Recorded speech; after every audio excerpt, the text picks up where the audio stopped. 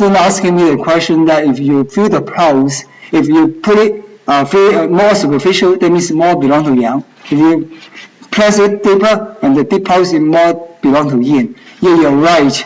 According to the 8 principles of yin, yang, hot, cold, and also exterior, interior, excess, and deficiency, this is generally true. However, there will be a combination between them, okay? When you feel the position, but besides the position, you can have the shape, whether this is the power, the forceful or not.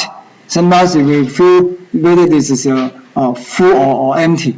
So when you have a full, this is really a yang. So you can just consider a position, but you didn't consider other reasons for that, okay? So even with that, you can say this so because whenever people get exterior syndromes, we usually refer this as yang syndrome. Yang syndrome, okay? Now yin syndrome, when you develop in the interior, this is yin syndrome. So positionally, you're right. However, if you consider other factors, you have to take into consideration that not all of them are true, right? Thank you. Okay, let's move on. Sorry for the delay. Okay, so as I mentioned before, this class will mention more about the differentiation syndrome and also the acupuncture point. Okay, so for those people major in TCM, OCTCM, I'm so sorry that if you got questions, you can ask more about the prescriptions and also the formula. But as I mentioned to the other student that for the requirement of this PLAR examination, you guys need to write down the name of the formula only.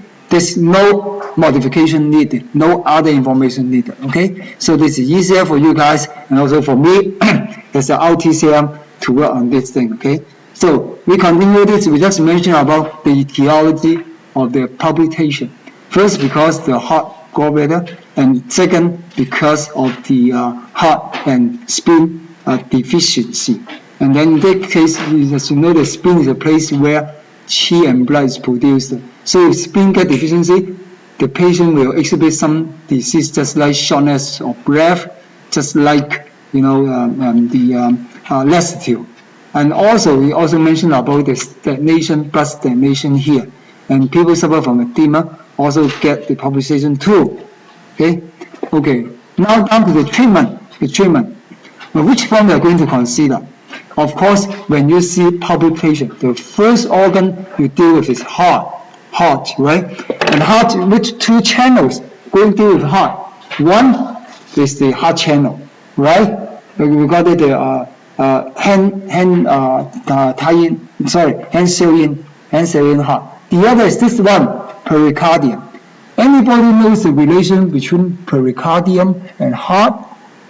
Physically? Okay. It's protector? Yeah, you're right. The pericardium is a protector of the heart, right? So you protect it. So anything wrong with the heart, the pericardium will be the first organ to be sensitive in that. Okay. So if you have a heart palpitation, we deal with 2 channels. One is the heart channel here. The other is the PC channel. It means the pericardium. The two most common point is here. One is the 内关, the PC6. PC6 is very useful. As I mentioned last time, it deals with the heart, also deal with the car sick, also deal with the dizziness. Okay. And besides that, another point here within this 1.5 inch, you got 4 points. Mainly the heart 4, heart 5, heart 6, and heart 7. And heart 7 is the most common point we are going to use, which is called the 神门. Okay, and this also in PC4 is also important in dealing with the palpitation. Usually for people suffering from the insomnia, we'll deal with the PC6 and HT7, heart 7. But for palpitation, please consider one more point, which is heart 4. Pericardium. This is. I mean the should be the heart 4. Is it 神门 heart 6? Yeah, 七门. Yeah, this is PC4. And then the other thing is the best shoe. As you guys know, that along the urinary channel, there are a lot of best shoe at the back, right? So for example, the BL15 is the best shoe point for the heart. So when you lying face down, consider the BL15 Where is it? BL15. BL15 is the T5. Between the T5 and T6 there, but you're 1.5 inch. 1.5 inch. Okay, this is our backbone, right? And then we count just to the T5 and T6 and middle, and then we have 1.5 inch. How can you measure 1.5 inch? You use two fingers, and then here is 1.5 inch, and then both sides we got what we call it the segment here. Okay, what we call it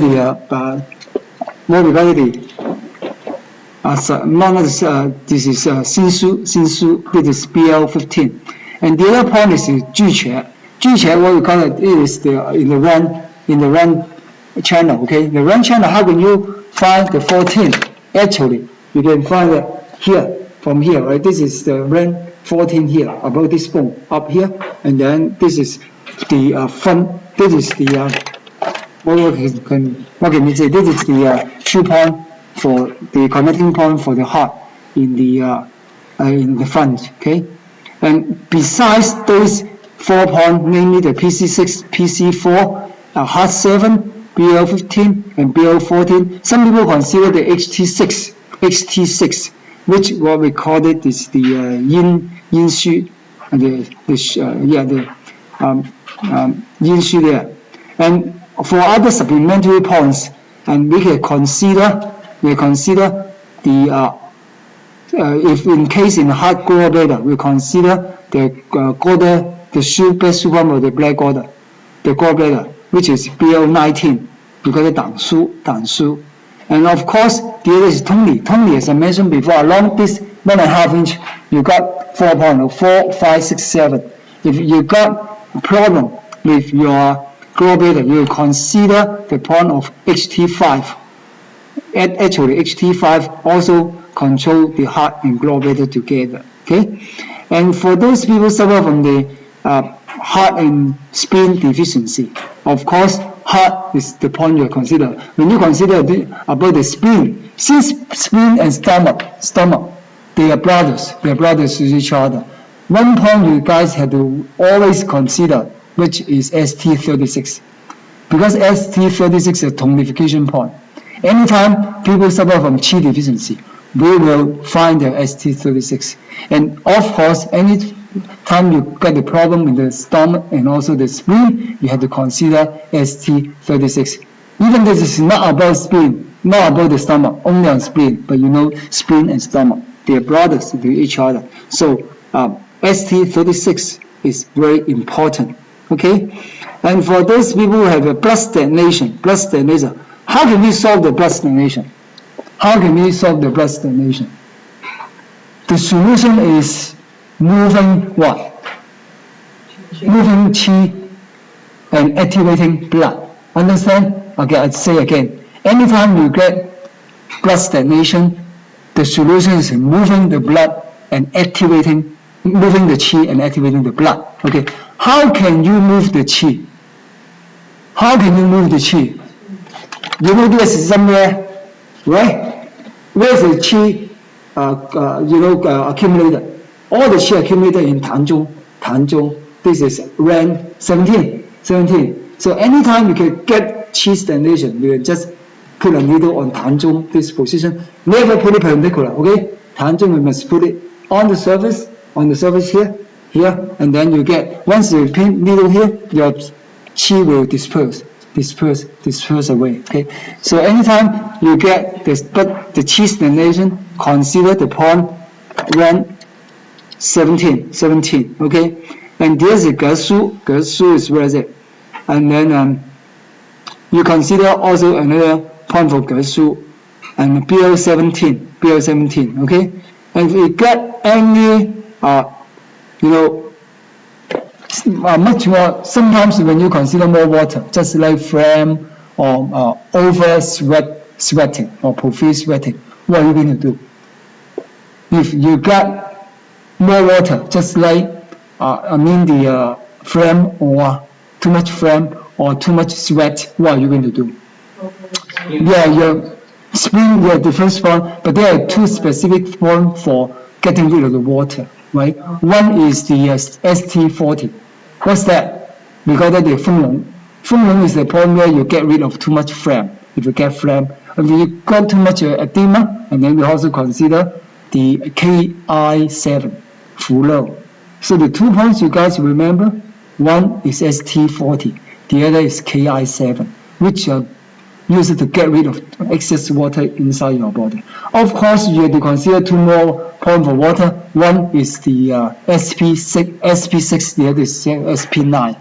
Okay, those are the equivalent points. So if you get edema, remember all those things. Okay, and the other one is about the water. You know where is it? It's just 1 point over your navel.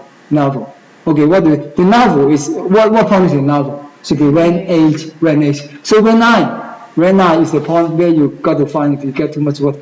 In Chinese, you got 水分. 水分 means water. Let's get rid of water there. Okay, and this is 水分. In your point is there's ran 9 over there. Okay, good. Use kidney 3? Kidney 3? No, kidney 3 is also 25 kidney. When we use kidney 3, if you got yin deficiency, what do you mean yin deficiency? That means you do not get enough water in your kidney. You experience dry throat, you will get thirsty at night, and then while you're sleeping, you're so thirsty you get up and you get the water, and then you get 25 your kidney yin deficiency. And kidney 3, Ki3 is 1 point of that. Okay, question? How about sweating from the hand? From the hand? Yeah. Feet. Is that the body is fine? Yeah, this is very specific. This we got about the 4 extremity. Yeah, we consider the 4 extremity, which get the sweating, and then we got about, in this case, we still consider the water point. I mean, why you get sweat? In Chinese medicine, it refers to what? Your superficial yang. That means the surface yang is not enough, right? In this case, I myself will consider the lung, because lung govern the qi, while this qi can 4 types of qi. Okay, externally, you get the Wei, W-E-I, that means your defending qi, right? Inside, you got the nutritive qi, we got pectoral qi, and then, of course, inside your kidney, we got the prime qi, some people call yuan qi, that's the primordial qi. And then you also got the other qi inside the blood, what we call it the yin, Y-N-G. So, that generally, they just ask a question, if we get sweat only in 4 hands, I think this is also because the qi is not enough in the 4 extremity. That means your kidney yang is not enough to supply energy to the 4 extremity. Okay, so this is a good question. Thank you. Okay. Besides that, yeah, that's right. I'm sorry. Okay, I think this is a very important form for us to page on.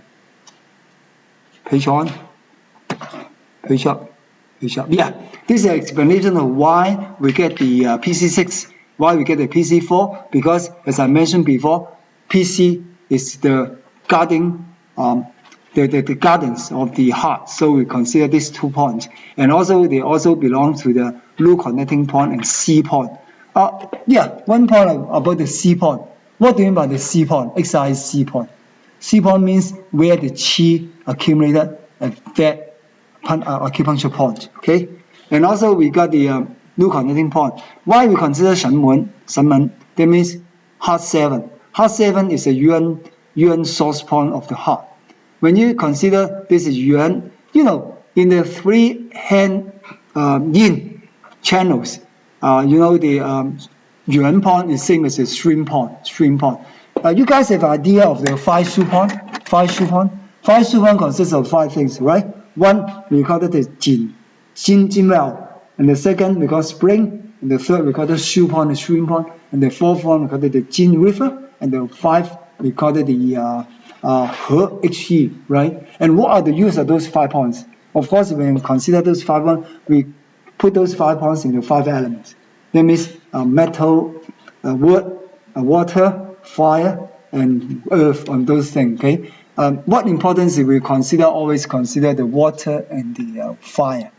And which is the fire? If we consider some people getting inflammation, getting heat and fire, and consider the fire point. And we just do the bloodletting on the fire point, just like this Xiaoyang xiao xiang, xiangyang, zhongchong, and guanchong, and those things are the points for us to let the blood let it. If we got heat or got the severe sore throat, we'll consider those points too, right?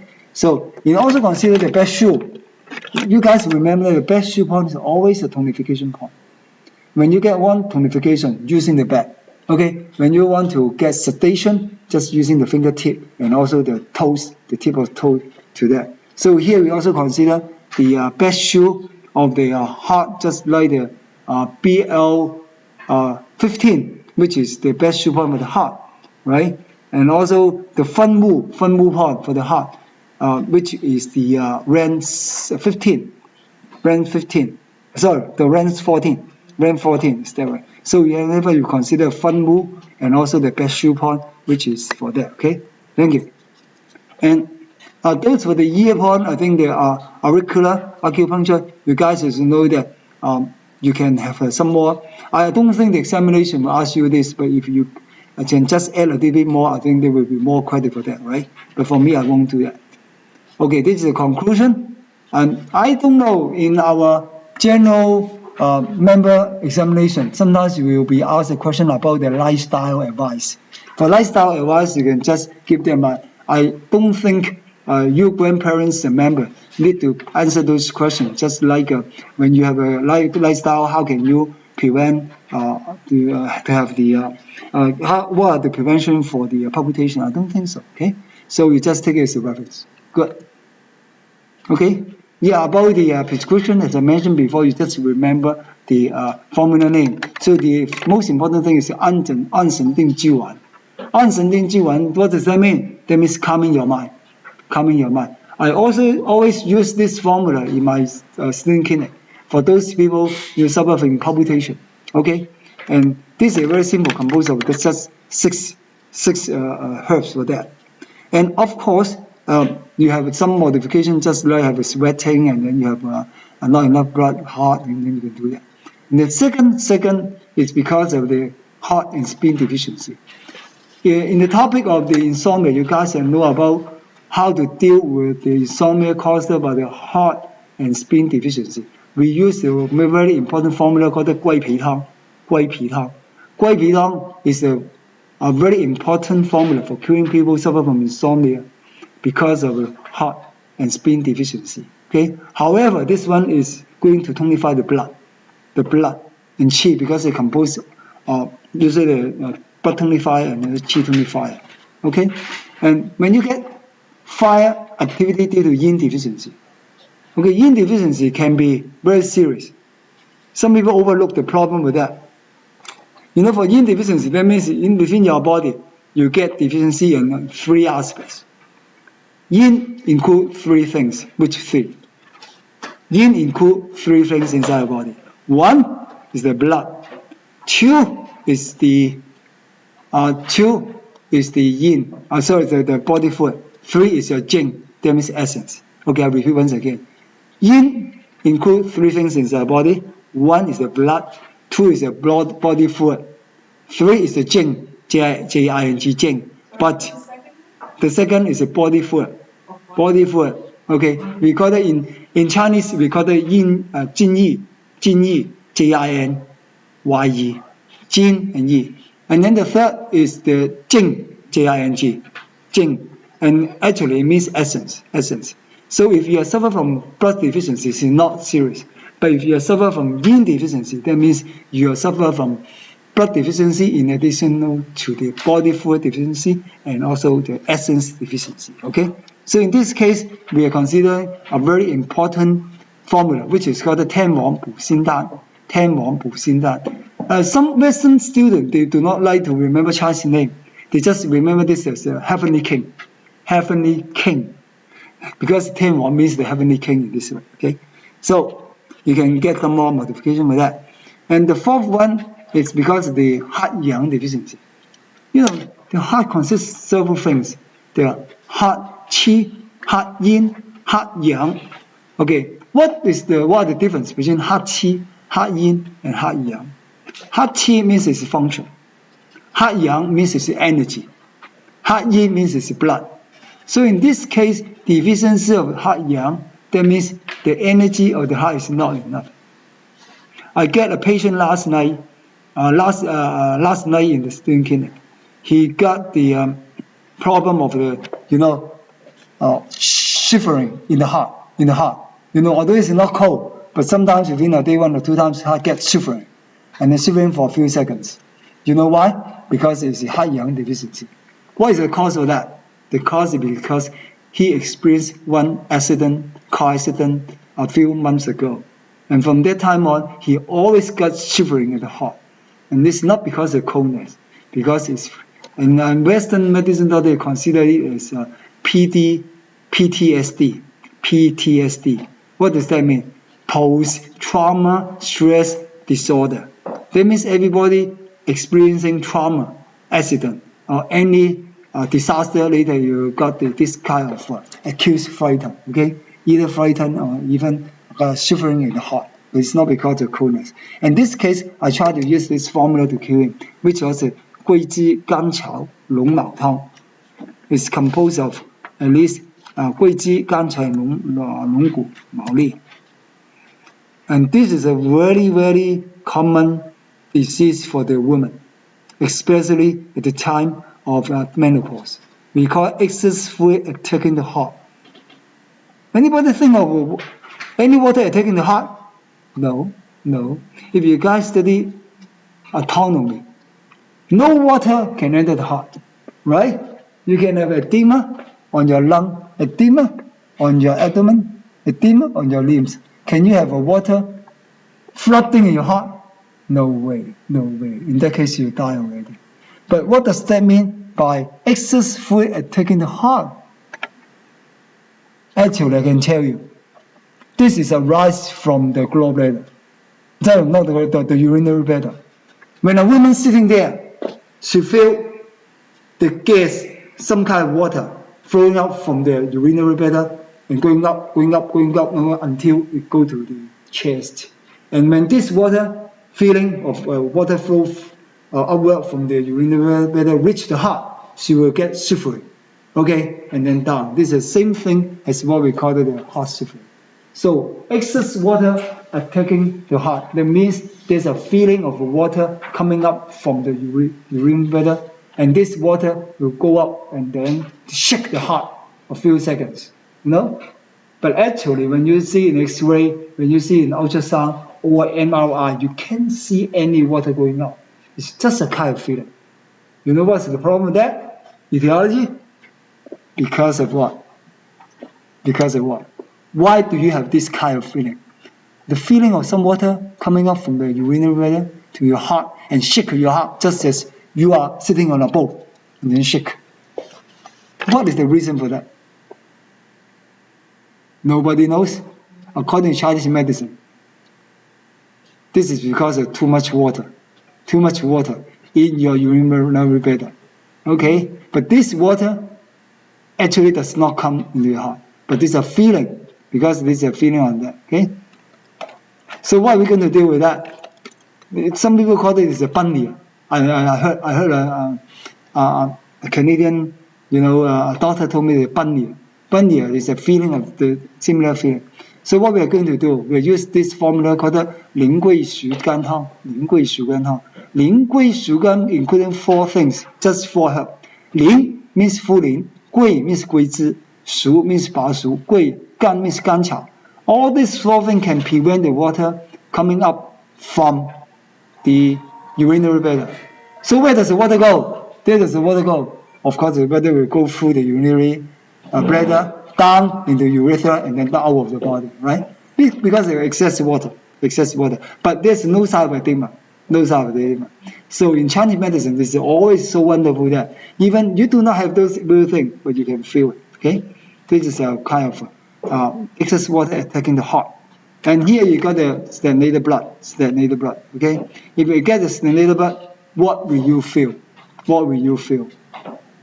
Since the stagnated blood will stay in the joints and the part of the body, what will the result? If you get stagnated blood around here, you can't see it, but you can feel it. During my past year of 26 years experience, I always found women suffer from this kind of blood stagnation. Okay, he always got painful general body pain, general body aching. Okay, not because of overstrain, not because of exterior syndrome, but always get pain there. You know why? Because it's got stagnated blood. How come women get stagnated blood? Because of a menstruation cycle every month. Sometimes the blood will not go away, just stay inside the body and stay in the joints. And this blood cannot go, right? And cause you a general aching. So this is what we call the. However, when this blood stay in your heart, what will be the problem? The problem is palpitation.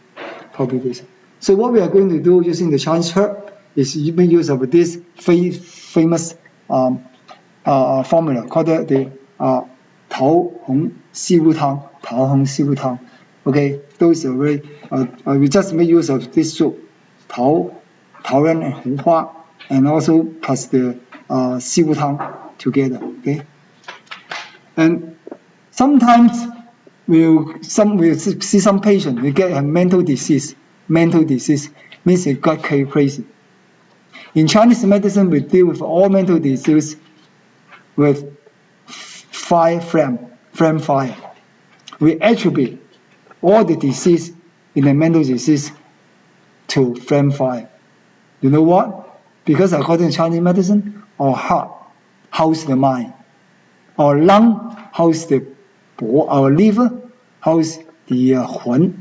So we get 神, 魂 and 魄. But no, we're not consider the 魂 and 魄. We just consider the mind. Okay, the heart houses the mind. Therefore, when the heart get the fire or flame fire, our mind will be disturbed. So what we're going to do is tranquilize our mind. Okay, so we're going to use this kind of formula, just 黄连温胆汤 to quench the fire. Okay, to tranquilize our mind so that the people will getting settled down in their mind. So this is also when you get the flame fire in your heart, you also get palpitation. Okay, this is the end of the palpitation. I'm so sorry that we spent about 1.5 hours to finish one case. I just want to make sure that you guys understand the science.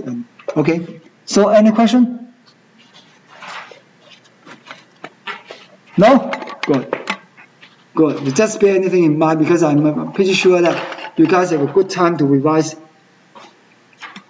your knowledge in the TCM. Okay, anytime you want to ask, just raise your hand. Okay, good. So let's take a 1 minute break when I change the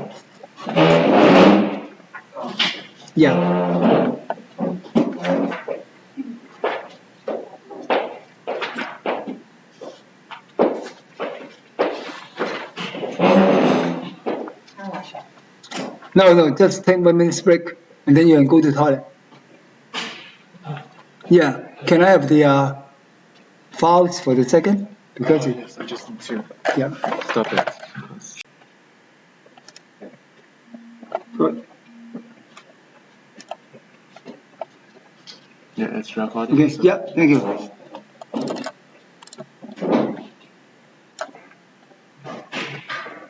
Okay, thank you. So welcome back, guys. We are going to finish 2 more before we take a break, okay? The second disease is about jaundice, which in Chinese is called 黄疸. 黄 means yellow, 疸 means gallbladder. So 黄疸 means the yellow gallbladder. This is a disease when you find the all free yellow in your body, okay? Which kind of free yellow? One yellow is yellow in your eye.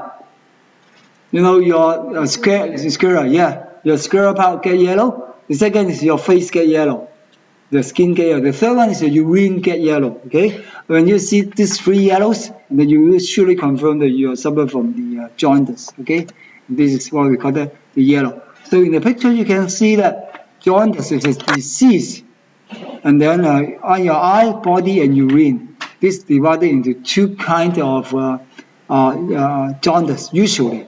But I don't know why, you know, your textbooks say 3. You know, traditionally, when we study Chinese medicine, we call this yin jaundice and yang jaundice. distinguishing by the color and also by the nature of the disease. Okay, here. Yeah, first of all, let's look at the causes, I mean the etiology and also pathogenesis of that. And you can see the causes are the yellow, the jaundice, the two causes. One is the external, the other is the internal. Externally, you know how many ways can the pathogen enter our body? Usually there are 3 ways. One is through your nose and mouth when you're breathing, okay, and you're eating, the one way.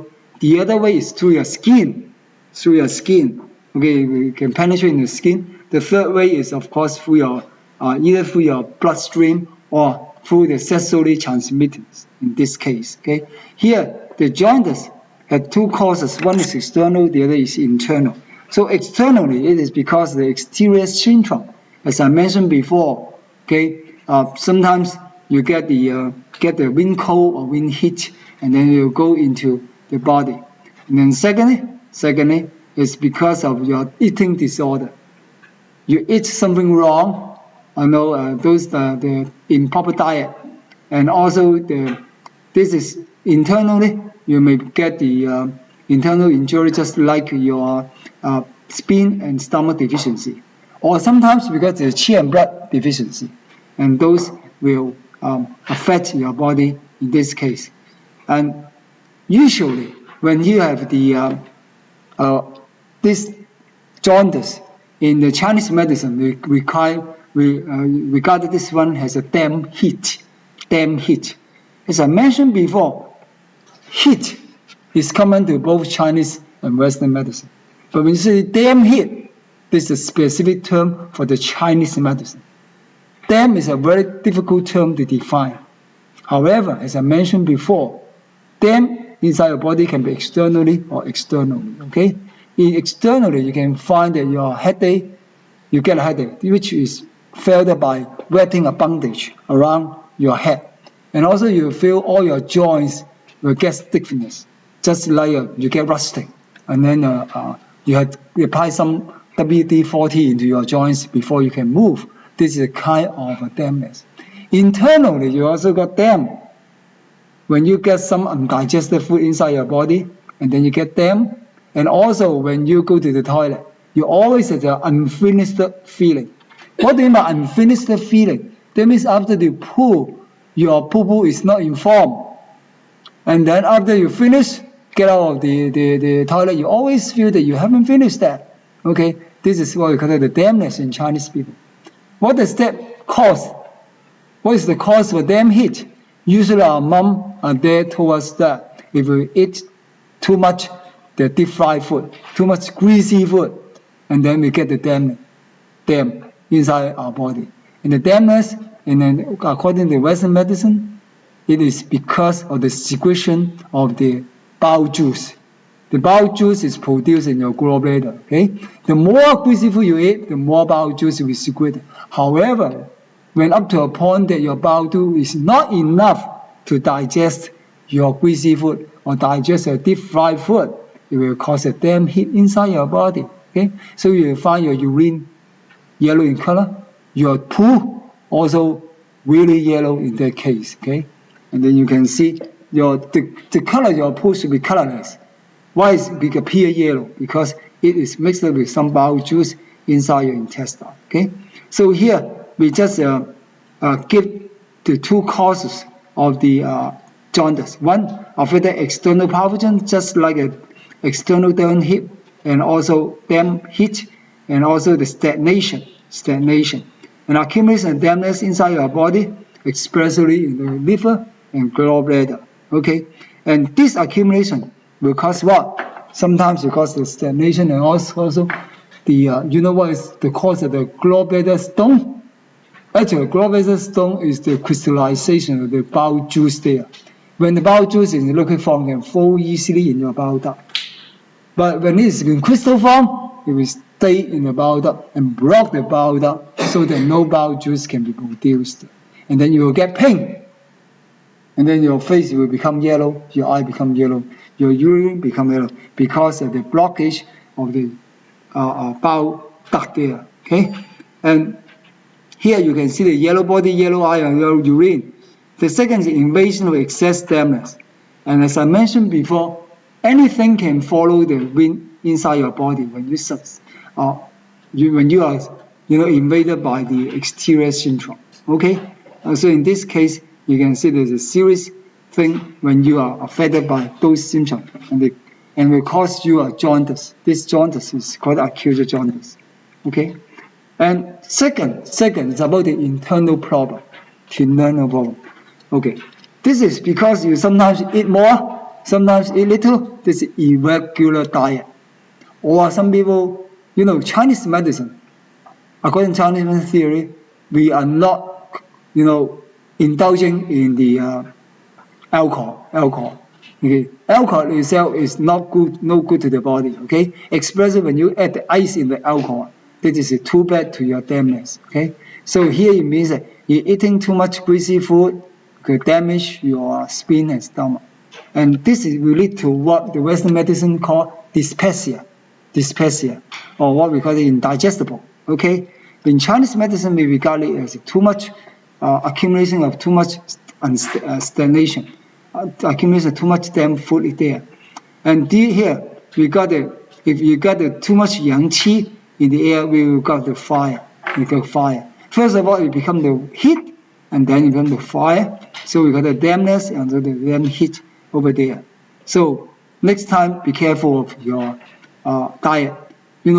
Eat smartly is the golden word for you guys, especially for us over 50 years old. Okay, we cannot eat too much. You know why? Because our stomach cannot accommodate too much food. Otherwise, you get full and get stagnated. However, the other reason is due to degeneration of our stomach. We will be hungry, okay, within 2 hours. So for us, we are advised to eat more meal, but each meal we eat little. Okay, this is for the sake of our digestive system. Okay, also for those people who suffer from long-term disease with a bad digestive power, and then they are also advised to take little food but more, more meal, number of meal there. So here is mentioned that the failure of normal circulation of qi and blood, normal circulation of the bowel juice, the bowel juice will not only flow to the digestive system, it always diffuse into our blood vessel and goes into our skin and also eyes together. This is why we got the yellow eye and yellow skin. The third thing is tiredness. I advise you guys, don't overload yourself. If you look at some Chinese medicine classics, just like the Yellow Emperor's internal medicine, it mentioned that you guys must not overstrain yourself. Tiredness is bad to your health, especially to your kidney. Like when you are moving, if you are not going to hire a moving company, you do it yourself, okay? And after 2 days, you will get really tired, which is also harmful to your body. Okay, here it mentioned that once you overload, when you go home, you just lie on the floor, lie on the sofa. Once you lie on the floor, you cannot get up yourself for about half an hour. You know why? Because you're overloading yourself. In this case, I can tell you that you are going to suffer from jaundice sooner or later. This is an omen of you getting either hepatitis or getting jaundice. Okay, so make sure that next time when you are working too hard and you lie on the sofa and you can't get up, next time don't work too hard. Okay, just relax yourself. So here it also mentioned work, weakness of spleen and stomach can also cause the jaundice. Okay, and why? The reason is, the body is provided energy by the kidney and also the spleen. If the spleen is out of order, you cannot have enough spleen yang, and that means you cannot digest any food. The result is that you do not have enough qi and blood. If you're lacking qi and blood, of course your liver cannot work, and then your gallbladders cannot work too. So here, as I mentioned before, the spleen responsible for two T's. One is transport, the other is transform. So no transportation and transformation, what is the result? What's the result? If you have too much food in your stomach and spleen, and then no transportation, no transformation, the food later on will become water. This will become the dampness. So the dampness will remain in your stomach and your spleen, and this water will not transport away but stay there, affecting the other organs, just like the liver and also the gallbladder, okay? And it become what we call it the yin jaundice. Jaundice. This is because of the coldness, the cold damp palpitation. Second, because of producing qi and bud, as I mentioned before. Qi and bud, failure of producing the qi and bud in spleen also cause the other type of jaundice, okay? And therefore, I mentioned this jaundice is caused by the deficiency, okay? The fourth reason, which many people overlook, this is because of the blockage of the bile duct by the gallstones or ascaris, okay? And, this is common for us to know that the bile duct was blocked by the stone.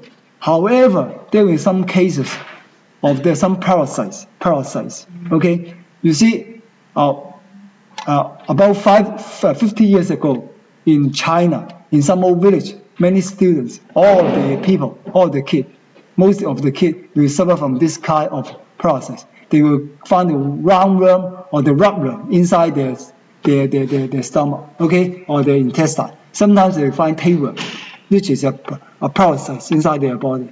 And if this worm does not stay in the intestine, does not stay in the intestine, but it move up to the liver, okay, through the channel, and then move up to the gallbladder, and then the gallbladder will suffer from this kind of yellow jaundice because of all the worms blocking the bile duct, okay. But this is not common now because of the better sanitary condition, okay. So here I just mentioned the gallbladder stone, the gallstones just staying there and causing what we call the jaundice. The fifth reason is because of the abdominomyces. That means you get a accumulation inside your abdomen, okay, which is not directly related to the liver, but it affects the alimentary canal, okay, and then it causes the blood stagnation. This blood stagnation will also affect the function of the liver and gallbladder and become jaundice, okay. All those are the conclusion, to sum up the conclusion, and then we can say that the parthenogenesis of the jaundice is because of the dampness, and then according to the organs, and this is it will affect the spleen, stomach, gallbladder, and also liver, okay. Why? Because the spleen is responsible for transportation and transformation, and the lung is going to transport the water into the spleen. And if the spleen qi and the lung qi is doesn't work properly, of course the dampness will stay there, okay. And the other thing is because of the staying of the stagnation, which cause either yin jaundice or yang jaundice, according to the degree of the seriousness. And this is also because of the toxin entering into the stream. This toxin can be the roundworm or ascaris, or can be any gallstones there. Okay, this is the sum up this part of the work. Okay, and this is the diagram showing the cause of disease and the pathogen. I'm not going too far to it. Okay, and then you guys just look at this page yourself. Yeah, we are looking at the differentiation syndrome.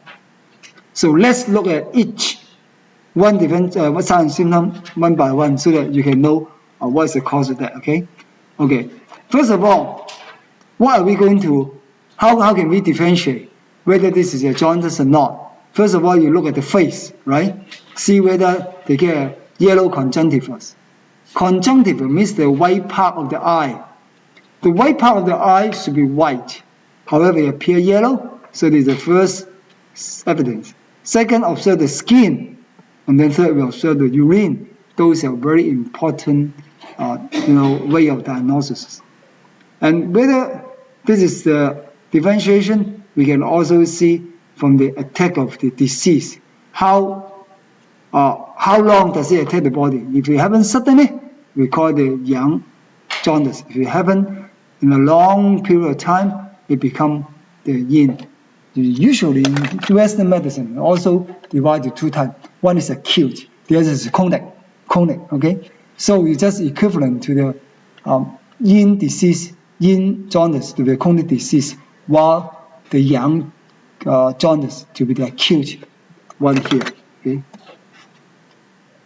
and we can just distinguish yellow. Distinguish yin jaundice and yang jaundice by looking at the color.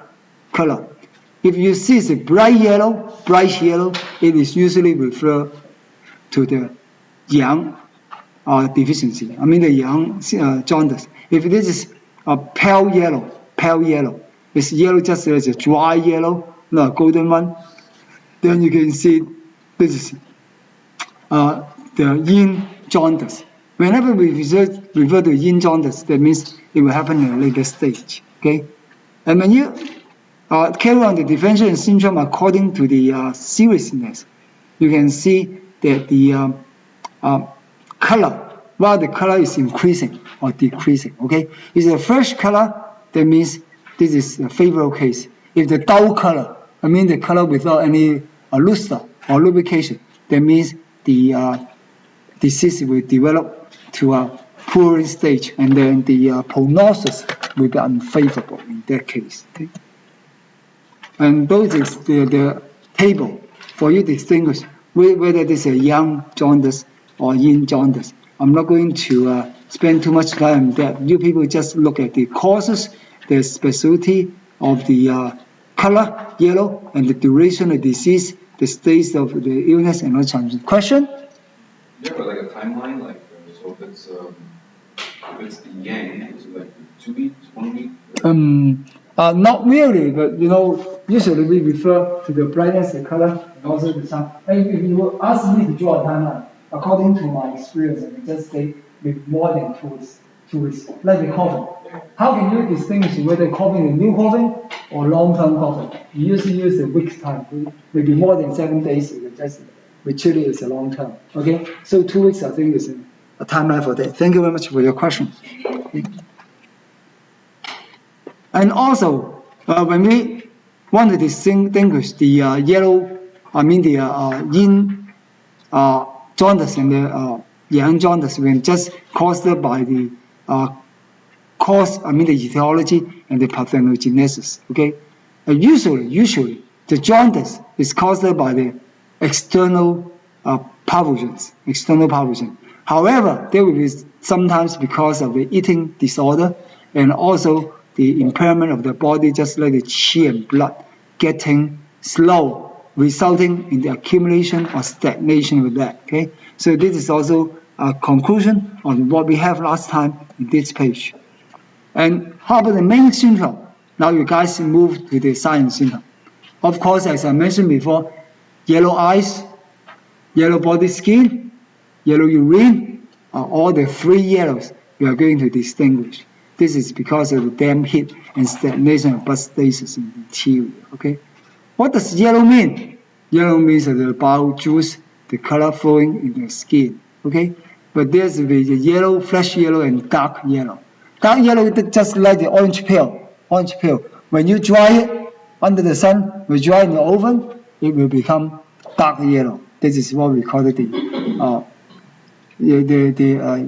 dark one, right? And golden yellow, that means not just you buy an orange. Okay, you can see orange peel is golden yellow. So the main symptom of this kind of jaundice, we call it the muscle and also skin turn yellow, but no growth. You see a gauzy color, that denotes will be a fresh yellow. But without yellow eye, and we sometimes you just get the yellow skin, but not yellow eye, yellow urine. And then you can just distinguish by other accompanying in accompanying symptoms, just like dizziness, tinnitus, palpitation, insomnia, and other symptoms. I think those will also give you a hint that this is the problem of the liver. Okay. For example, when you find tinnitus, when you find dizziness, according to Chinese medicine classic, this will be not enough blood in your liver. Liver blood deficiency will cause you three things. 1, dizziness. 2, tinnitus. 3, blurred vision. Blurred vision, this you can see clearly. Those three things will tell you that you have insufficient liver blood. Okay? And how about the treatment? The treatment.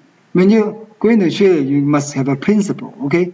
Of course, anytime you get damage, of course you have to remove the damage. Okay? How can you remove the damage? Of course, the best way is to dry all the water from your liver to the urinary bladder and then out of the body, right? This is the way we get the removing damage. And of course, jaundice is not because of the damage. Sometimes the dam heat. So besides the dam, you have to clear the heat. So the best method is clearing heat and removing damage. Okay, those are treating principles. How can you remove the damage and also clean the heat? Okay, of course you got some point in your acupuncture. On what? There's no point for removing damage and heat. You just go to the organs. If they happen in your gallbladder, of course you find the points for your gallbladder.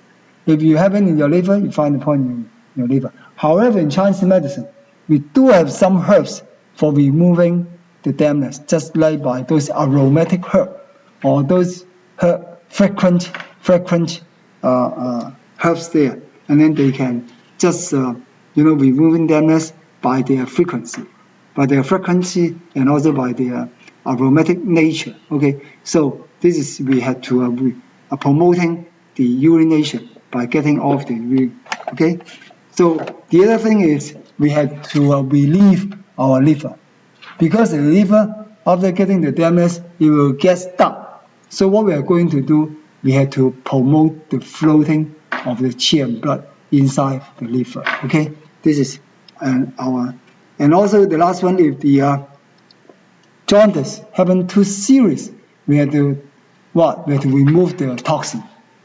You guys remember, toxin in Chinese medicine doesn't mean any poison. It will not make you die. But the toxin means extremely heat.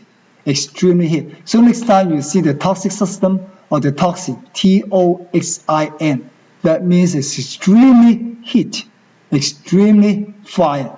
Okay, that means a toxin. So clearing fire, that means clearing heat here. Okay, how can we treat them? So first of all, we divide the jaundice into yang jaundice and yin jaundice first. First of all, yang jaundice. Okay, anytime we get the jaundice, it's not only heat, but we must accompany with dampness. So don't forget to remove the dampness. Okay. So the first one, when we get the damp heat, we consider whether heat more or dampness more. So in first case, we find the heat is more than dampness. So in this case, we can see the people get the bright yellow in the face and also in the eyes. And then he will have another symptom of drinking more water because thirsty. He will get restlessness.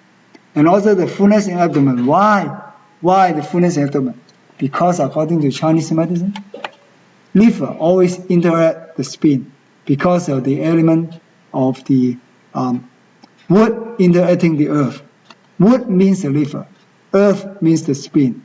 So according to the principle of wood interacting the earth, that means the liver, whenever have a problem, will affect the function of spleen.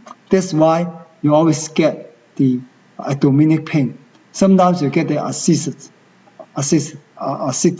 That means they have more water accumulate in your abdomen, okay? Because of the disorder or the hypofunction of the liver, okay? And then whenever you have any problem with the liver, you have two characteristics. One, your mouth has a special taste. What is the taste? Bitter taste. The other thing is you always get nausea. That means you always want to vomit, but you have nothing to vomit out. Why? Because your stomach is affected by your liver.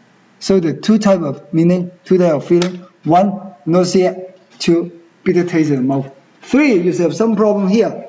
We call this region is hypochondria. Hypochondria, you always get distension and fullness. You know why? Because the liver governs this area. So whenever liver or gallbladder get problem, you get the hypochondria, get what? Get distension or fullness here. Okay? How about your tongue? Your tongue will get yellow and greasy. What does it mean yellow? That means your tongue cold, appear yellow, and also the throat and moist. Okay, greasy, that means moist. If you find the dry coat there, we call it as curdy. C-U-R-D-Y, curdy. What does curdy mean?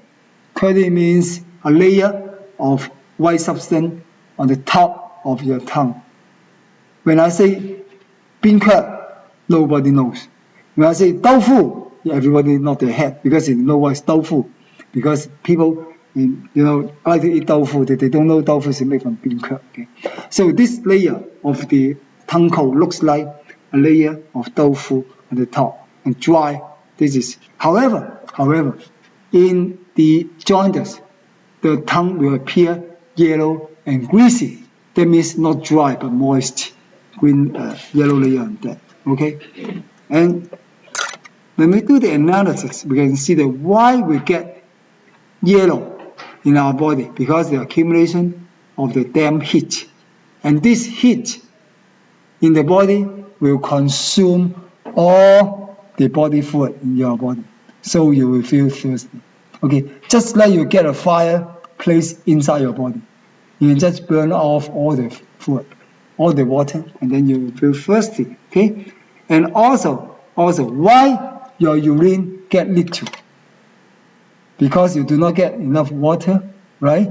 Like in the summertime, when you compare your urine volume in the summer and the winter, is different. Right now in the winter, you go to washroom about 1.5 hours, once per 2 hours or once per hour, right? Why? Because there's no sweating. Remember, the total volume of water inside your body is the same. For example, you drink 2 liters of water, right? And then you will just excrete 2 liters of water through your body, either through urination, breathing, sweating, and also defecation.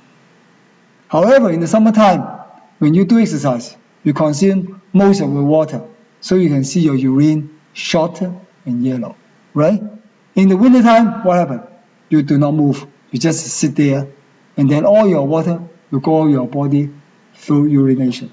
So your urine volume will be more. The color will be clear, right, in that case. Now, in this case, the jaundice too, because the heat, your body fluid all consumed away. So what's the result? The result is the volume will become small, or what we call the scanty, and also dark urine, white dark, because less water with the same solution, the same urea, the same uric acid, the same ammonia, the same bowel juice, so your color, the color of your urine will be darker and brown. Understand? Good. And why we have a feeling of the chest? We have a chest pain or chest oppression. The reason is because of the, the upflow of the bowel juice, and this bowel juice causes people have the vomiting feeling or have a nausea for that. Okay, so you can see, in this kind of people, they got a tongue, have a thick tongue. But what's the color? The tongue color. Tongue color should be red or white. People getting heat, what will be the tongue color? Red. But red in which region? Tip, side, or middle, or back? Side, you're right, at the margin. Because you know that the margin of the tongue govern your liver and gallbladder, okay? Usually you find the red color in the margin of your tongue, not in the middle, not in the tip, not at the root. Okay. Okay, treatment. What are we going to treat? I'm sorry to hear you got the formula first, the Chinese herbal formula. One, the most important one is called 殷勤高汤. And 殷勤高 is the first important formula for curing heat and eliminate the dampness. Okay, and this is one I'm not going to tell more information, but this is a very good formula for treating the people who suffer from dampness and heat more than damp, remember. And another important case is sometimes not really because of the dampness, sometimes because of blockage of the stone, the gallstone there. If you got gallstone, of course you can add some more herb to take away. The most important thing, I'm not going to tell you the formula, but tell the effect. Some people get the gallstone here, but what the result? The result, they will get the pain in the shoulder. You know why? Because the pain here will radiate upward and all those parts. So many people suffer from the shoulder pain. It's because of the gallbladder, there are gallstone in the gallbladder. Okay, and if in case there is there is a gallstone, of course you will clear the heat and resolve the jaundice, and with some addition of Chinese herb, just like 海金沙、金内金、新剪草, and those things I think is helpful in removing the jaundice. Okay, and those example I'm not going to talk about because this is about the Chinese herb. Okay, but yin chen is a kind of herb. You get it. And then how about if you've got dampness more than heat? In this case, 殷勤高汤 is not used because in this case people will suffer from dampness more than heat. As I mentioned before, once you get the dampness, what is the result? The manifestation is what heaviness in the body. You feel okay, for example, I got 120 pounds today, but the time I get the jaundice, I also get 120 pounds. But why I will feel heavier when I got the jaundice? Because I get dampness all around my joints. Okay, so I need more energy to move myself. That's why you get the heavy feeling on your head and your body. And at that time you get no taste in your mouth and not thirsty. How come you got heat but you do not get thirsty? You know why? Yeah, because the dampness is more than heat. So even you got heat is superficial. And for these people, if you give him the water, you know what did he do? What did he do? He just sip a little bit and then pulls out because he's not actually thirsty. He just want to touch the water by the lip and then pull it out because inside he got full of water, right? So you can test whether a patient suffers from heat or damp heat by using a cup of water, and then you can taste it. Because there's no high fever, there's no thirsty, even thirsty, it's just sip the little bit water and then pull away.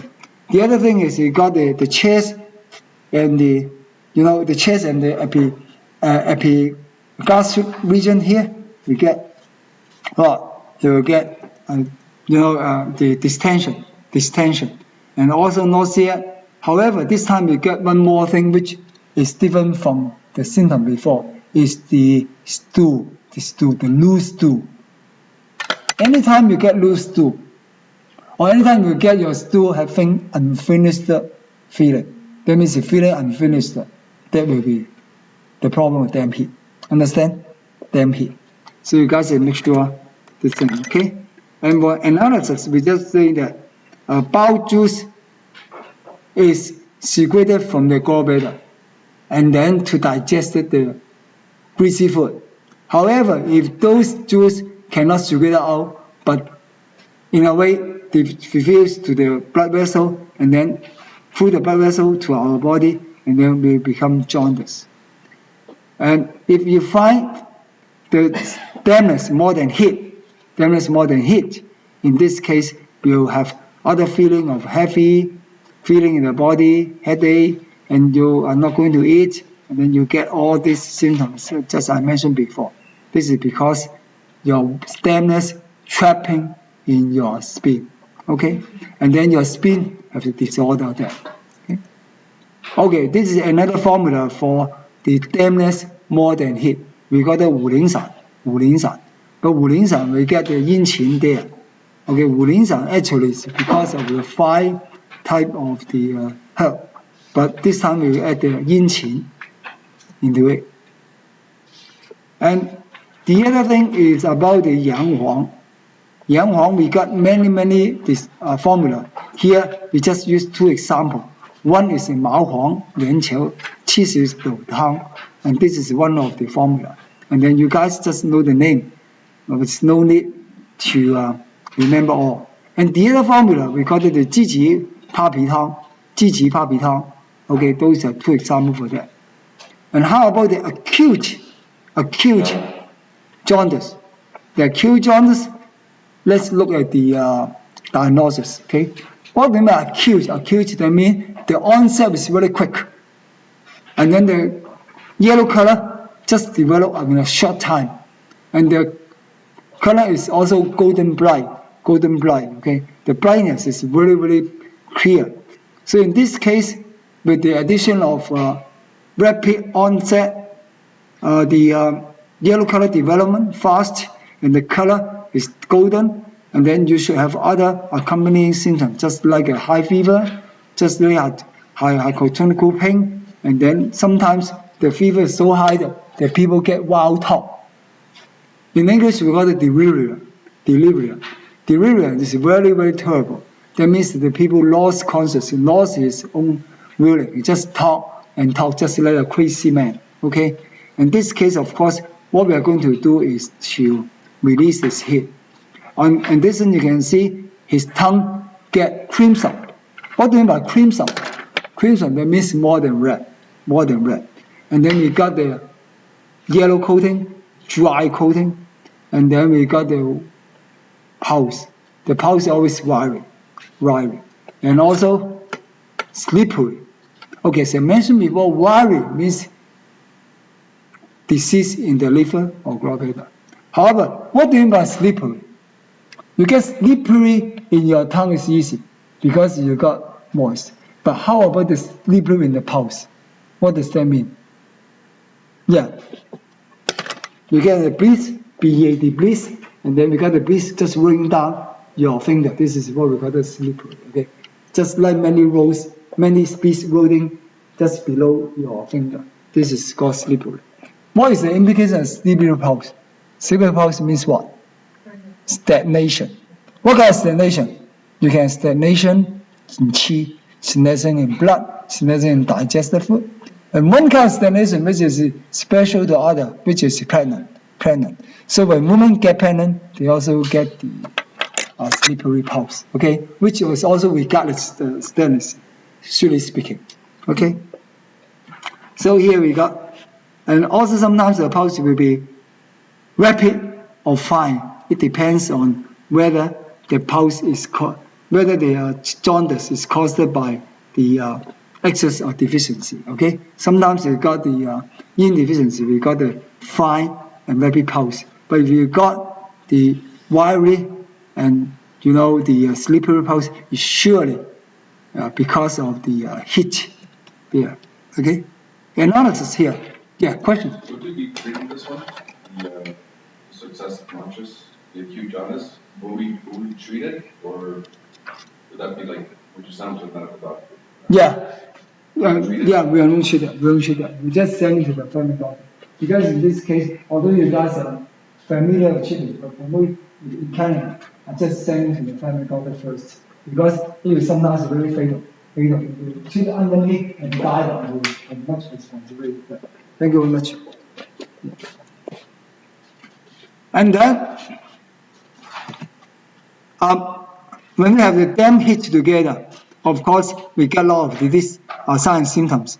And sometimes we also get bleeding in the nose because of the qi. When the qi cannot control the blood will go astray, and then it will even go off, leave the blood capillary, and become bleeding. Okay, sometimes you have a nose bleeding, gum bleeding, or teeth bleeding, and sometimes the blood will also appear in the stool, what we call the hemophysia, or hematochezia, and those are the symptoms for getting too high of the temperature inside the body. Of course, at this time the pulse will be rapid and slippery, and sometimes because of deficiency it will get small and also rapid.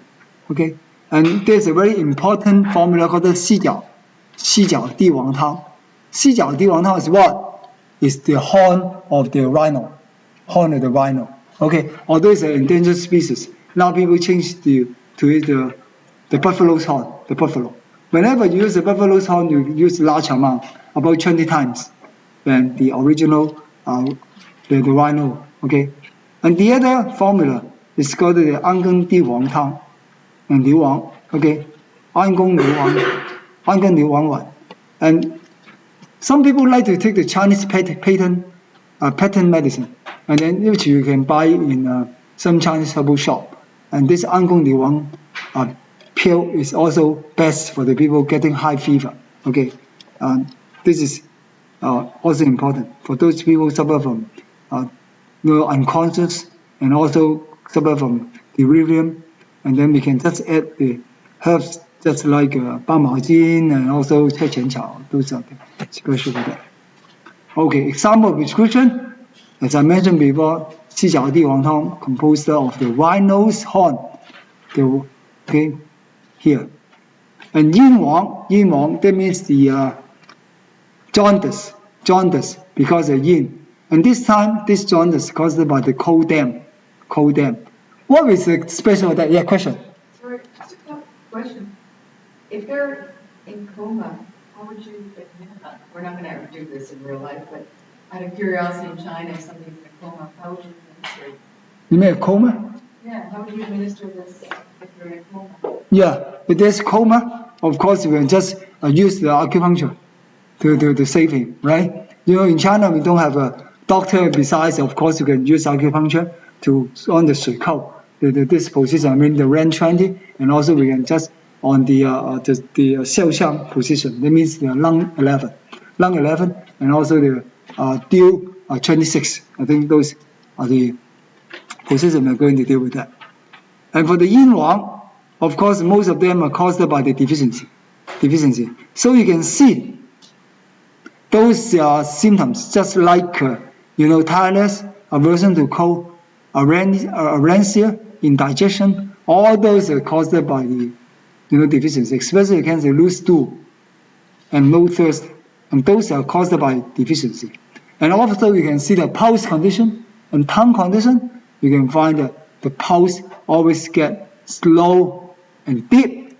The tongue always get pale and white. All this denotes what? Deficiency. And be careful that deficiency will cause jaundice too because of the qi, but and move forward the qi but there. And for the analysis, you can see that this is because of the yang qi, stagnation. The 大部分是阳气. As I mentioned before, yang qi is a kind of energy inside our body. If you don't have yang qi, of course, your body cannot move. So this is the stain of the dampness inside your body. So it causes all the symptoms, just like the loose stools and also the fullness in stomach. And those are because the yang qi stagnation there and causing you the harmness, the tiredness there. Okay, and of course the yang qi hypofunction also cannot remove the dampness. So leaving your tongue, your pulse have the sign of suffering from the dampness. Okay? And prescription, this is called the 阴田石肤汤, and just to give you the name there. Okay. And the second reason is because of the stagnated blood or blood stasis, and this is very common for the women. And for those women who have a poor constitution because of the unsmooth flow of qi and blood, and because of the stagnated blood there, they got all the symptoms of blood stasis. Here again, you can see a word, spider. Okay, you can see the spider, vascular spider in the skin. Actually, as I mentioned before, spider mark is also a sign for the blood stasis. Of course, her face will not be bright.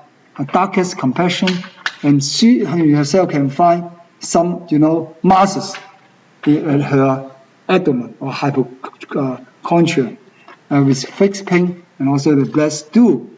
Why is blood stool? Our stool get yellow in color. Why our stool get black?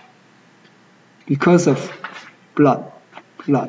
Sometimes it's blood. Why? Because it's stagnated blood there and leaving some blood in our large intestine. So it causes the black blood there. Okay? And then, of course, the tongue, both the tongue and the pulse will display that there is a stagnation. Why? One kind of pulse we call it uneven pulse. But in your curriculum, we call choppy pulse. CHOPPY, choppy. What does that mean by choppy? This is a bamboo. This is a knife. When you chop the bamboo, right? The bamboo got many knocks, and then you chop. In this case, so we call it choppy pulse. When you feel the pulse, you find the pulse is not moving smoothly because it chop. In this case, so choppy pulse means what? Means stagnation, blood stagnation. Surely, okay? Blood stagnation. We get choppy pulse here, and we also find the blue or purple stain in your tongue. And here, for analysis, we just mentioned that anytime you get blood stasis, of course, and then you get the interior stagnation there, so that the new blood cannot grow without removing the old blood. And then over there, your face will appear dimmer and also black there. Okay, and why you get the pain in the hypochondria? Because the little blood accumulated there in the liver, and then you get the little blood. Okay, and you get the spider mark and also the dark stool. Those are because of the also the little blood inside your body. Okay, those are the reason for that. Okay, and what's the treatment principle? As I mentioned before, whenever you have stagnation, two ways you can do. One, you can move your qi. Second, you can activate your blood. So activation of blood is the most important principle to remove the jaundice here, right? So here we got one formula called the Gasa Zhuyu Tang, Gasa Zhuyu Tang, and here you can remember the formula here. And the third cause for the jaundice is deficiency of spleen and blood. Okay, here you can see the color of the eye, color of skin, and color of urine are all the, the sign and symptom for that.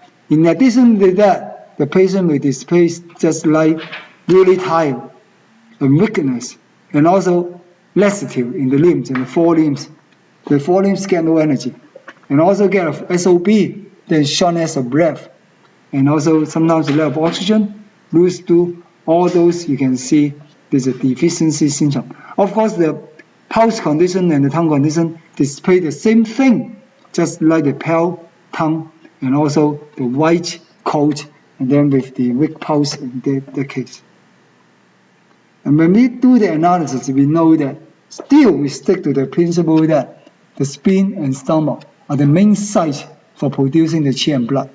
So whenever you have qi, spleen deficiency, and then you cannot produce qi and blood, so it will make the blood cannot replenish the blood and cannot nourish the body inside and outside. In this case, the face will become dark yellow. Of course, the urine become yellow too, and this is more significant at night time.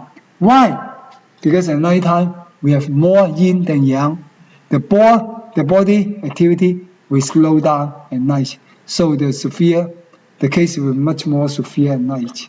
That's why we say that at the night time, at the noon, at the midnight, you always get many people, died at night, because in night the yang qi will be less. They have not enough, defense system for that. Okay. And what we are going to use, we are going to 小煎中汤小尖中通is derived from 桂枝 with the honey, with the maltose together. Okay, and this is a very important formula for people curing the yin wang. I mean the yin jaundice. Okay, the last one, obstructive jaundice. Yeah, we got this one as additional. So we have got this because of either the blockage of the bowel juice by the worm, by the stone, gallstone, or by the worms, bloodworms or ascaris. Okay, I'm not going to mention too much because it's not really popular here, right? How about the treatment? The treatment, of course, the same thing. Once you can get the spleen and the stomach through, just get the fluid, and then you can remove. And then the other is to nourish the qi, and then you can get the soft. And then what soup we are going to do? We are using Wang Qian Jian Zhong Tang. That means the Xiao Jian Zhong Tang plus Wang Qian. Those are two. Yeah, question. I was just wondering about mononucleosis. Is Yeah, it under this umbrella here? Yeah, It is? mononucleosis. You're right. Anything concerned about the gallbladder, the Yeah. gallbladder. Yeah, So would it be under this jaundice? except jaundice. Yeah, So yeah. what would it be though? Would it be like? Yeah, yeah. When we go, I haven't moved to the acupuncture part. Okay, and then, yeah, as I mentioned before, for the acupuncture, needling is only according to their organs. So we are still concerned about the best-shield of the gallbladder or the liver. We are also concerned about GB34, which is also governing the gallbladder and also the tendons. Okay, so we move there soon. No problem. Okay, this is the by acupuncture. As I mentioned before, in the herbal prescription, we got heat more than dampness. Here too. If we got heat more than dampness, of course, we are going to release the heat, right? So the general point for the jaundice, we are going to concern about the Jiyang. Jiyang is where? It's in the, in the dew point. In dew point, you got the dew 9, which is about in the 11, T11 down. And then we got the SI4, Wangu, and also the BL19, Dangsu. Yes, this is what I mentioned. As this jaundice originated from the gallbladder, and then BL19 is the best shield for the gallbladder because the Chinese Dan means gallbladder, shield point, okay? And GB34, Yang Ning Chuan. Yang Ning Chuan for those people who suffer from the leg pain. However, Yang Ning Chuan is also a low conducting point for the liver and the tendon. So, Yang Ning Chuan, GB34 is very useful. Of course, if you get heat, of course you must supply water. SP9, spin 9 is a Yin Ning Chuan. Yin Ning Chuan is also supplying for water. And if anything concerning about the liver and the gallbladder, of course we make use of LR3, liver free. Liver free is for settling the fire from the liver. So you can see here, the case is heat more than dampness. So we are going to put down the fire by needling the LR3, okay? And if the fever is too much, of course, beside the Gansu, we are going to using the Dew 14. Dew 14 actually is the point for getting the exterior syndrome. But in this case, if you got heat, we'll add two more points. One is LI11 here, Jiqi, and also the Dew 14, the Dew 14. Even in the exterior syndrome, if people get fever, we also find these 2 points. That means it's LI11 and also GV14, those 2 points, okay? And if got nausea, we got PC6. As I mentioned before, this point is very useful, okay? For car sick, for vomiting, and then you can find this Naiguan, that means PC6, useful here, okay? And the last one, if you get painful here, pain here, a very special point for you guys to remember is liver 14, qi门. Where is the qi门? Qi men, this is your nipple, right? The nipple in the fifth one. And the sixth one is the qi men. Okay, down here, 6, 7, the 7. Here we got the yu zhong, yu jin, and also we got the what we call it the LI14. LI14, LI13 here. Okay, so just remember 14 qi men. Qi men is a place where you can just, release the pain in your hypochondria. And besides that, you got the G cow. G cow is HJ6. HJ6 here also help. And as I mentioned before, besides the qi men, LI, LV14, you get another point here. It's LV13. It's jiangmen. Jiangmen and qi men are 2 points, although they are guarding the liver and also guarding the spleen. LR13 is the new connecting point of the spleen. So this 2 point, this is 11 folding weight here. This is LR13. LR14 here is in the 7th, in the costal muscle. Okay? So consider these points, the Jikao and German. How about if you get dampness more than heat? Again, I can tell you, acupuncture will not concern about wet, dampness and heat. It concerns about heat, but the dampness is just considered as water, just water, okay? You regard dampness as water, we get heat as a fire, and then you can deal with that in addition to other organs. So you can see from the PowerPoint here, Jiyang is a GV9, which you must find for the jaundice, and also Dansu, the best shoe for the gallbladder, and Yang Chuan, and Dai Chong. Why you find LR3? As I mentioned before, the gallbladder and the liver, they're friends. Once the gallbladder got the jaundice, of course, his friend must help. So we just needle LR3, Dai Chong, to release the heat from the liver, so that the gallbladder can be released, the symptom gallbladder can be released. But this time we add 3 more points besides the point we have before, right? We have Zhongwan. Why do we add Zhongwan here? These are novel. These are rank 14. The middle here is Zhongwan. This is rank 12. What are the rank 12 people? For people suffering from stomach diarrhea, from constipation, you also find here. As I mentioned before, after dinner, don't push this point, okay? Otherwise it's vomiting. Okay, get vomiting. So besides we get Zhongwan, also we get Zhusani. As I mentioned before, Zhusani ST36 is a very important tonification point. Whenever you got anything blockage, you get diarrhea, you got constipation, you got qi deficiency, please consider this important point of Zhusani ST36. And one is called Wei Yang, is BL39. You know it's BL39, Wei Yang. Wei Zhong, you know this is Wei Zhong. Wei Zhong, I mean BL40, just behind your knee, okay? Behind your knee, the back point here, okay? And this point is for what? Usually, this is for the bladder, your gallbladder, okay?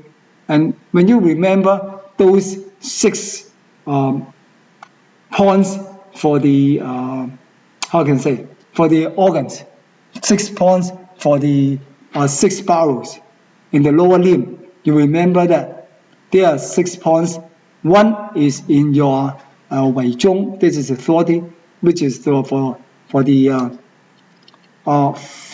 your organs, and Wei Yang, which is for the gallbladder. And then you got also the Zhusani, that means 36 for the stomach. So you get all the urinary bladder, you get all the liver, urinary bladder, stomach, let me see. Okay, just remember that. Large intestine, where is it? For the lower limb, 6 points for the bowels. Large intestine, we got 上巨虚, that means ST37, right? How about small intestine? Small intestine is in ST39. SARGC, ST39, which is responsible for small intestine. Okay. How about the Sanjiao? Sanjiao is in where? Is in Weizhong. Then is in BL14. Okay. And then we get the urinary bladder. So this is in Weiyang here. And then we also got the gallbladder. This is here. And also we get the stomach. Stomach is for ST46. So we get 1, 2, 3, 4, 5, 6. Yeah, 6 points. Pardon me? Yeah, just remember them all, right? I tried it. Okay, 6 points. Yeah, try to remember them all. So you guys know, okay? If I'm wrong, you say something just me. You know, in our lower limb, there are 6 points for our 6 bowels. Okay, one is a Sanjiao, is a large intestine, which is upon is B, so it's ST37. You got Sanjiao, okay, which is small intestine.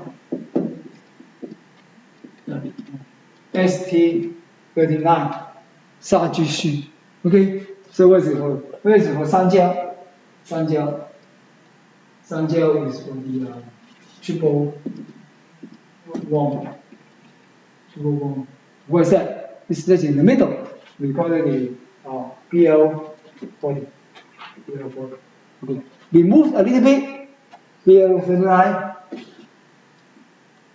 Okay. What's that for? BL39?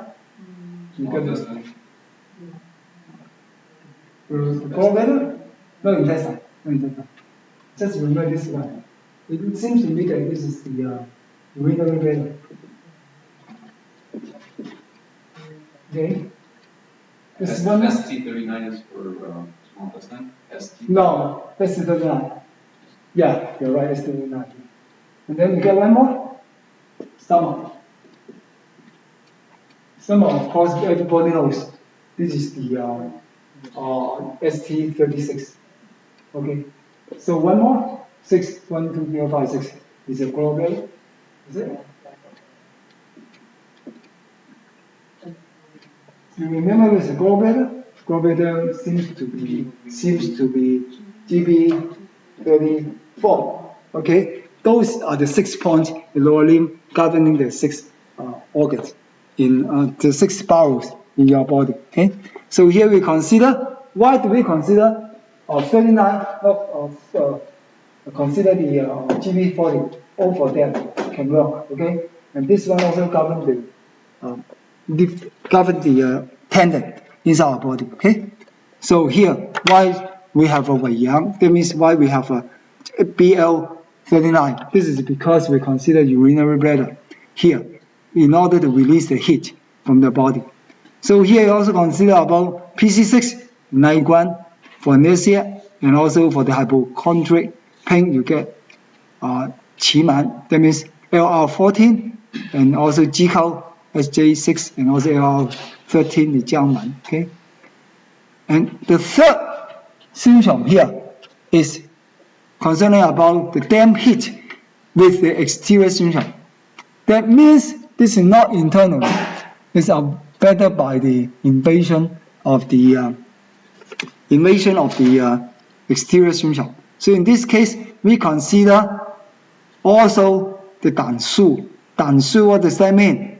This is the which one? Yeah, BL19. Dansu. And Yanling Quan is, as I mentioned before, this one will consider about the Yanling Quan is GB34. So we consider the BL19, GB34, and the other name is called Yeyue. Yeyue is which point? Yeyue is the point called the GB24. You know, GB24. You guys know GB26? It's easy, right? GB26, this line with the novel here is GB26, and down here GB25 we got another point called the G-man, and up G24. So G24, 25, 26 in the line. Okay, all of them are responsible for different organs. Like GB24 is for the gallbladder. GB25, maybe this is called the kidney, for the kidney. About 26 is no function for that. Okay, so when we are considering different loop connecting point, and then we can consider all those points here. Okay. So down here, we got that if we got the damp heat with the exterior syndrome, we got all these points just like what we have here, diarrhea, fever, and other things together. Okay. You don't have in Chinese here.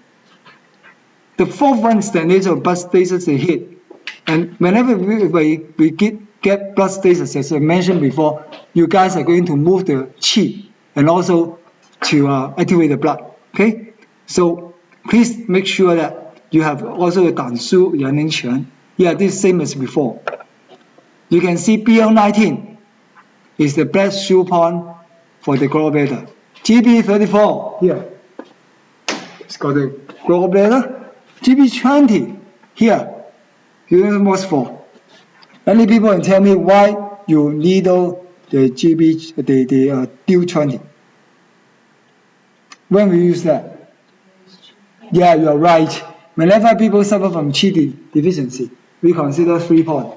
RAN4, RAN6, and also DU20 is going to Qi. However, for me, in my past experience in Hong Kong, I never use needle here. What I can do is do MOXIE. Okay, the MOXIE here, in addition to put some MOXIE at the back, especially in DU3 and DU4. DU3, DU4, and also the DU20 here, use MOXIE. It's very effective. The patient will tell me that after I MOXIE him for about 5 minutes, he feel the qi coming, there's a warm qi coming up from the back to the neck here. It's very effective. But I don't know why it's not used in Canada. In Hong Kong, we use that before. Yeah, question. How long do you MOXIE for? Oh, how long? For 15 minutes. That's okay. But for 5 minutes, the patient can tell me you can feel the feeling of a warmth going up from the lower back to the neck. This is very easy. You guys get those box? Yeah. Yeah, those box with 3 holes, and then we put the 3, MOXIE in it and the burning. And down below there's a wire gauze, because the edge drop down, just stopped by wire gauze there, right? You got those boxes really useful for that. Okay. Do you think that 1 hole will do? 1 hole is not better, because these 2 or 3 will be better. Because sometimes 1 is not enough. How about the 保回? Yeah. The 保回也可以. 1 hole. 1 hole, because it's not enough. Yeah. But for the back, for the back shoe, you can just 3 holes. Yours better. Okay. Yeah, you're right. Okay. Lastly, when we move to the excessive heat type there, we consider the same point as the GV9, SP9 because Yining Quan. Here we get one more 皮书. 皮书, what does that mean? It means the best shoe for the spleen. So BL20 is a best shoe for the spleen. And here we also got the same point, BL19, CV12, and also the ST36, SP6. And all those we're going to get rid of the heat, and by doing on this point. And how about the cold dam? Concerning the cold dam, I think you guys have to consider more points, just like you have to move down. Yeah, as I mentioned, more 官员, 气海, that means the DU4 and DU6 are the 2 points you guys must not miss. But the other point is the best shoe. When you consider the best shoe, the 2 point one is the DU4, not DU3. DU4 is a Mingman. Mingman, what does that mean? It means as a gate of life, the gate of life. So the best shoe, you can consider the DU4. In the front, you consider the RAN4 and RAN6. But those are the points for getting rid of the heat. Getting rid of the coldness and improving the heat there. Okay. Yeah, deficiency of qi and blood. You guys know qi can be raised by RAN4 and RAN6 and DU4 and also the 保会 DU20. But how about the blood? the blood. Whenever you do not have enough blood, we'll consider the 3 points, right? One is the 血海, SP10, SP10. You must supply the blood. The other is your best shoe, Which point can turn it out the blood? Which is the 格数, this BL17, BL17. Okay, the other thing you want to add your blood is in your leg, which is in the GB39, GB39. Okay, GB39 is a point where we call it the 绝骨, but another name we call it the 悬重. So if you do not get enough blood, consider 3 points. One, as I mentioned before, SP10. Second is the BL17. And the third point is the GB39. Okay, those points we have to consider. But here, of course, we consider the 皮书. Of course, the spleen is the place where we produce our qi and blood, right? And of course, you get at the back you get the 脐海. That means 血海. That means SP10, and also 格式 BL17. And the other thing is 合谷. I'm not sure why they do the 合谷 here. I mean the LI4. LI4, for me, I won't do that because this is for sedation more than tonification. So it's not me to consider. But however, SP7 is one point you will consider. Okay, SP7. SP7 is local, and the other point is SP8. SP8. Why? Because when you are considered the C point, XI, C point, or the spin, we always consider SP8 rather than SP7. So SP7 are not the common point we are using. Okay, and last of all, number 8, we got the blood stasis in our liver. Blood stasis in our liver. Again, you have to move your blood. The one new point you guys have to know is LU6. Because of 恐惧. What is 恐惧? 恐惧 is the point we got in the C point. Okay, when we consider the XI, C crack point of the lung, we call the 恐惧. 恐惧 is what is above here, and when you measure from the lung 5 to the lung 9 here, you divide them into 12 parts. Of course, the up here 7, and there 5. Okay, so the 恐惧 upper 5 here. So the 恐惧, this is the lung 6. Lung 6 is stop bleeding the lung. Whenever you have a coughing with the blood, that means you have what we call the hemoptysis. That means you cough the phlegm mixed with blood. We consider this form 恐惧. 恐惧 is what is stopping the blood from your lung. Okay, so here, of course, if you get the blood stasis in lung, you just consider 恐惧. And also, of course, LI4, which is the the face and also the throat.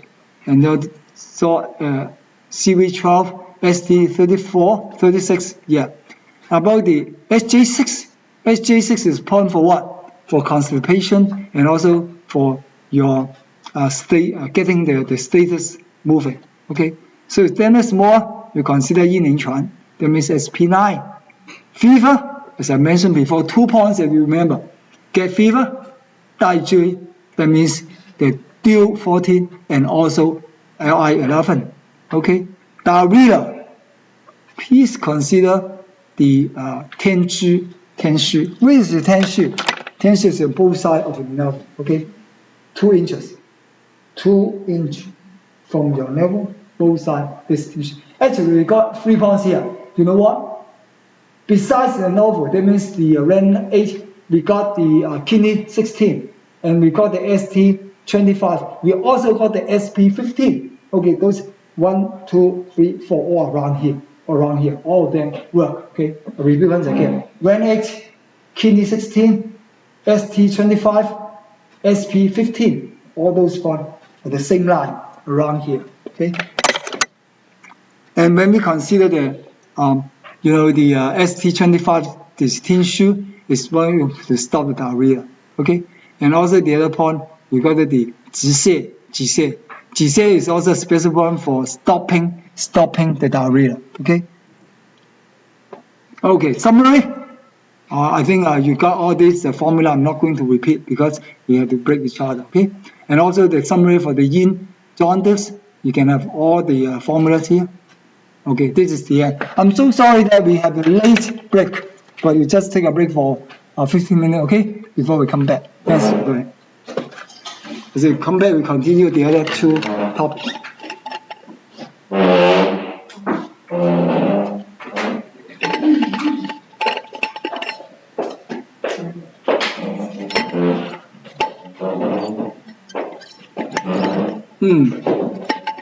Anybody get my sample?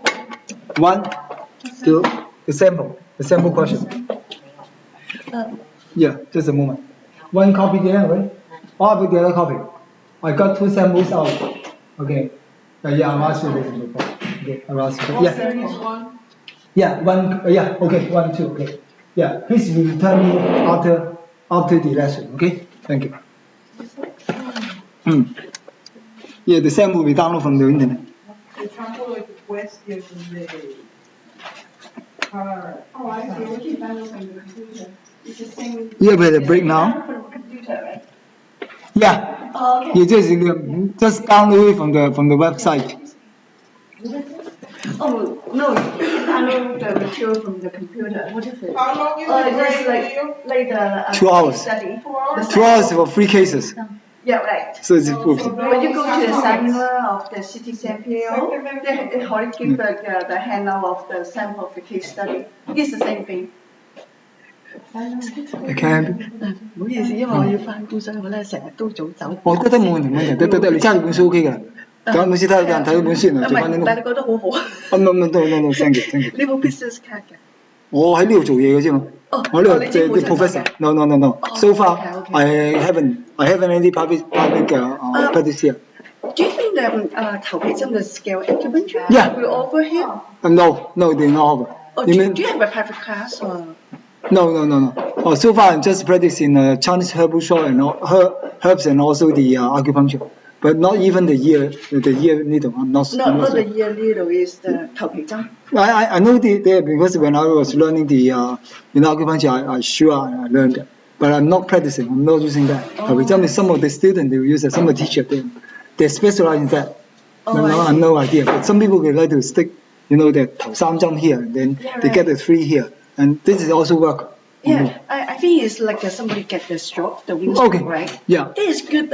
Is that the best prescription is Yeah. 頭皮針or Yeah, or sure. other thing? Sure. Yeah, we consider that. Is that like more of a summary?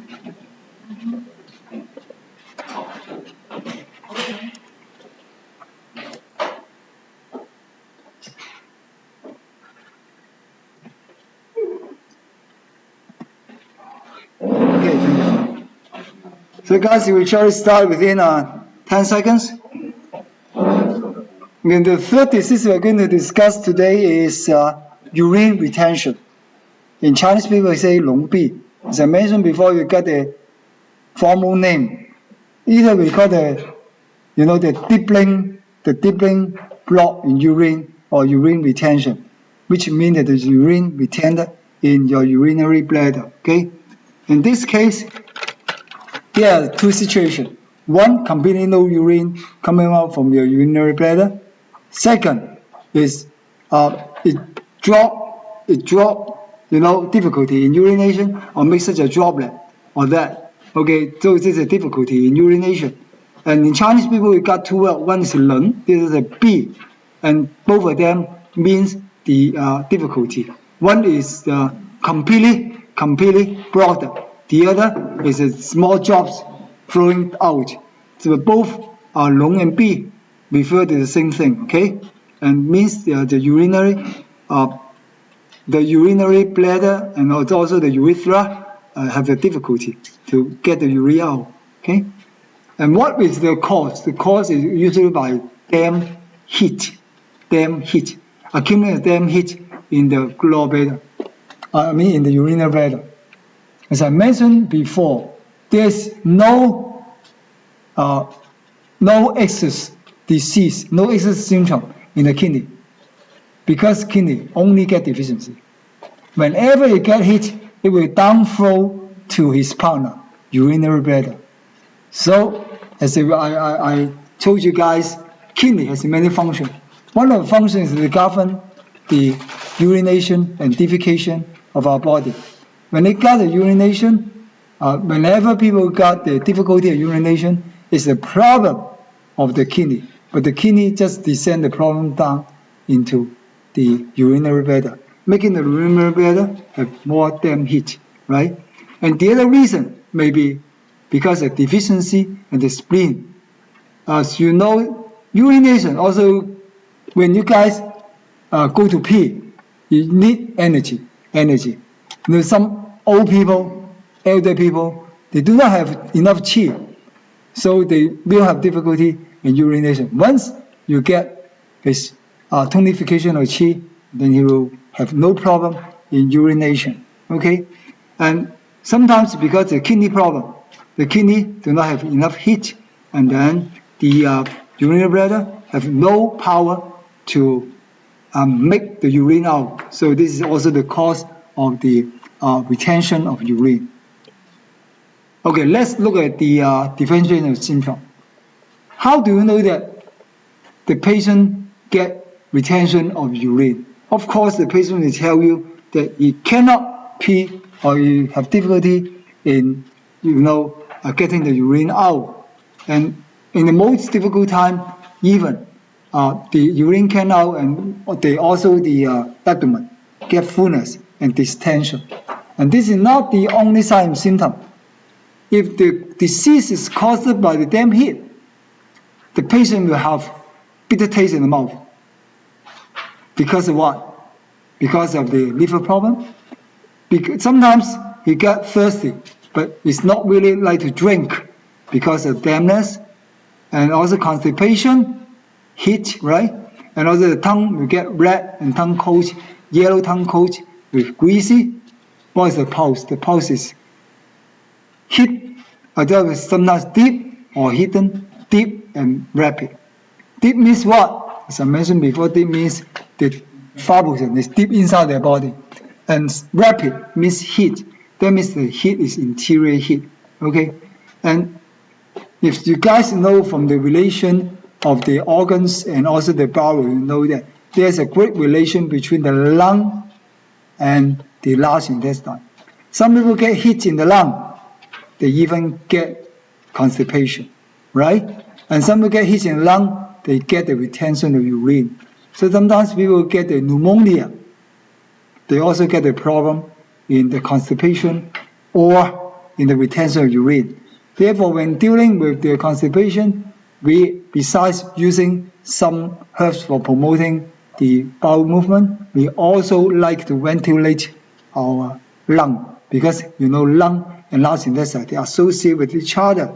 So here he also mentioned that if you get the lung heat too much, the too much lung heat in your body, and then you got the shortness of breath and also the dry throat, and sometimes you get the rapid pulse. And not only the lung, sometimes even the liver. If you get the liver qi stagnation, you also get the retention of the urine. In this case, you'll find your hypochondrial retention, distension, and also distension in the lower abdomen. A bitter taste in the mouth, and also you can see the typical pulse when you get the liver qi stagnation, which is wiry. Okay, some people they get the stagnation, we get the retention in the urine because they get external trauma, because when they fight, they will beaten by other people, and this kind of injury will cause the stagnated blood inside the body, and this stagnated blood will make him have some pain in the abdomen. And also when you observe his tongue, you will see a little bit purple stain on the tongue, and the pulse will be choppy. So you guys remember, choppy pulse and also purple stain in the tongue will be the indicator for the blood stagnation. Okay. And besides excess symptom, the deficiency symptom will also cause the retention of urine. How do you know that? The patient will complain that he has the difficulty in urination, which is called deepening block of urine, and also he himself will display lots of symptoms of deficiency, just like tiredness, just like lassitude in that case. So in this slide, you can see that usually this deepening block in urine caused by the spleen deficiency, spleen Qi deficiency, and then it will cause what? The guy will get the shortness of breath, and also the mouth get the tasteless, and also the tongue pale with white tongue coat. Most special is about his pulse. His pulse will get fine and weak. As I mentioned before, fine pulse means deficiency. Okay, well, pulse means weakness. I mean, the weakness pulse means weak. In this case, and you can find every organ's weak in this case, especially the kidney. When the kidney young get deficiency, what will be the result? I have mentioned the manifestation of kidney young deficiency. 1, you will get the lower back pain. 2, you will get the knee lack of power. 3, you will always get sleepy. And also, whenever you are sleeping, your leg will get cold. Not until 2 hours you can get to sleep because your leg cannot get warm there, right? Those are because of kidney young deficiency. When you feel the pulse is forceless, weak, deep, and also thready. So all this is many type of deficiency, okay? When you see deep, that means the disease is deep inside. When you see fine, that means this weak and forceless. This means the pulse is, is not full enough. All those will give you the idea of deficiency. How about the excess? How do you treat that? As I mentioned before, this is about your urinary bladder, okay? And in Chinese medicine, the urine production is not only from the urinary bladder. Sometimes it's due to the small intestine. So you have to consider small intestine too in some cases. But here, in the excess cases, you guys have to take care about the first one, BL54, the bin. What is the Jie What is the BL54? We seldom use this one. You know how to find it? It's easy. When you turn back, okay, you will see your bottom, right? There is a larger bottom here. Okay, everybody, if your bottom is flat, you can see the whole bottom here, right? And here, just in the middle here, okay, we call that BL55. Okay, down here, you get the 尾中, which is just beneath the hip. We got the BL40. Okay, 尾中. What is this font? This font here. This just between them, right? We got a BL40, and then we get a BL39, and up here, 38, 36, BL37. BL37, that's here. When we use this font, this is for what? Only is it for the leg. If any problem happen in your leg, you consider BL37, and also the other point is about BL40, the BL60. No, should be ST60. 60. This is Kunlun is at this point. Yeah, 60, I think 60. BL60 and BL37 are 2 points for healing any pain along your leg. Okay, those points are very important. And then from the wrist down to your lower limb. Okay, here, coming back to our retention of urine again. So first of all, you consider this point, BL54. But BL54 is not specific for the urine retention. For me, I won't consider that. However, you guys have to take care about the 阴陵泉. which is the SP9. Whenever we consider any water, please we consider 2 points, SP6 and SP9. You know, urine is made of water, right? So SP6 and SP9 is easy. And the other thing is urinary bladder. There's no specific point for the urinary bladder in your limb, but in your best shoe. In your best shoe, you got the BL28, okay, which is responsible for your best shoe in the 膀胱. 膀胱 is in Chinese. In English, it is a urinary bladder. So I'll consider BL28. BL28. The other point is the 分目, the 分目 point of the 膀胱, which is中极. 中极 is a ran free. So ran free is very important, you know, when you guys get dipping of urine, or you get too much urine, or even sometimes you get excess urine, you get no urine, you still will consider this form ran free. Okay, this is 中极. Where is 中极? 中极 is just along this line you get, okay, ran 2, ran 3, and then ran 4, ran 4, 5, 6. And ran 3 is 1 point for the urinary bladder. Okay, so for me, I will consider SP6, SP9, and then ran 3 and BL28. Those points. I will neglect the BL54, which is not used to use that. Of course, the 阴陵泉 and 三阴交, those are important. Okay, and of course, besides that, you have to consider other associated symptoms, just like you get too much dampness, and then you consider BL39. I considered before, those 伪阳. 伪阳 is for the urinary bladder, as I mentioned before. And also, you get if you get too much heat, just like the exterior symptom, please consider LI11. But here, you ask you to consider LU5, 气脚 here, just in the middle. Okay, this LU5, just in the middle here. It's easy to find out. Okay, LU5. And for those people, if they got the liver qi stagnation, please consider LR3. And also the other important point, but very sensitive point, which is LR1. Have you ever tried that? LR1 is really sensitive, just like KI1. LR1 is very sensitive, where many people are really painful when you needle in this point, okay? But those points are the fire point, If you get fire in your liver, you should consider LI1. It's in the big toe, okay, just in the hair. Yeah, it's very painful.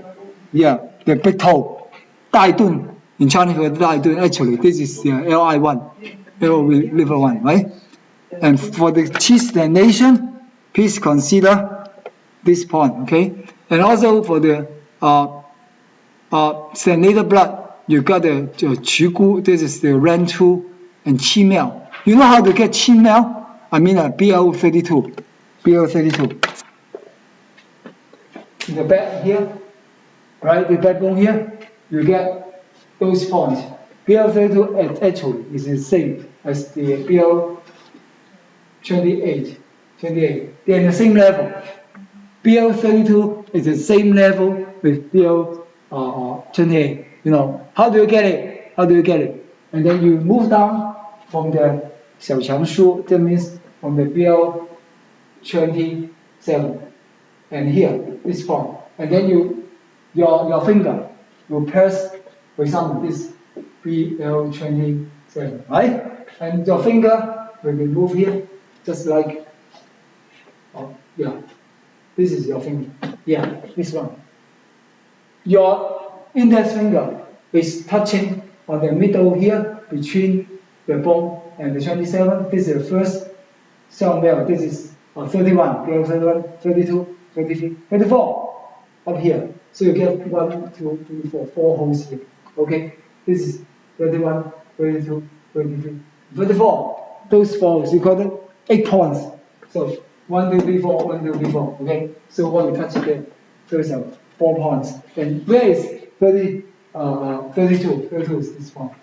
Qi male 32 is very important in what? In urination, problem urination. The other is the menstruation cycle. Many women suffer from menstrual period, getting pain and period. And we also consider the BL32. So BL32 is good. Okay. The other special one is about in the near the ram pond. The ram pond. You also get the special one for the woman suffer from the pain from the menstruation cycle. Okay. Of course, we get the examination. One point you should not forget is SP10. SP10, as I mentioned before, is a point for tonification of blood. So here, 血海, SP10, you should consider when you get stagnation because you want to move the qi and you want to activate the blood. Okay. This explains why we use those points, 一年泉 and also the SP6 and SP9 because they are all water. So we are going to control the water. Okay. And why we use the RAM3, the fun move, while the BL28 is the best shoe of the urinary bladder. So every time we use any point, we should got the reason for that. Okay. So this is the explanation. Besides excess point, excess pattern, we are going to consider the deficiency pattern. Deficiency, that means you are shortage of the qi, blood, or the kidney. So what we consider is to tonify ourselves. The first point also is the BL54. According to the author of this book, he liked to use the BL54 to deal with the problem of the retention of the urine. But you guys can consider this one, but for me, I never use it. And the other one is the RAM4. As I mentioned before, RAM4 is a point for tonify your qi. Okay? Why he used a pi shu? That means BL20. BL20 is the best shoe of your spleen. Why you tonify spleen? Because spleen is the place where blood and qi are generated. Okay? And also sanjiao shu. Sanjiao shu is what we call it the BL22. Why we use sanjiao? Because when urine is produced, it involves two organs. One is the urinary bladder. The other is sanjiao. Sanjiao, I mean the triple warmer. The triple warmer is also responsible for producing the urine because it will transport all the wastewater into your bladder. You know, sanjiao, I mean the triple warmer is just like a channel, binding all part of the body, so it can transport all the wastewater down into the urinary bladder. So sanjiao, if it fail in function, will cause you problem in urination too. So why we consider BL22? Because BL22 is the best shoe point of the triple warmer. Okay, and of course sun shoe is important. BL23. Anytime we got weakness, we got the deficiency in kidney, we always consider BL23. If BL23 is not enough, there's another point at the back, at the same level of BL23, which is BL52. BL52 is also a point to help to tonify the kidney. Understand? So consider all these points, they are all useful because of course, if you say, no, this guy is level of qi deficiency, and DIL4 is not enough, you consider DIL6, right? Consider also DIL20. Those are the points for you to tonify is qi. So here you mention, if the qi is not enough, you can just tonify the DIL6. And one more point you should not forget, as I mentioned, is ST36. ST36 is universal point for any time, so tonify here. However, when you consider the kidney, there will be a kidney yin, kidney yang, and kidney jing, right? So here mentioned if you got the kidney qi deficiency, you can consider Ki3 and Ki6. But in the test here, you just consider Ki3. Why do we need Ki7? Because Ki7 is a water point. Anytime you get the phlegm, you get the edema in the lower limb, we consider Ki7. Here, due to the kidney yin deficiency, we also consider Ki7, okay, in the pattern of kidney qi. And of course, the qi and also the, when we consider the urinary bladder, we also consider the RAN 6 and RAN 2. RAN 2 is sometimes for what? For any problem happen in your urinary bladder, we consider RAN 2. RAN 6 is universally for the qi stagnation too, okay? So at RAN 2, you said? RAN 2 is good? RAN 2. RAN 2 is any time you have a problem in urinary bladder because it is the front move on of the urinary bladder, okay? So this slide just help me to explain why we use the RAN 4, because it is the crossing point, the conceptual vessel, or the free yin. So we consider this one, and Pi Shu and Shen Shu tonify the spleen and kidney. Okay, while the Sanjiao, as I mentioned before, is important in production of the urine to improve the qi movement. Okay, the year, I'm not really sure of that because you guys have to take that as a reference. I would like to pause because we have a shortage of time to finish this one. Okay, as a remark, last remark, yeah, using acupuncture can help to release the pain of the, urinary bladder and inflammation in that, especially to the retention of urine. We encourage the obstruction. Okay, and how about the formula? I don't think too many people have the interest in taking it, but one formula I just suggest you: 八精散. I always use to cure the people who have the deepening block in the urinary bladder, especially for those middle-aged people who suffer from prostate gland enlargement, causing the urinary difficulty. Men at about 50 years old get many problems. Urinary problem, especially in the enlargement of the prostate gland, and also the problem in this. So it is 八精散 is good. And the other thing, when you get the liver qi stagnation, there is another formula called the 沉香散 for releasing the qi. I'm not going to deal with that. And about 3, if you got the phlegm, this is 底当汤 is also always good for that. And this one composed of many sorts of Chinese herb for removing the blood stagnation. And the 4th one is about the sinking of the qi. You guys have to notice that qi stagnation is not horrible, but with qi stagnation developed a state called the collapse, qi collapse, that will be a really horrible syndrome. You know why? Once you get qi collapse, you will get the prolapse of your rectum, prolapse of uterus, and sometimes you find the stomach sending down, and also your kidney will going down there because of lack of the qi. In this case, you should consider this very famous formula called the 补中益气汤. 补中益气汤. What do I 补中益气? 补中, that means tonify your middle jiao.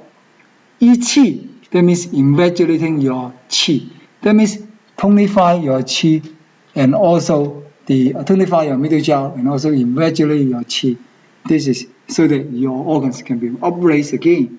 So this is the curing the collapse, qi collapse. And last one, we're talking about the kidney qi. When the kidney qi deficiency, we get a very famous formula which you can buy in any Chinese herbal shop, which is called the 鸡参参七丸, 鸡参参七丸, which appear in a very famous Chinese medicine classic called the which one? 伤寒论 by 见仲景.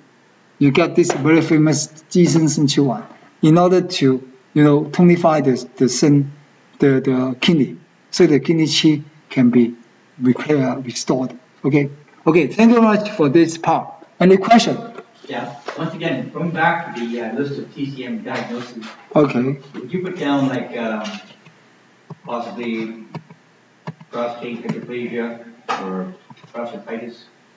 Would that be a diagnosis? Yeah, that would diagnosis. You're right. You're right. Yeah, this would be about the deepening of blood, segment of that. Yeah, you're right. But that would be the dampness. Yeah, they caused by dampness. Yeah, when you go into the diagnosis, you only know the name, but there's no how does it cause, etiology. So that when this name appears, you should know whether it's caused by heat, damp heat, or the just the dampness only, right? So good. So, are there any question? No? Great. So how about we move to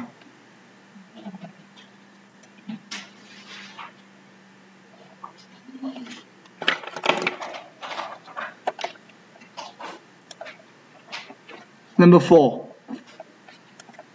edema. Yeah, edema is very common. In this case, we have about 3 or 4 cases in our student clinic every week. Every week. This is very common. And how do you know that?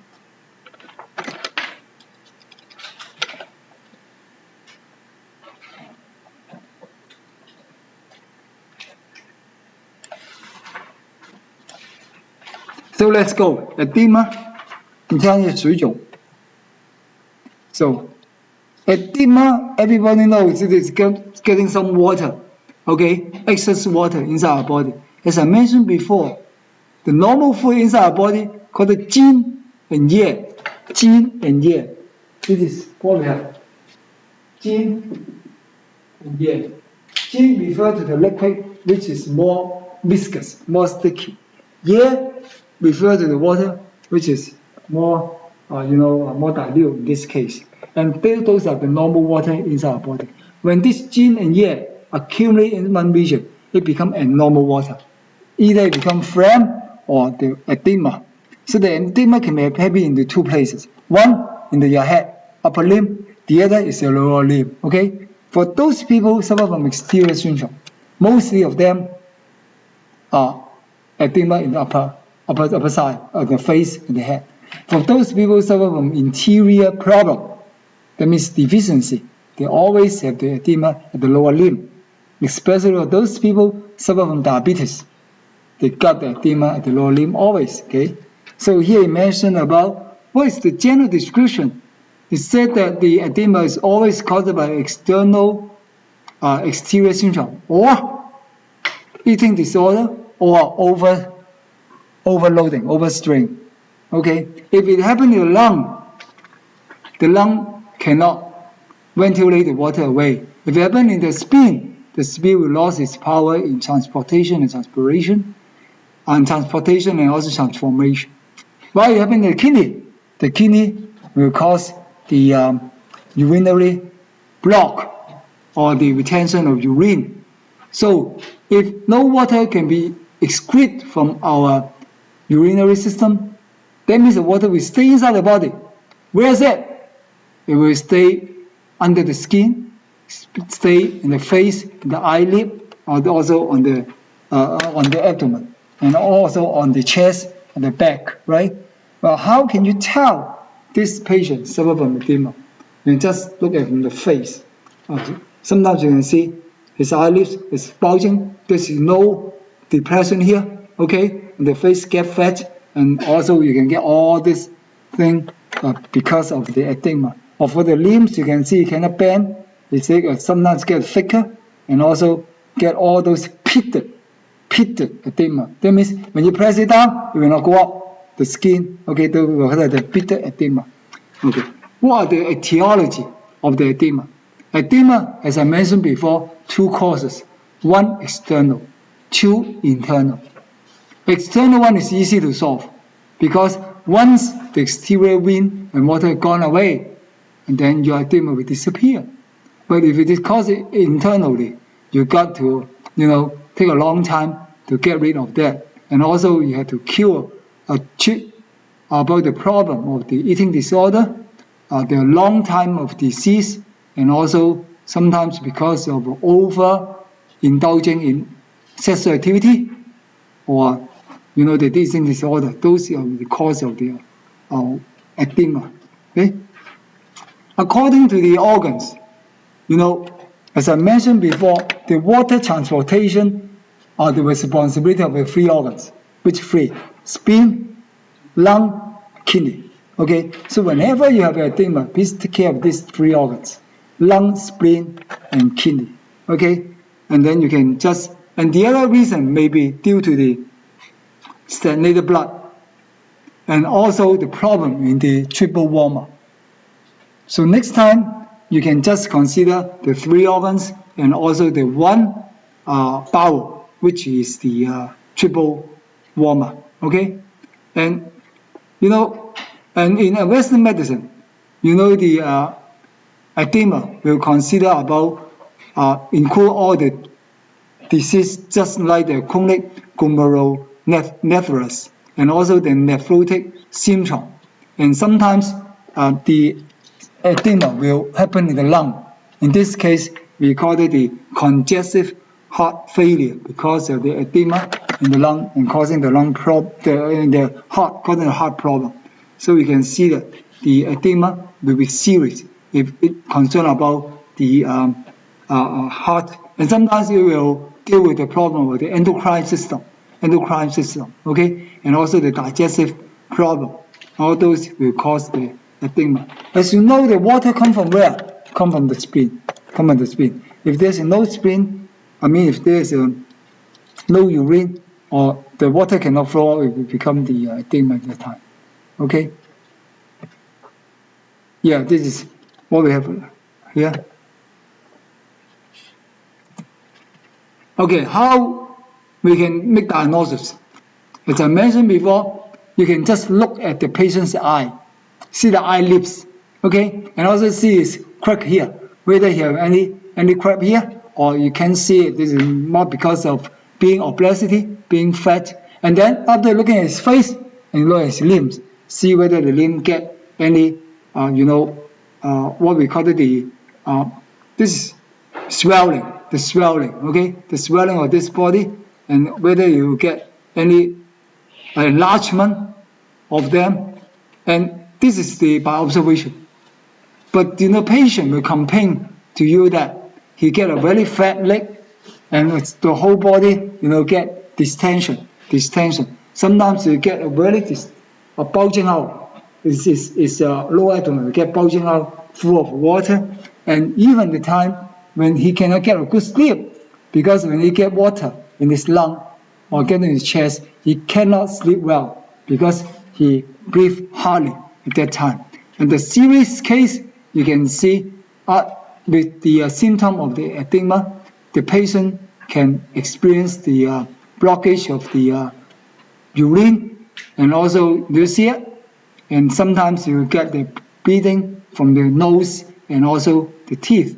And of course, there will be some kind of headache, and also the convulsion, and when the fever develops to a higher stage, this patient will have the feeling of unconsciousness, and also a delirium. Okay, and this symptom will also come with the tonsillitis, palpitation, and also what we call it the septicemia and purpura, and those are the terms you are using in the Western medicine.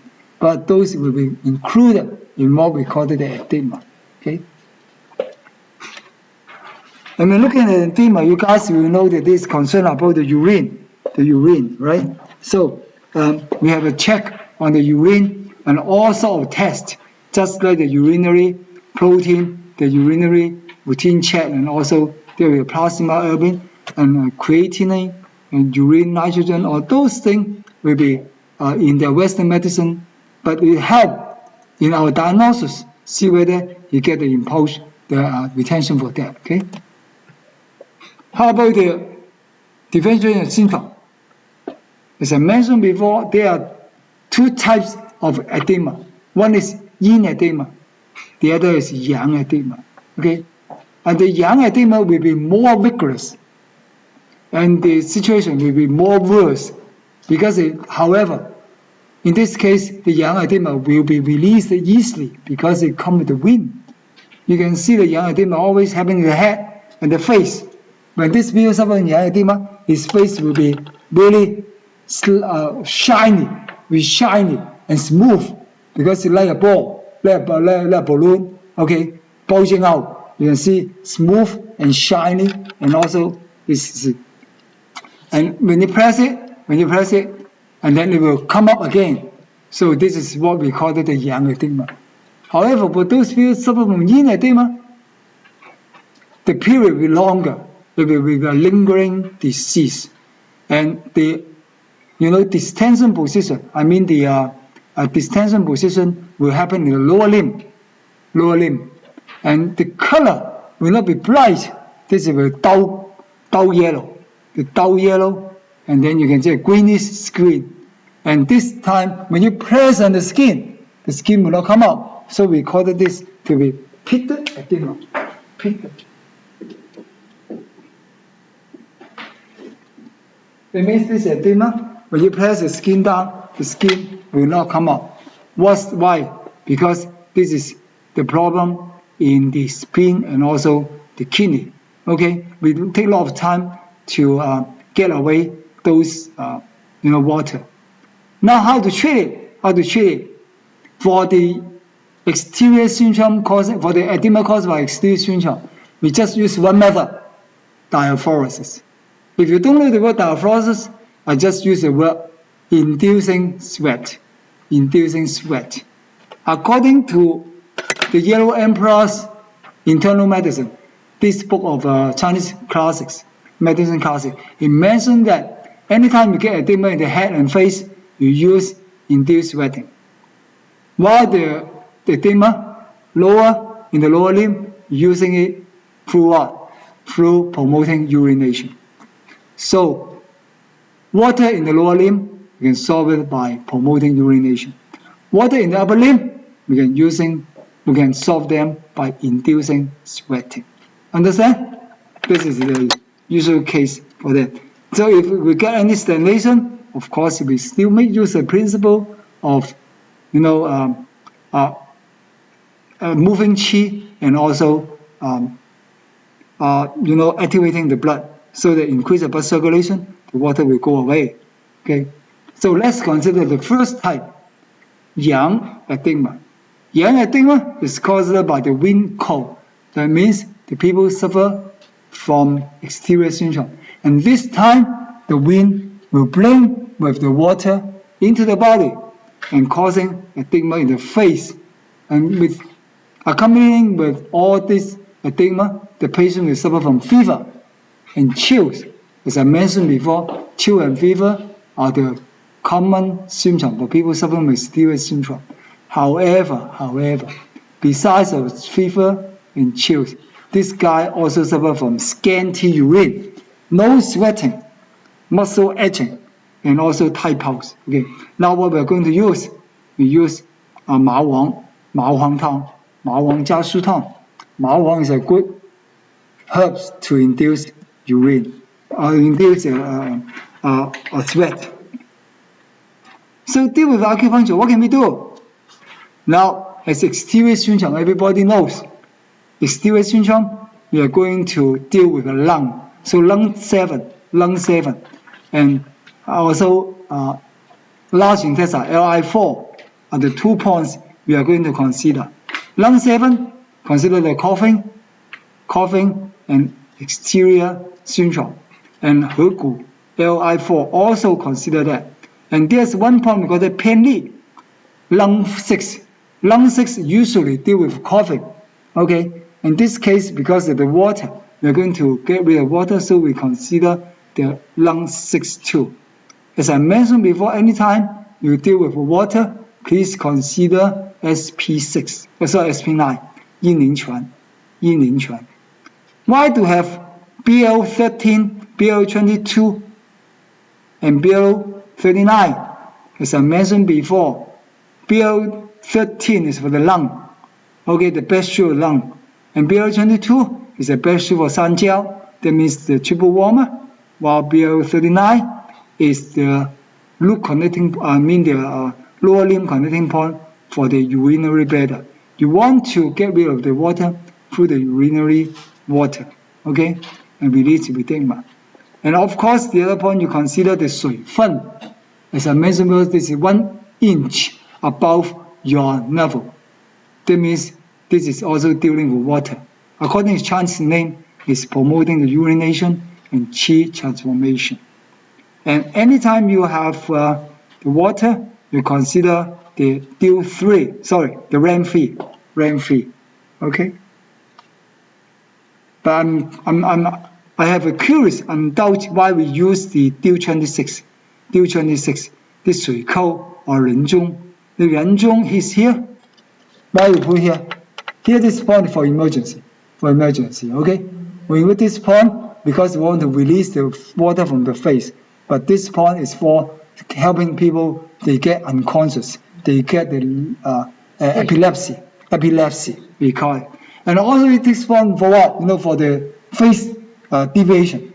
Some people suffer from the stroke, their face just, deviate on the other side. We consider the 人中, also the 闸切, the 低腔, and also sometimes those points, and in order to, correct the deviated face.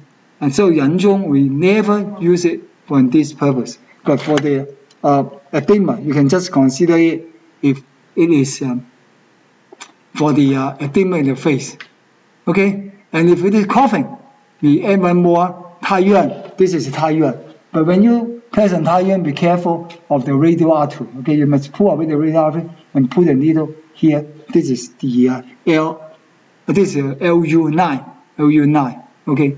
Wheezing, there's a special point called the 定喘. Where's 定喘? 定喘is your 大椎, near your 大椎, 1 inch. 1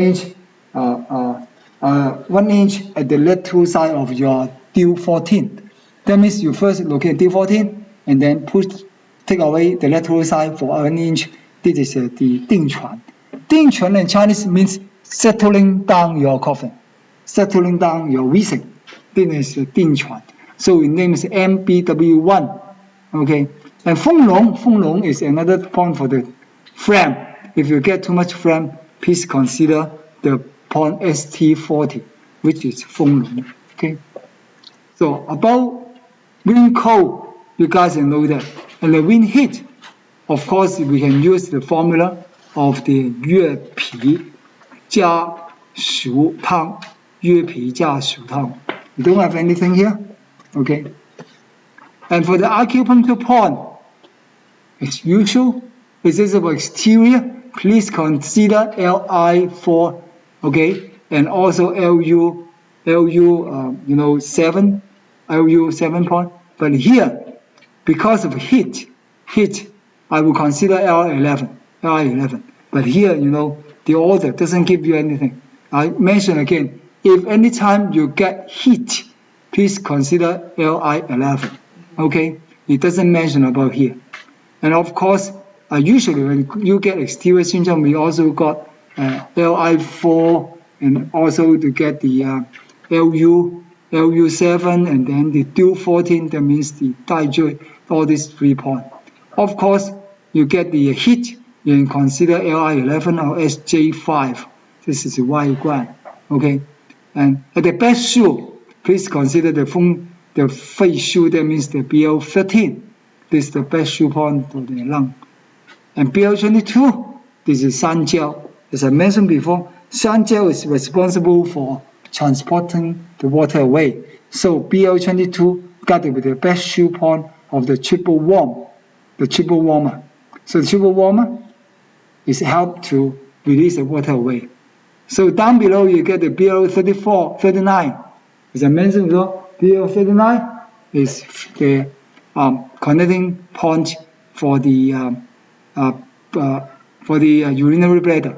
Also 水分中子, that means REN9, REN3 also can be taken to release the water away. So down below you get all the similar points. But the 2 points we get sore throat. Where do you have? Sore throat you get here. Okay, the point in the lung 11.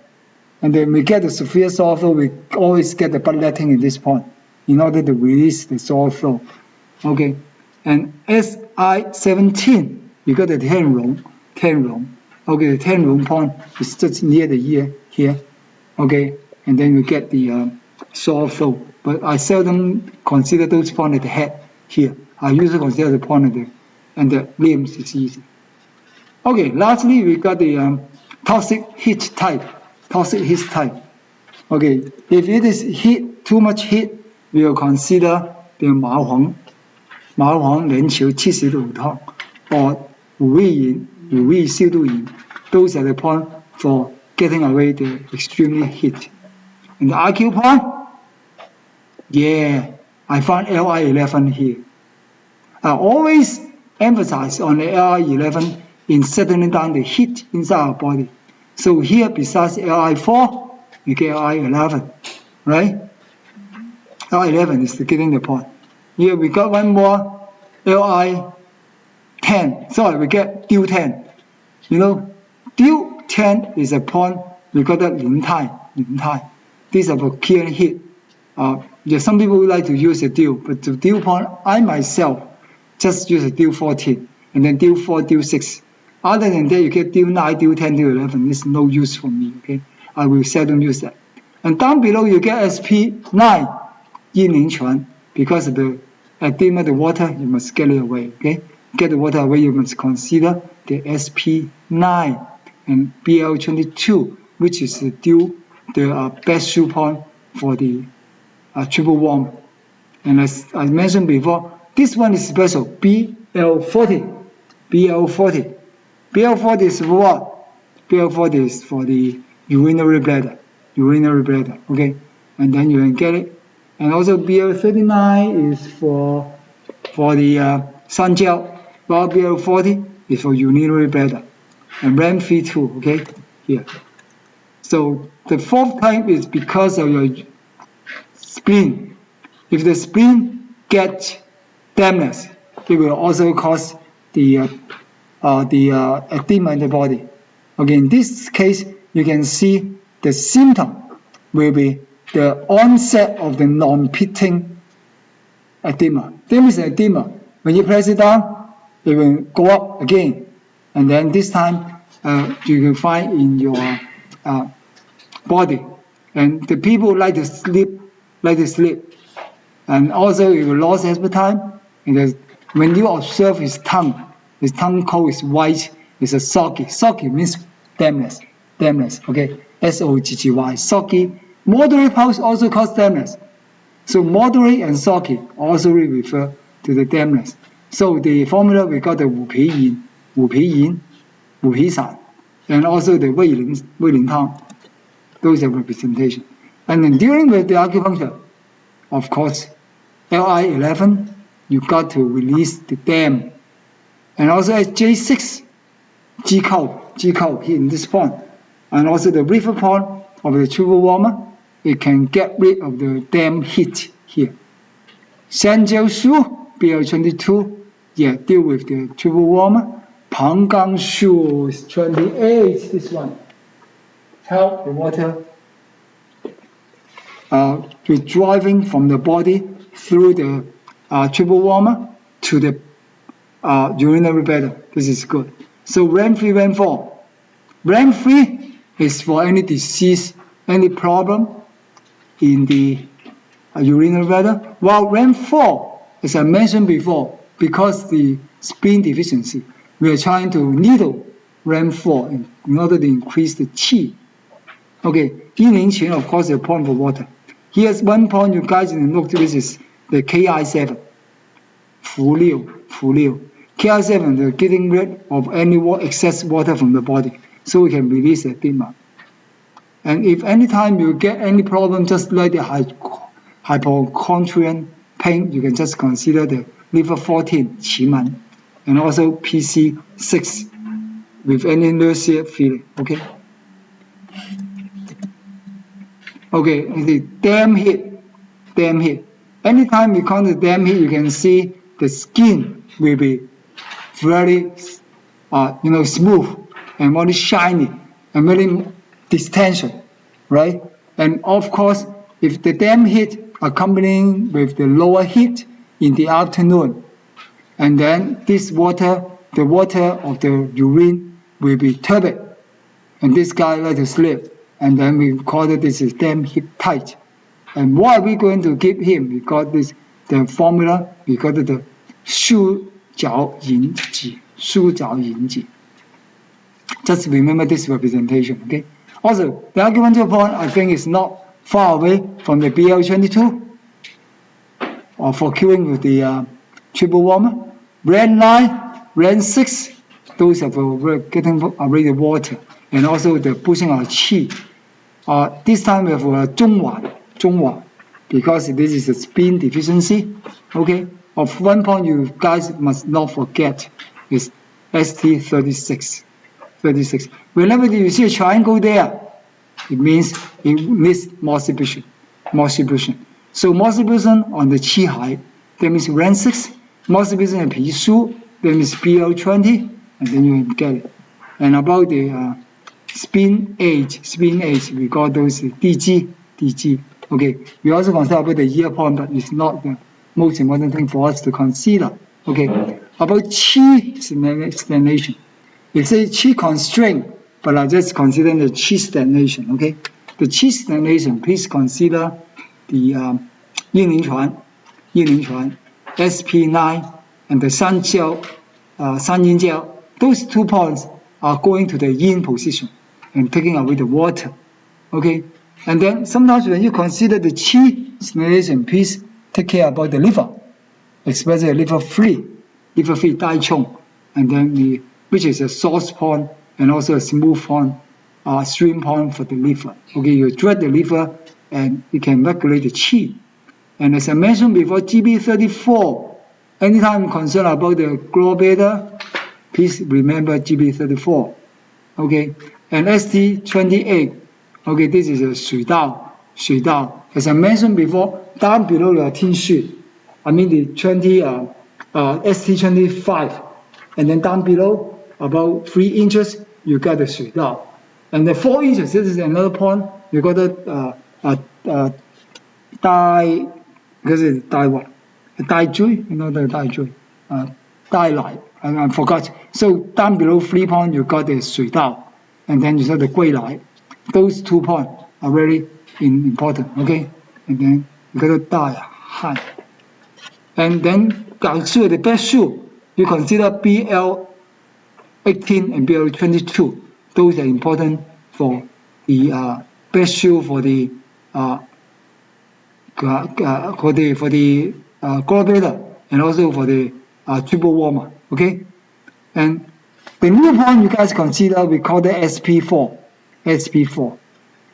Where's it? In the toe, big toe, and the second bone here, right? We got the 公宣. 公宣 is actually another tonification point for the spin, because SP1 is very painful. SP2 is for releasing the fire. SP3 and 4, actually those 2 points can have a tonic effect, especially SP4. SP4, we got the 公宣, is to tonify the body, tonify the spin, and then we consider that. Okay, and this is very. And also here, if we get the heat, we consider the liver 2, 行间, qi deficiency. Remember the most important point of 36 ST. And here we got blood stasis. What are we going to do? Blood stasis, dysmenorrhea. That means in the women case, we get the dysmenorrhea. We just consider the SPA is DG is above here, going up here. Okay, as 2 inches below your SP6. So 2 inches below your SP9. That means the below your 三阴交, below your 阴陵泉. And the other one is ST29. We just mentioned about that, right? If we get ST28 to be 水道, to be promote urination and freeze the water passage, you can just 1 inch below, which is the 归来, ST29. So you can consider both ST28 and 29, which is important in releasing the blood stasis there. Okay. Okay. Lastly, we got the blood stasis. Of course, you got the very important formula called the 茄服足鱼汤. Okay. And this time, of course, if you get the stagnation, please consider your liver Shu point, the fun move point of the liver, which is liver 14. You got the Qi And the other Jiangmen, as I mentioned before, is in the 11th folding rib, which got the Jiangmen. This is liver 13. And the best Shu, you guys consider the Ge Shu 17. Why? Because Ge Shu is the point where you can tonify your blood. Ge Shu 17, BL 17. Of course, BL 18 is the best Shu for your liver. And then SP 10 also can tonify your blood by activate the blood, and then you can just cool down the blood too. So SP 6, SP 9, both of them have the function of getting water. REN 9, 水分, also deal with the water. And REN 28 also carry the name 水, that means water. So you can see that the name of REN 9 and 28, they carry the same Chinese character of 水. 水 means water. So both REN 9 and both ST28 are dealing with water and also promote the urination. Okay, if it gets stagnation of liver, Qi, please consider liver 3, which is Tai Chong, and liver 6 is Zhong Dao. Zhong Dao is for Qi stagnation, and then we can consider that as to tonify our Qi and liver Qi there. Okay, so last of all, we're not dealing with the ear point. So this is a Qi deficiency. Qi deficiency. We do not consider the water, but the herbs. We are looking at the acupuncture. So the Qi not enough in this time.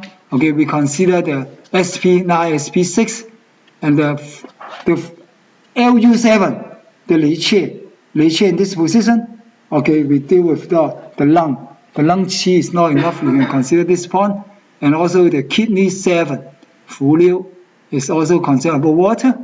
REN 9 again is for promoting the water, and REN 12 again here. You can on the middle gel here. Okay, you can tonify the stomach, and also it comes with ST36. And there's another point. It's called the Sanjiu. It's not R1 but BL1 here. Okay, this is a P, and also spin yang deficiency. Okay, we got this. Because the spin yang, we call some Qi deficiency. About the spin, which one is going to deal with the spin? You can see that ST36, right on the spin, and also SP9, SP6, and down below the best Shu, you got the BL20. BL20 is especially for the spin, and of course you get the other points just like 22, 23, and 28. They will aid in the helping the spin getting more Qi in this way. Okay, so the last of all, of course, we deal with the kidney. The kidney yang deficiency is always the problem for the edema. Okay, so what are the points of the kidney? Everybody can look at the best Shu kidney is BL23. Okay, those are the kidney. And of course, besides the kidney, you can see Ki7, Fu Liu, is helping to get rid of water. As I mentioned before, besides the kidney, you guys take care of what? Take care about the spleen and also the lung together, right? So the 水分, like a REN 9 and ST28 are all those for what? For the edema. Okay, you consider those points. Okay. Last of all, we get the Qi and Yin deficiency. And then how can we tonify the Qi? Of course, you guys must not forget the REN 4 and REN 6, those are the Qi, right? And of course, you consider, if you have time, you can consider the ST36. These are universal. And if we go to tonify the Qi, just consider the head here, right? We got the Bao Hui, that means the dual 20. So you can just forget it all. Okay, those are the summarized for all the organs, Chinese, English translation for that, and also those are that. Okay, I think that's the end of this section, right? Although we just have 5 minutes, we just leave the other 7 this afternoon. I just want to rush them all, right? So, see any question? I'm sorry that we spent too much time this morning in talking about the differentiation, but I think we will. So in this afternoon, we keep on talking about differentiation and also acupuncture, okay? So we can watch the other 7 at the end of that, okay? Do you have any question? So how about we go to lunch earlier? So we'll come back at 2 o'clock and finish the other 3 within the 7, okay? I think we can do it. Yeah, an hour's lunch.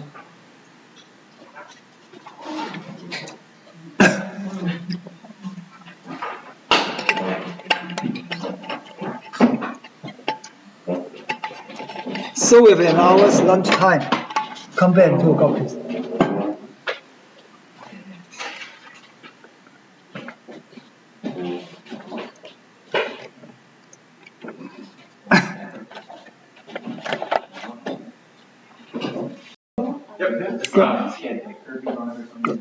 Thank you.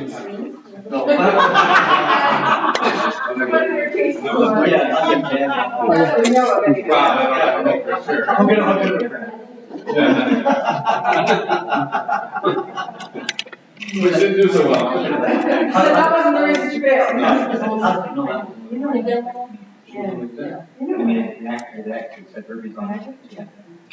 Okay, you got it? Okay, guys? So what about What kind of, do you know what kind, they do like just a pass? Good afternoon, class. Hello. Shall we start? We start at 2 o'clock so we can dismiss right here before 5. Some people told me that today is Halloween and that we are not going to be late today, right? Some guys got party yesterday, got party tonight, so I won't let you back, okay? So let's finish. What's your costume? No, no idea. Yeah, I have to go to church tonight, okay? Yeah, we got an evangelistic meeting in Kennedy 3223. I'm not sure which one. Okay? But anyhow, we still got a party today, okay? So down below we got another 7 cases to finish. Fortunately, we got only number 8 and number 10 to be longer. Others remain short, okay? Okay, the first one I'm going to talk about is the impotence, yang wei. They only occur in men. So this time we just got 3 guys here. All the ladies can go away. Good. Anyway, concept about impotence. People are wondering about whether they get kids or not, okay? And actually, this is not only the only case, because in Hong Kong, when I was in Hong Kong, I got a patient, who's a guy just about 30 years old, and then the Western medicine doctor diagnosed him that he has a very thin and also really weak sperm count. According to him and his wife, this nothing disturbed them because they are not going to have any child. But the Western medicine doctor warned him that if he gets so little sperm count and also male hormone, he will have a risk of getting the osteoporosis at older age. So he just asked me for help. I just gave him all the medicine for uprising his kidney yang, and then there are 3 or 4 types of Chinese herb for increasing the sexual desire of a man. Okay, and in that case, it's not going to be any sexual desire. We just want to raise up the number of sperm count, and also raise up the level of the male hormone inside his body. And after they take it, the sperm count up to the normal, and then he was get well before I migrated here last year. I don't know what happened now, but sometimes it depends on other lifestyles. Okay, not only because of the congenital problem, sometimes because of this lifestyle too, right? So this time, let's start from talking about this kind of impotence, yang wei. Yang means yang, wei means being constrained, okay, contract, and impotence refer to the lack of cumulative power of the males, and this is because of some deficiency, sometimes because of frightened. I think this is very wonderful, okay? So according to this, don't fight the other people, right? Otherwise, you get impotence. It will just rely on you. Okay. When we were young, we are so playful that we just go to some shopkeepers to steal a little bit candies, and then the shopkeeper just chase out to catch us. We just say, okay, don't hurt me. Okay, it's very wonderful because if our external genital organs hurt, our father and mother will just scold the shopkeeper. Okay, so no, okay, don't do that. Okay, because the ability to giving birth to a baby is very, very important in Chinese people. Okay, if you make it impotent, okay, you are very, very bad, and then everybody will just scold you for that. Okay, so here, if anything can cause the a guy getting deficiency of a kidney and also leading to the impotence of him, and then there is the sexual dysfunction. Okay, so we define the impotence with sexual dysfunction. And what will be the cause of that? The cause of many.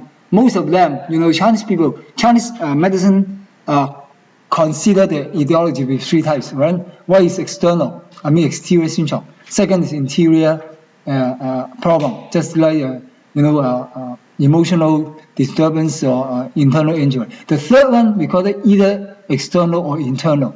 You know what they conclude about? It included what? Overloading, included sexual activity, included the external trauma, and included also all this mosquito bite.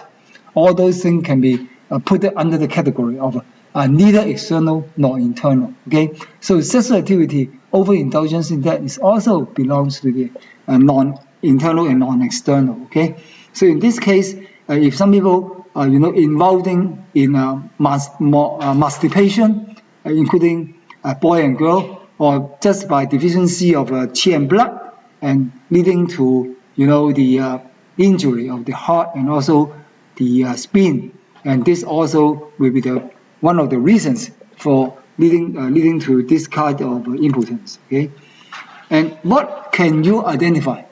The thing is, you cannot tell. Just the patient visiting you, telling you that is unable to get ejection or erection during the sexual activity. I think this is the most important identification for the the head patterns. And besides that, some people appear that they have a nocturnal emission.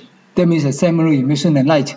While some people they are dreaming, and then they have dreaming to have some sexual activity with other people, and then the sperm and also seminal flow out from its external genital organs automatically. This is also a kind of young deficiency. Okay, if with this kind of nocturnal emission, with the distling and also the tinnitus coming with some the palpitation or shortness of breath. Sometimes you got the lassitude in the loins and also the lower limbs, and these are all the signs and symptoms of getting impotence. Of course, the tongue appear pale, and also the pulse will be fine and weak.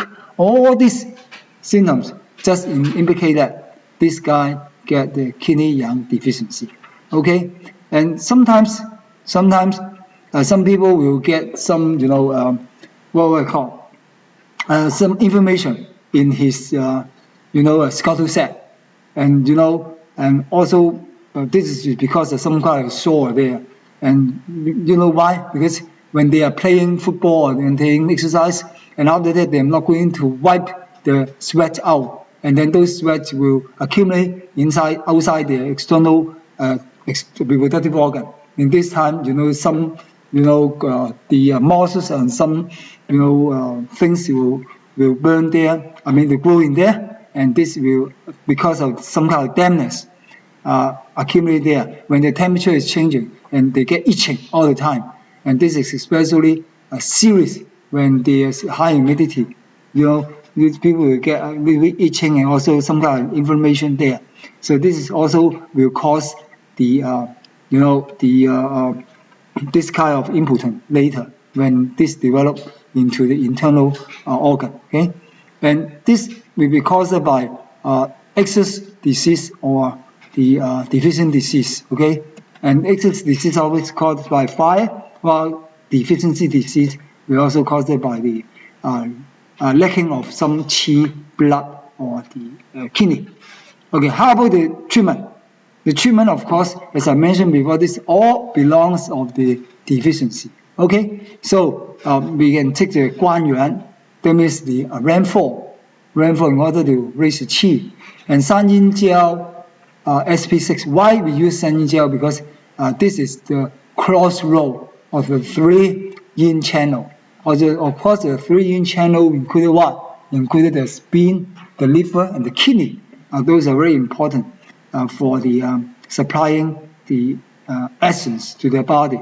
And also BL23 is a kidney. As I mentioned before, every time we got a problem in the sexual activity or a problem in the sex affair, they always the problem of the kidney. So we are going to need these 3 points. And the other associated points include the Mingman.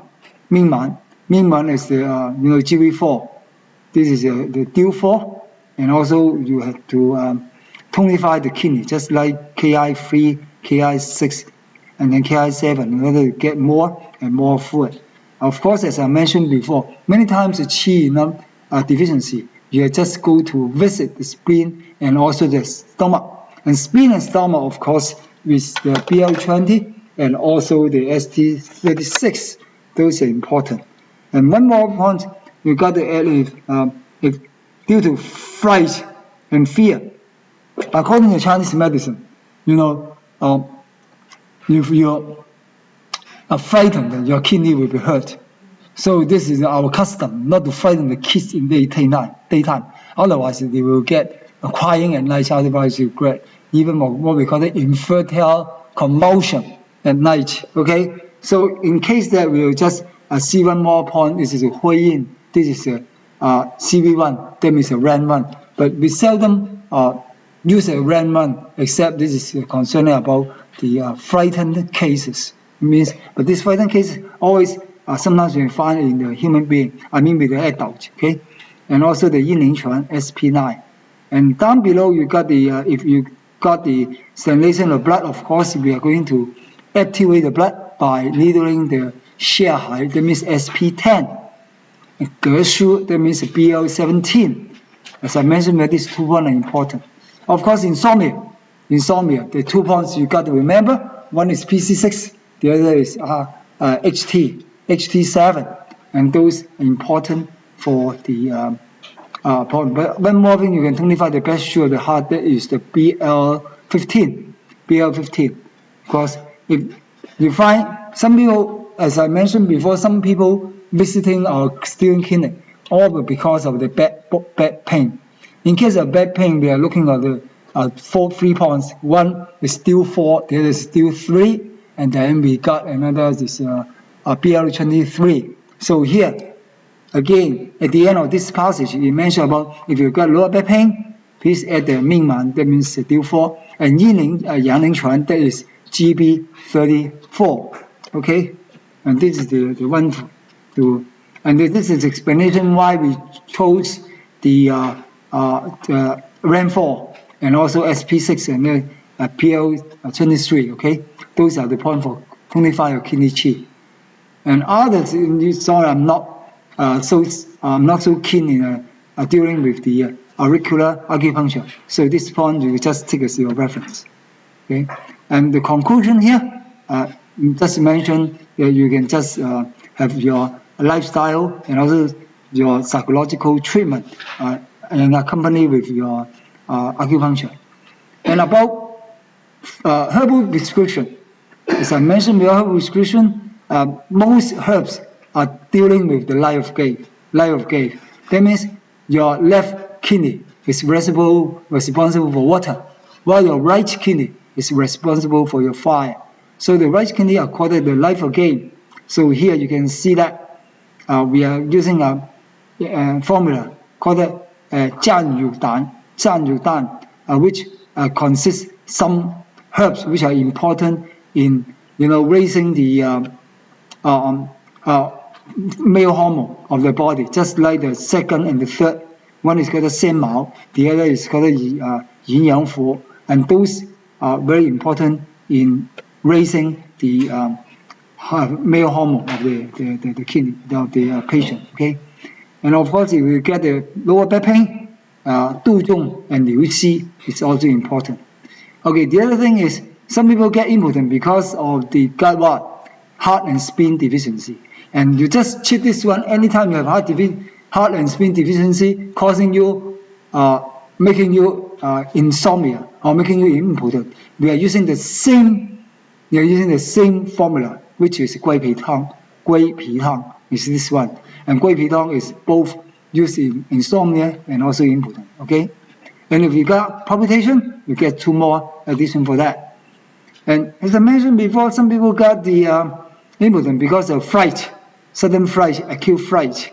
Okay, this time we are using another formula called 大补元健, 大补元健. And as you can see, 大补元健consists the same ingredient as what we call it the 鹿蜜地黄汤. They are always taught dealing with the kidney yang and kidney yin deficiency.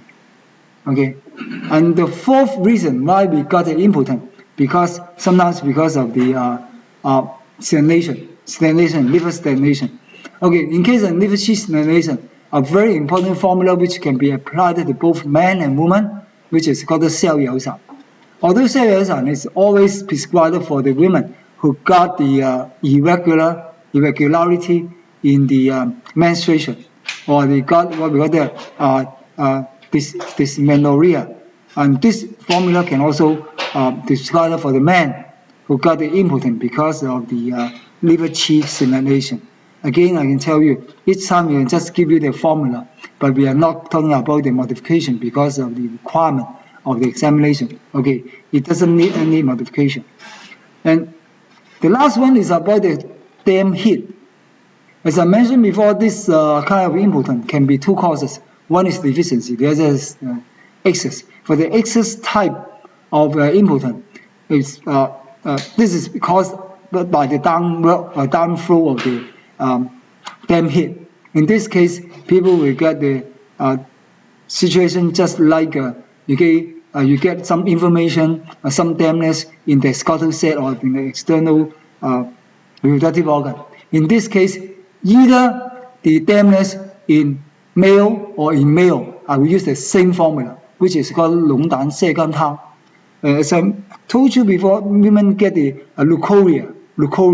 That means too much secretion from this uterus, and then causing some itching, causing some inflammation in the external genital organ. I will just advise them to use the same formula as this one, 龙胆泻肝汤. The whole formula is very good, okay? And of course, you get some external soap for washing your organ, okay? So this is the end of this kind of impotence, okay? Very good. We just did the 15 minutes because this is very short. We are going to continue another on 5. Do you have any question? Good. So yeah. Here on number 5, you said this could be men or women, right? Yeah. The woman who get the too much excretion from the uterus and causing itching and also inflammation, and with the leukemia become yellow in color or smelly, I usually order this 龙胆泻肝汤 to them. This is very useful for them. Okay, you're right. Thank you. So number 6 is also got short one. Good.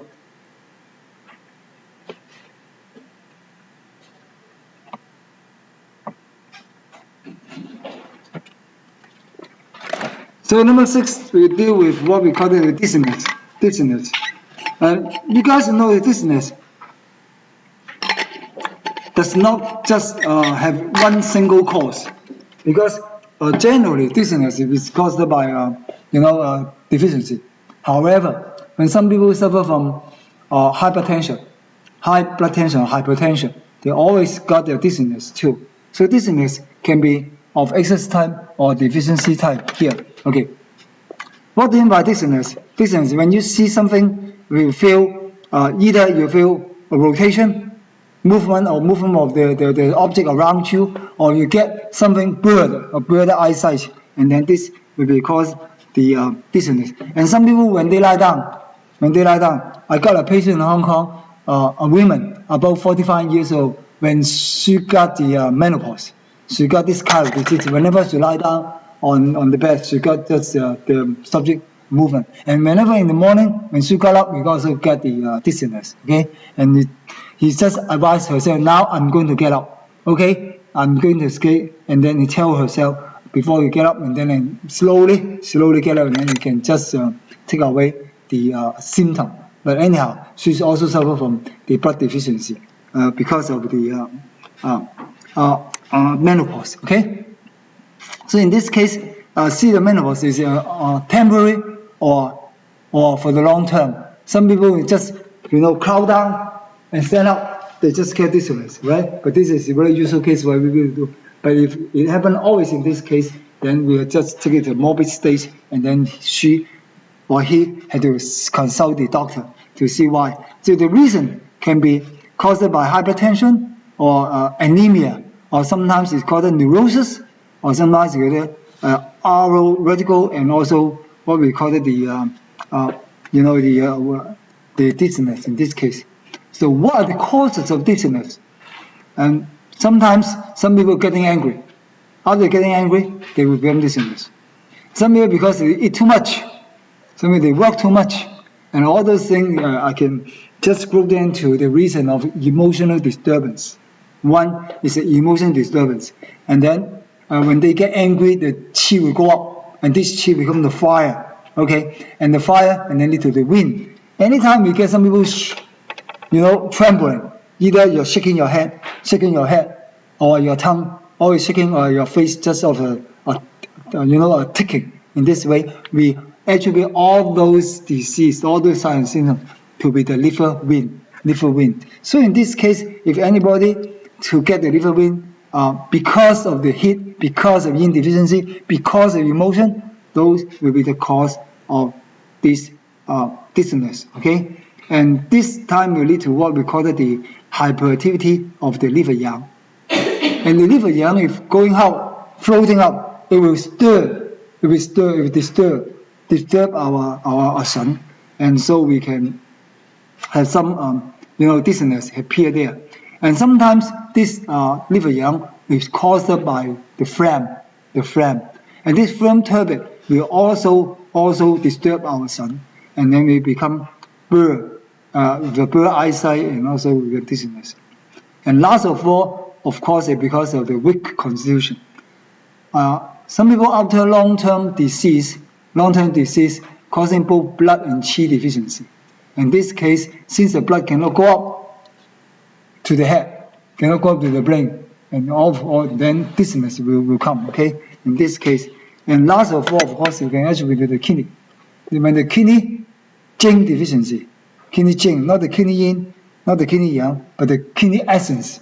Where is the kidney essence? Kidney essence is the one derived by a primordial qi.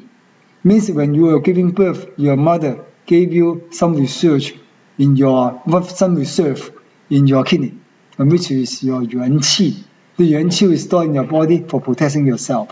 If you got yuan qi or this kind of primordial qi not enough, it also will cause the brain, the cerebrospinal fluid, the brain fluid insufficiency. In that case, also the dizziness will result. Okay, and then how can we tell whether a patient is suffering from dizziness? Yeah, you can just obtain all information from two ways. One, the patient will tell you, yeah, I got dizziness, I got blurred eyesight, I can't see anything, right? The second, when you observe him, he may walk in this way, or when he visits your clinic, it must be supported by other people, right? And also, or suddenly stand up and just fall down, right? Those are because of problems. I have one time in my clinic, then a patient of about 70 years old, when they got up to the toilet, he just fall down, because of dizziness. And this is a very usual case even in your clinic, okay? Be careful. Okay, besides somebody have tendency to fall down, there should be some associated sign symptom. Just like, if it's caused by the hyperactivity of liver yang, you have a restlessness, and then these people easily get angry. Okay, a bitter taste in the mouth, tinnitus, a red tongue, and also get a yellow tongue coat. Okay, and the pulse, you see the pulse will be variable. A question? Yeah, is the tinnitus a high pitch or a low pitch tinnitus? Tinnitus is either high pitch or low pitch, both of them can. Yeah.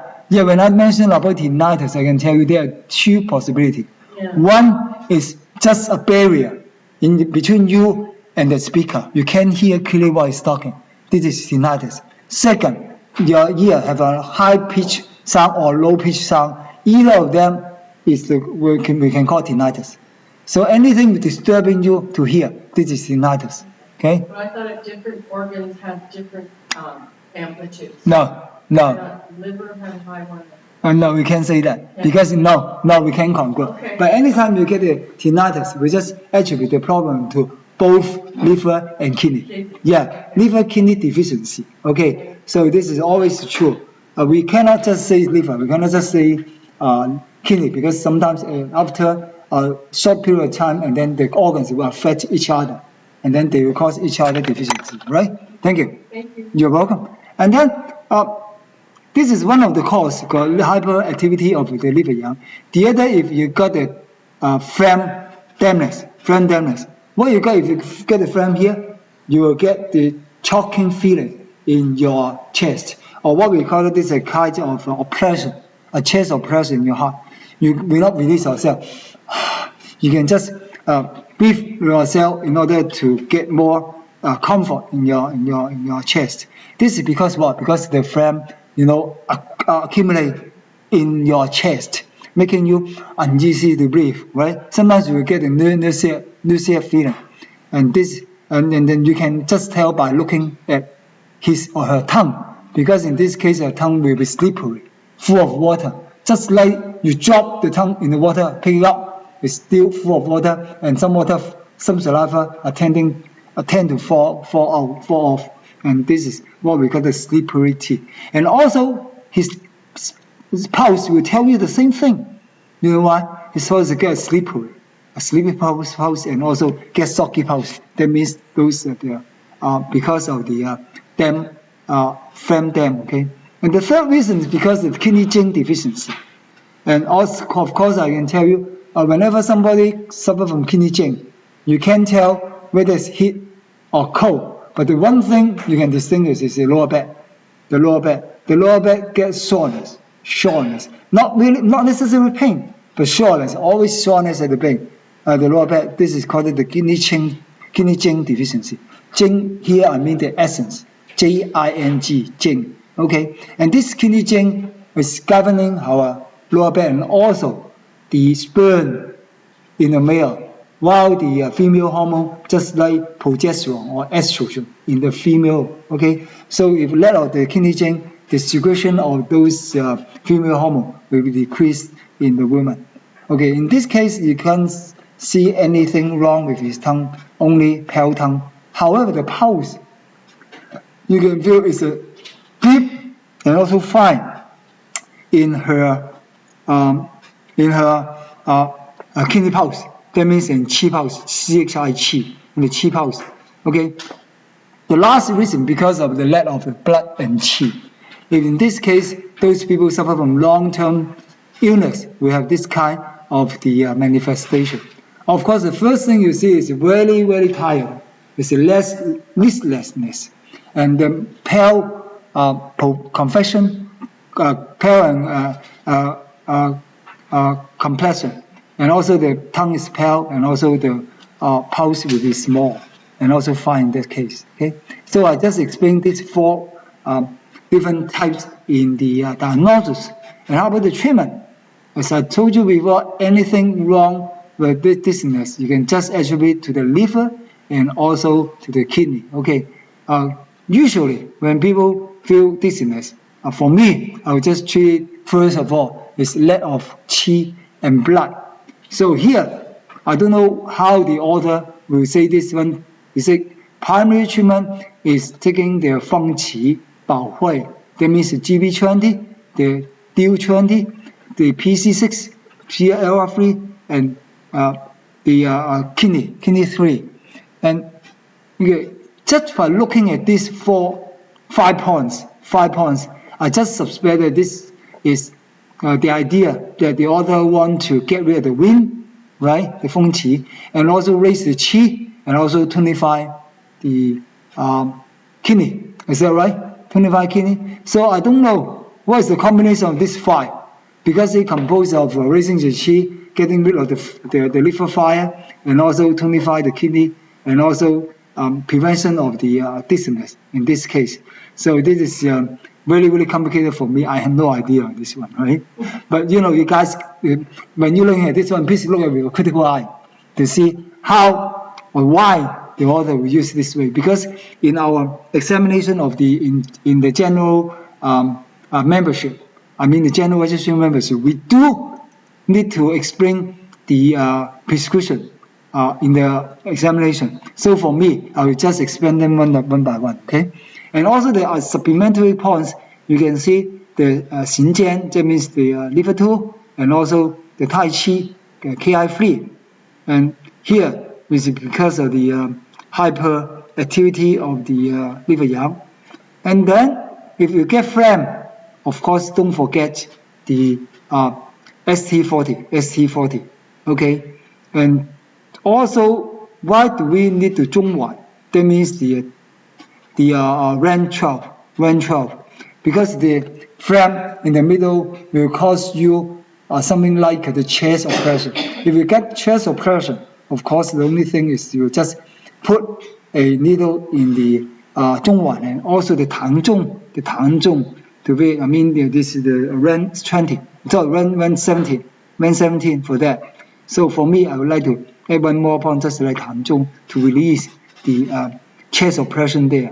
Okay, if this is the blood and qi deficiency, of course, you guys just think of the RAN 4, RAN 6, and also DU20 for the qi deficiency.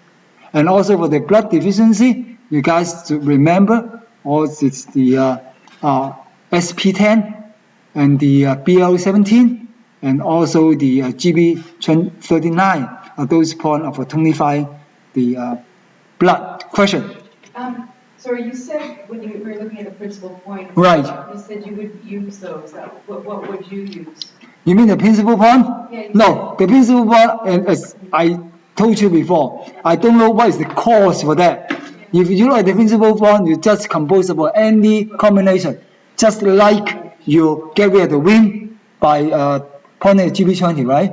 You are going to tonify the qi by looking at the GB20, and then you are going to get rid of the dizziness by taking the PC6, and then you are going to get rid of the liver fire or liver heat by taking LR3, and then you are going to tonify the kidney by taking the KI3. So for me, I'm sorry, I don't know why to take these 5 points, right? So what points would you? No. It depends on the sign symptom, right? So this is generally I ask you to do that. But for me, I will not take all. I will go to the the organs first. And then take this. I will just make it reverse. Organ will be my principal point, while those principal points will be my supplementary point. This is in my experience, right?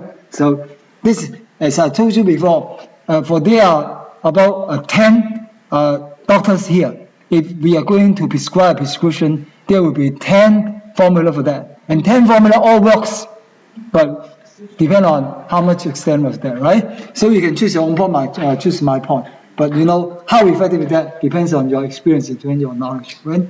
Understand? Great. Thank you very much. Okay. So this is explain why we took those points, like of GB20, LVR, GB20, and also the PC6. I think those are the reason for that. I'm not going to spend too much time. For the auricular acupuncture, as I mentioned before, you just take it as a reference, okay?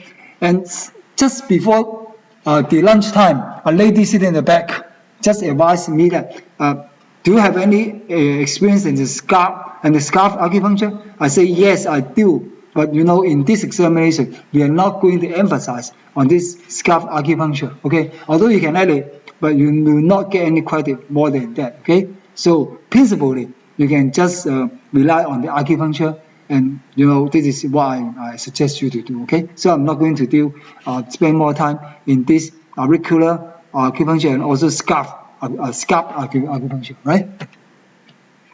So conclusion.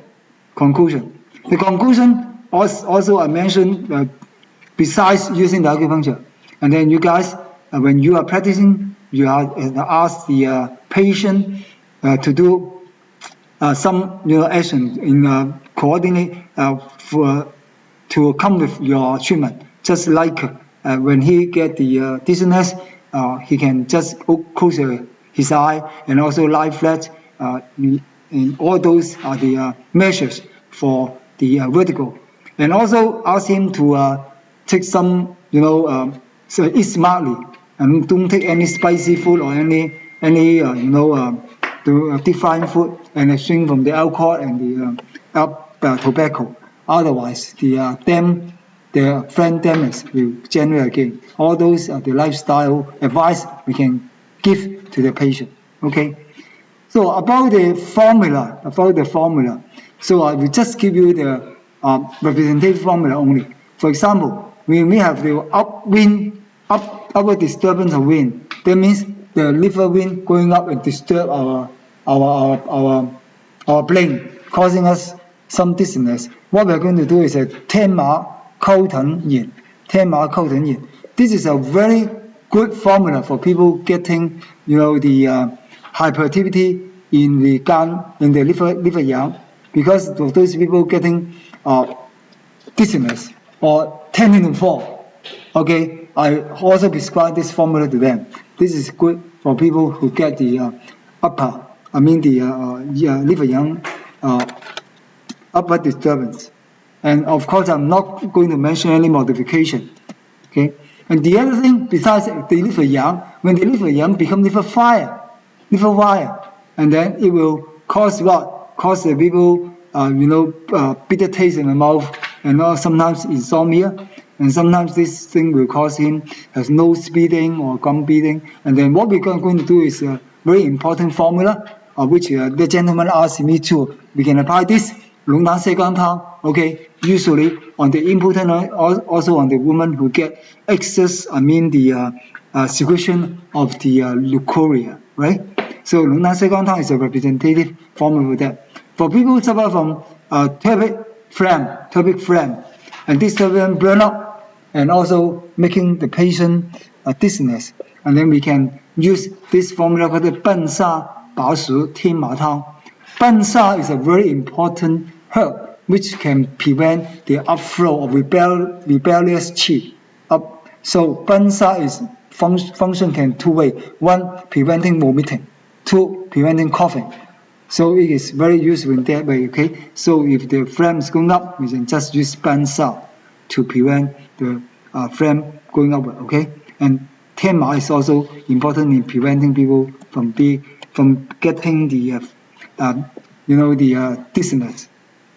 And in case of qi and blood deficiency, we are using the same formula for dealing people having insomnia because of the heart and spleen deficiency.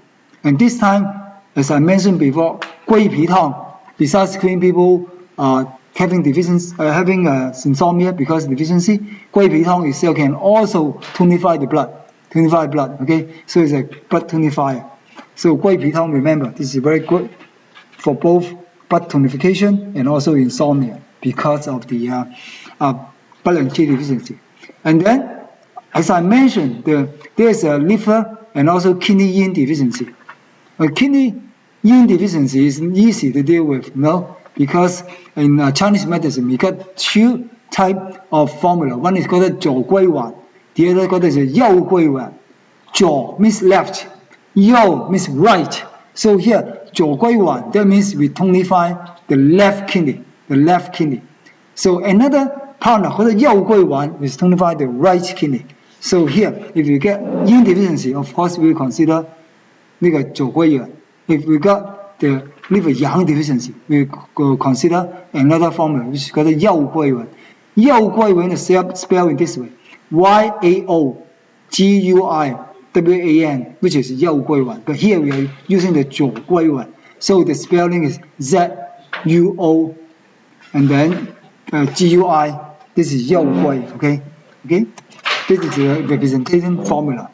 And the 6 causes for the dizziness is what we call the retention of blood stasis in the orifices. Sometimes we got the blood stasis. This blood stasis can cause a lot of symptoms in ourselves, in our body. Okay. However, when this blood stasis happen in some of our orifices, just as eye, ear, mouth, it will obstruct the flow of the qi and blood there, and causing us sometimes painful, causing us sometimes, the blood stasis. And you guys know, first of all, we get the qi stagnation. And if we do not care the qi stagnation, we develop the blood stagnation. And blood stagnation, and then later on we develop the tissue stagnation, which will become what we have benign, and also melanin. And melanin later on will develop to tumor. Okay, so this is, you guys have to take care about that. So what we're going to do is we are going to use one representative formula, which is called the 通窍活血汤. 通窍活血汤. 通窍 itself means the opening orifices. 活血 means activating the blood. That means we are using this formula to activate the blood and also open the orifices. Okay, so we are not talking about the modification yet. Okay, this is the end of this topic, which is called the dizziness. Okay, so we will just use this 1 minute for you to revise on the material we got. Did you get a book? Yeah, just borrow a book first. I'm sorry. Yeah. We are now in 7. Okay, you just refer to this book and see chapter 7. Thank you.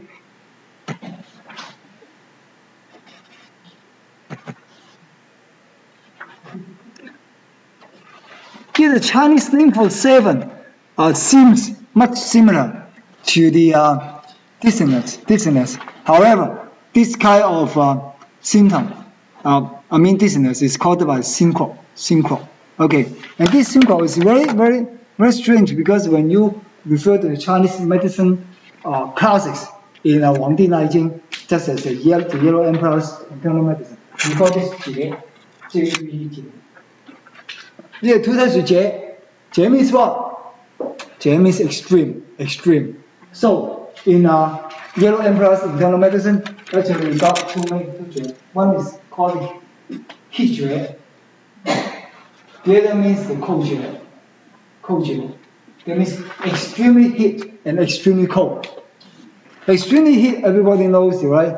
You get high fever, you get also the much profuse of the sweat, you get the irritability, you get thirsty. This is heat Jie. But what is cold Jie? Cold Jie, that means you get cold at the 4 extreme. What do you mean? From the finger to the elbow. From the finger to the elbow. Also from the toe to the knee.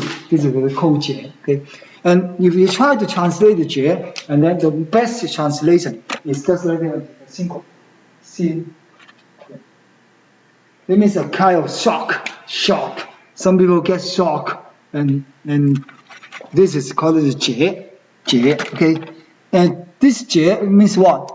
When you people get shocked, that means you are half unconscious, half conscious at that time.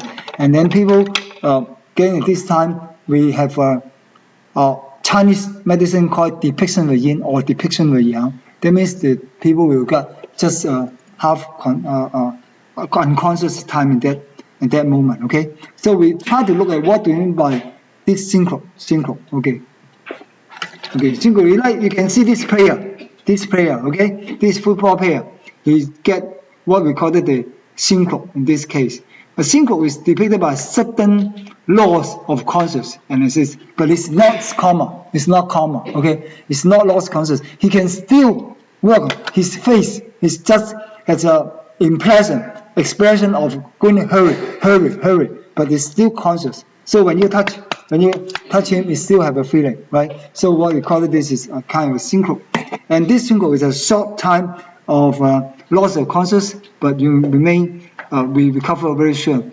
And this is, this loss of consciousness will last from few seconds to sometimes 1 or 2 minutes. And in Chinese medicine, call this one to be syncope or 结 syndrome. So what is the etiology of that?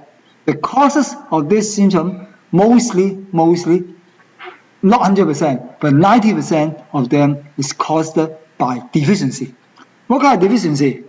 Okay, in my experience, some of my patients, they get pain, severe pain. For example, severe pain in their stomach pain, and then they will fall into this kind of syncope.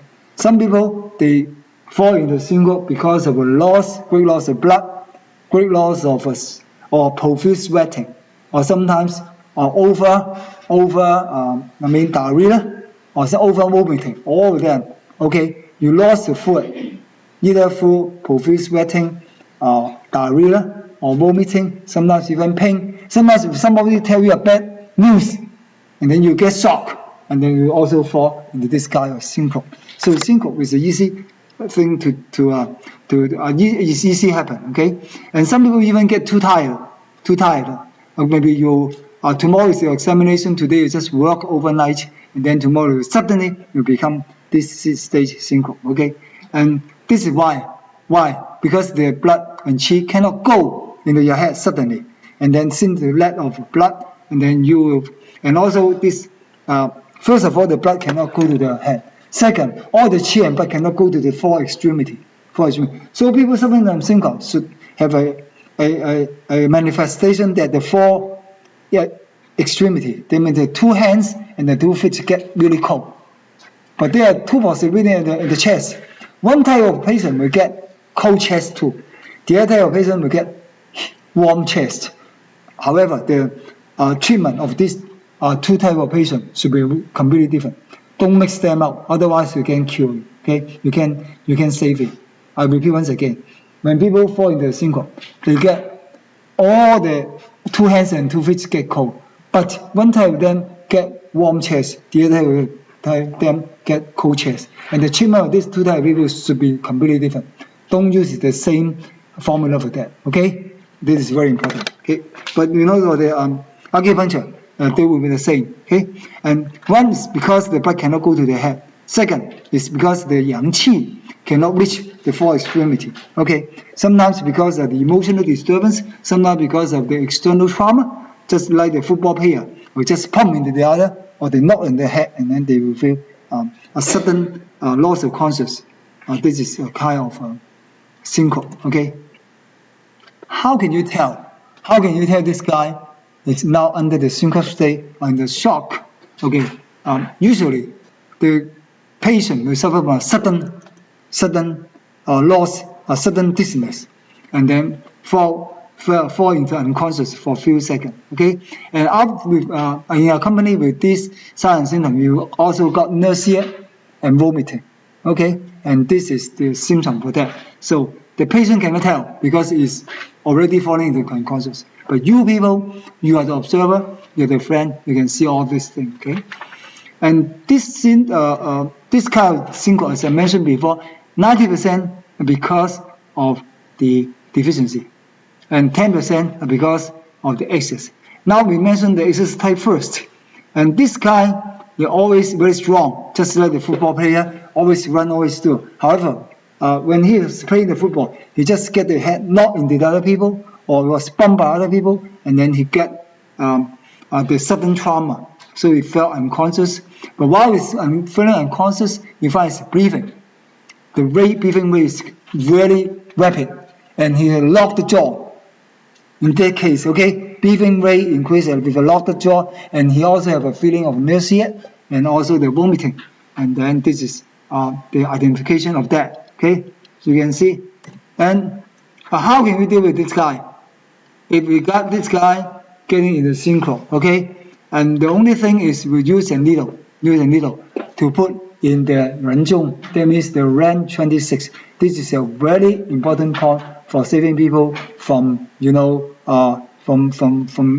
unconscious or from coma, okay?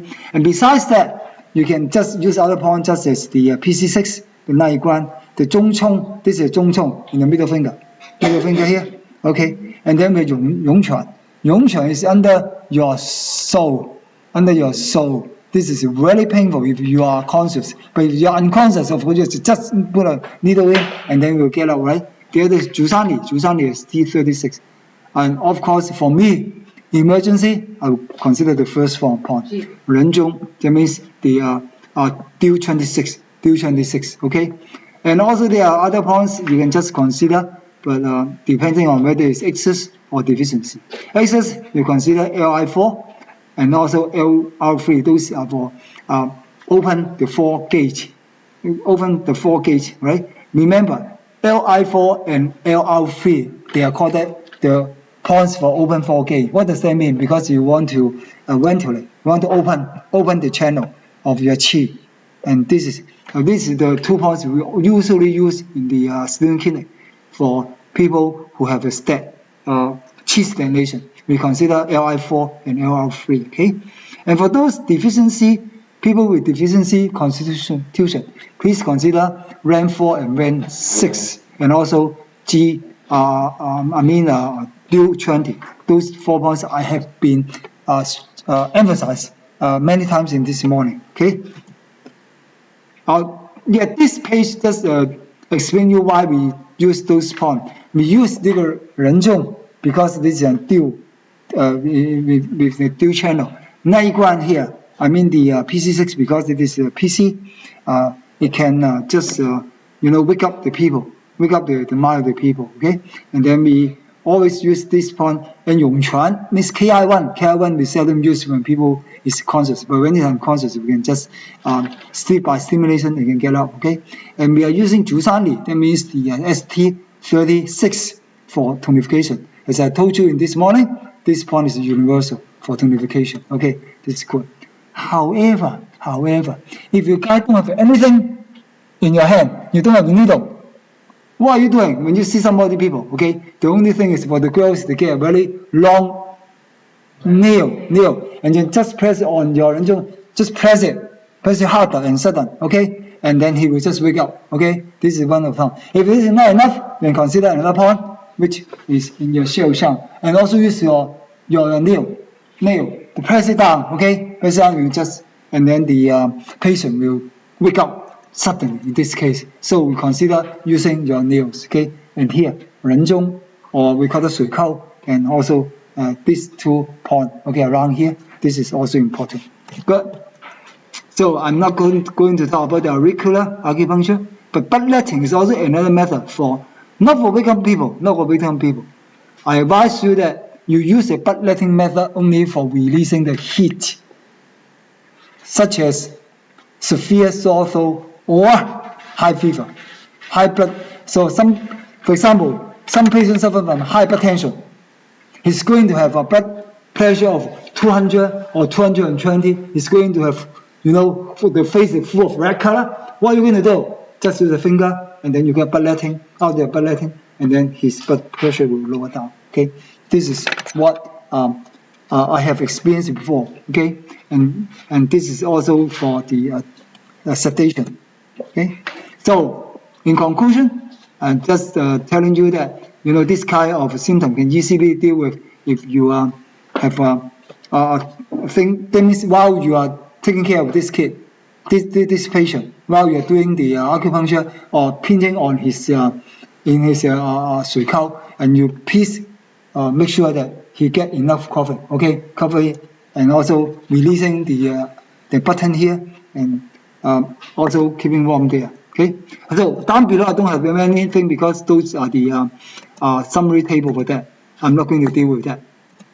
Yeah, question. What's the name of those points here that you're... Oh yes, 肖阳, 肖像 is 肖像, 肖像 sorry, 肖像 SHAO, and then SHANT, 肖像.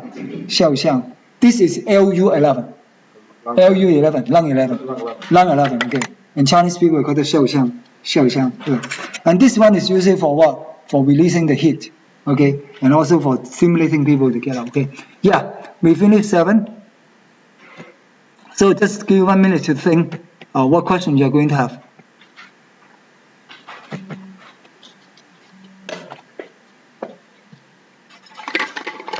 No? Okay, we finished. How about we move to age? Okay. Move to age before we take a break. Okay. So number 8 here we are talking about 违禁. 违禁. Again, the name 违 here is also appear in many Chinese medicine classes, Chinese medicine classes, just like Yellow Emperor's internal medicine. 违, this name means constraint, okay, atrophy. What does that mean? That means the muscle getting, smaller and smaller. Yeah, there is a kind of dystrophy or atrophy. In this case, you can see from this picture. Can you see? Yeah, in his lower limb, always appear in his lower limb. And I can assure that when I was in Hong Kong, and this kind of symptoms is much more popular. And yeah, previously it happened in the aged people, but now even the young people, they not once they burn, but I found a patient who got about 20 years old. They suddenly got this kind of symptom, and the whole part of the body get the muscle contraction, leaving the head. So he had to sit on the wheelchair and push it by his mom. Okay, but his life will not be long. She lived about 10 years, and then she died before 30 years old.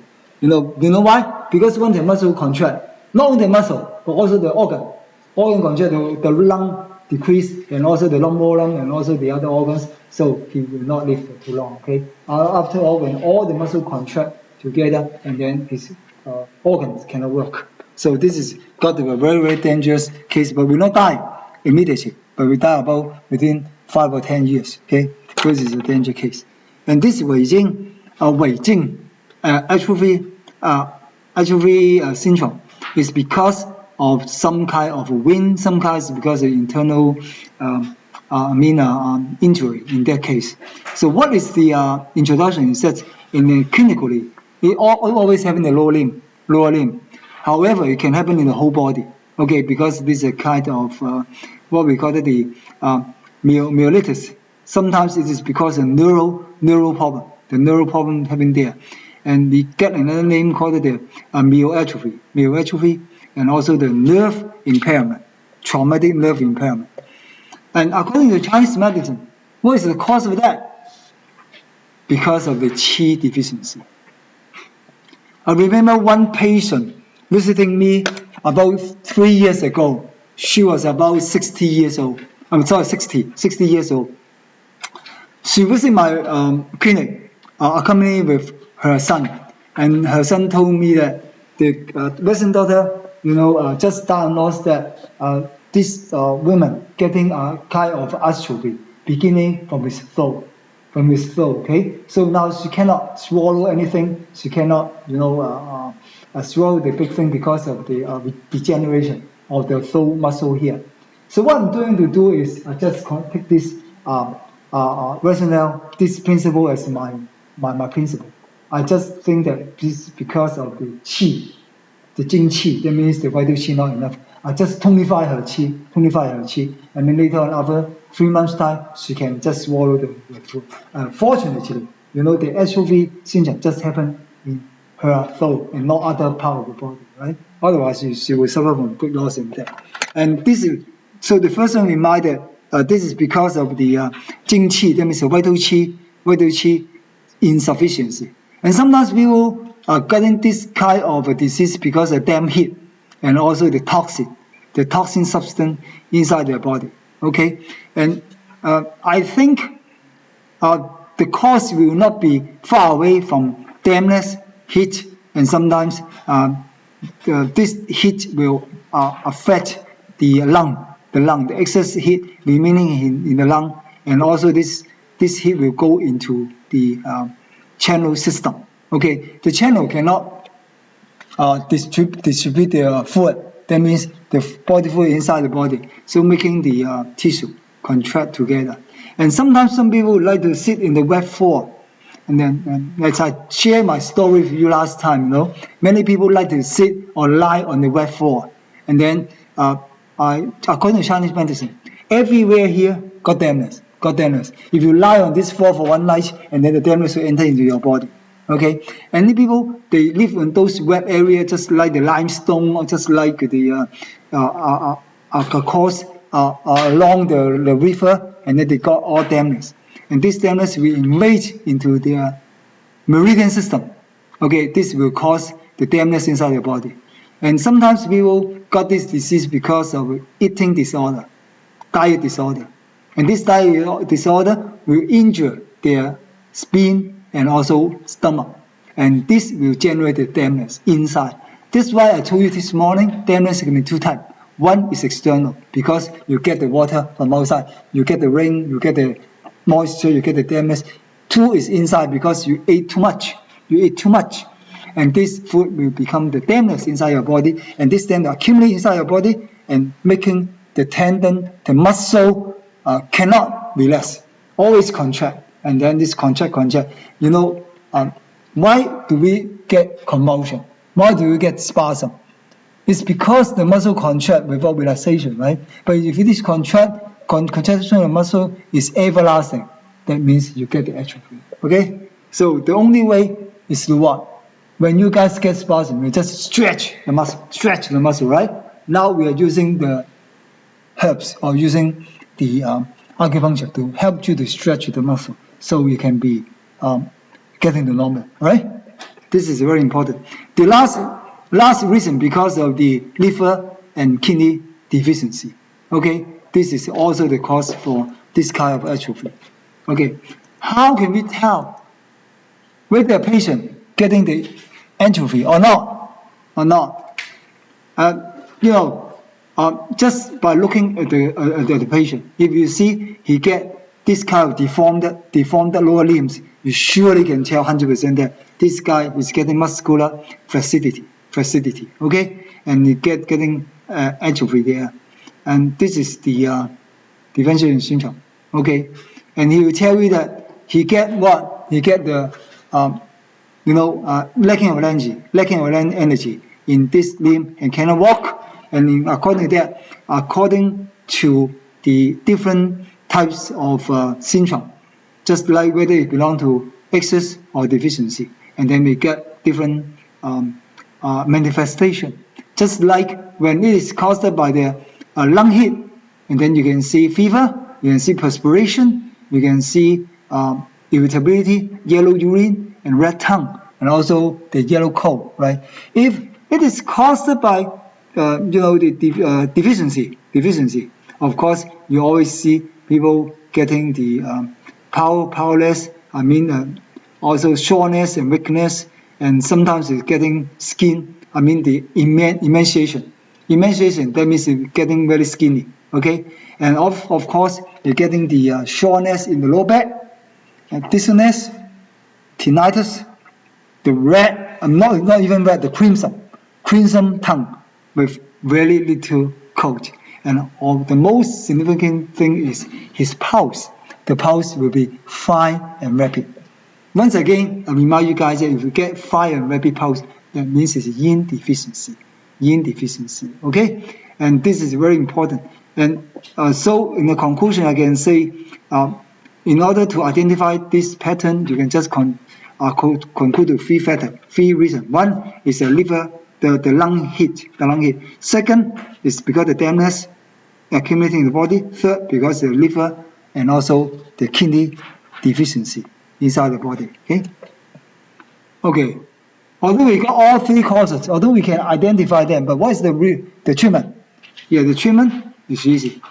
How can you treat the patient who get the deficiency in the upper limb? Okay, in the upper limb here, of course, you have to move. First of all, we have to follow the proper acupuncture point.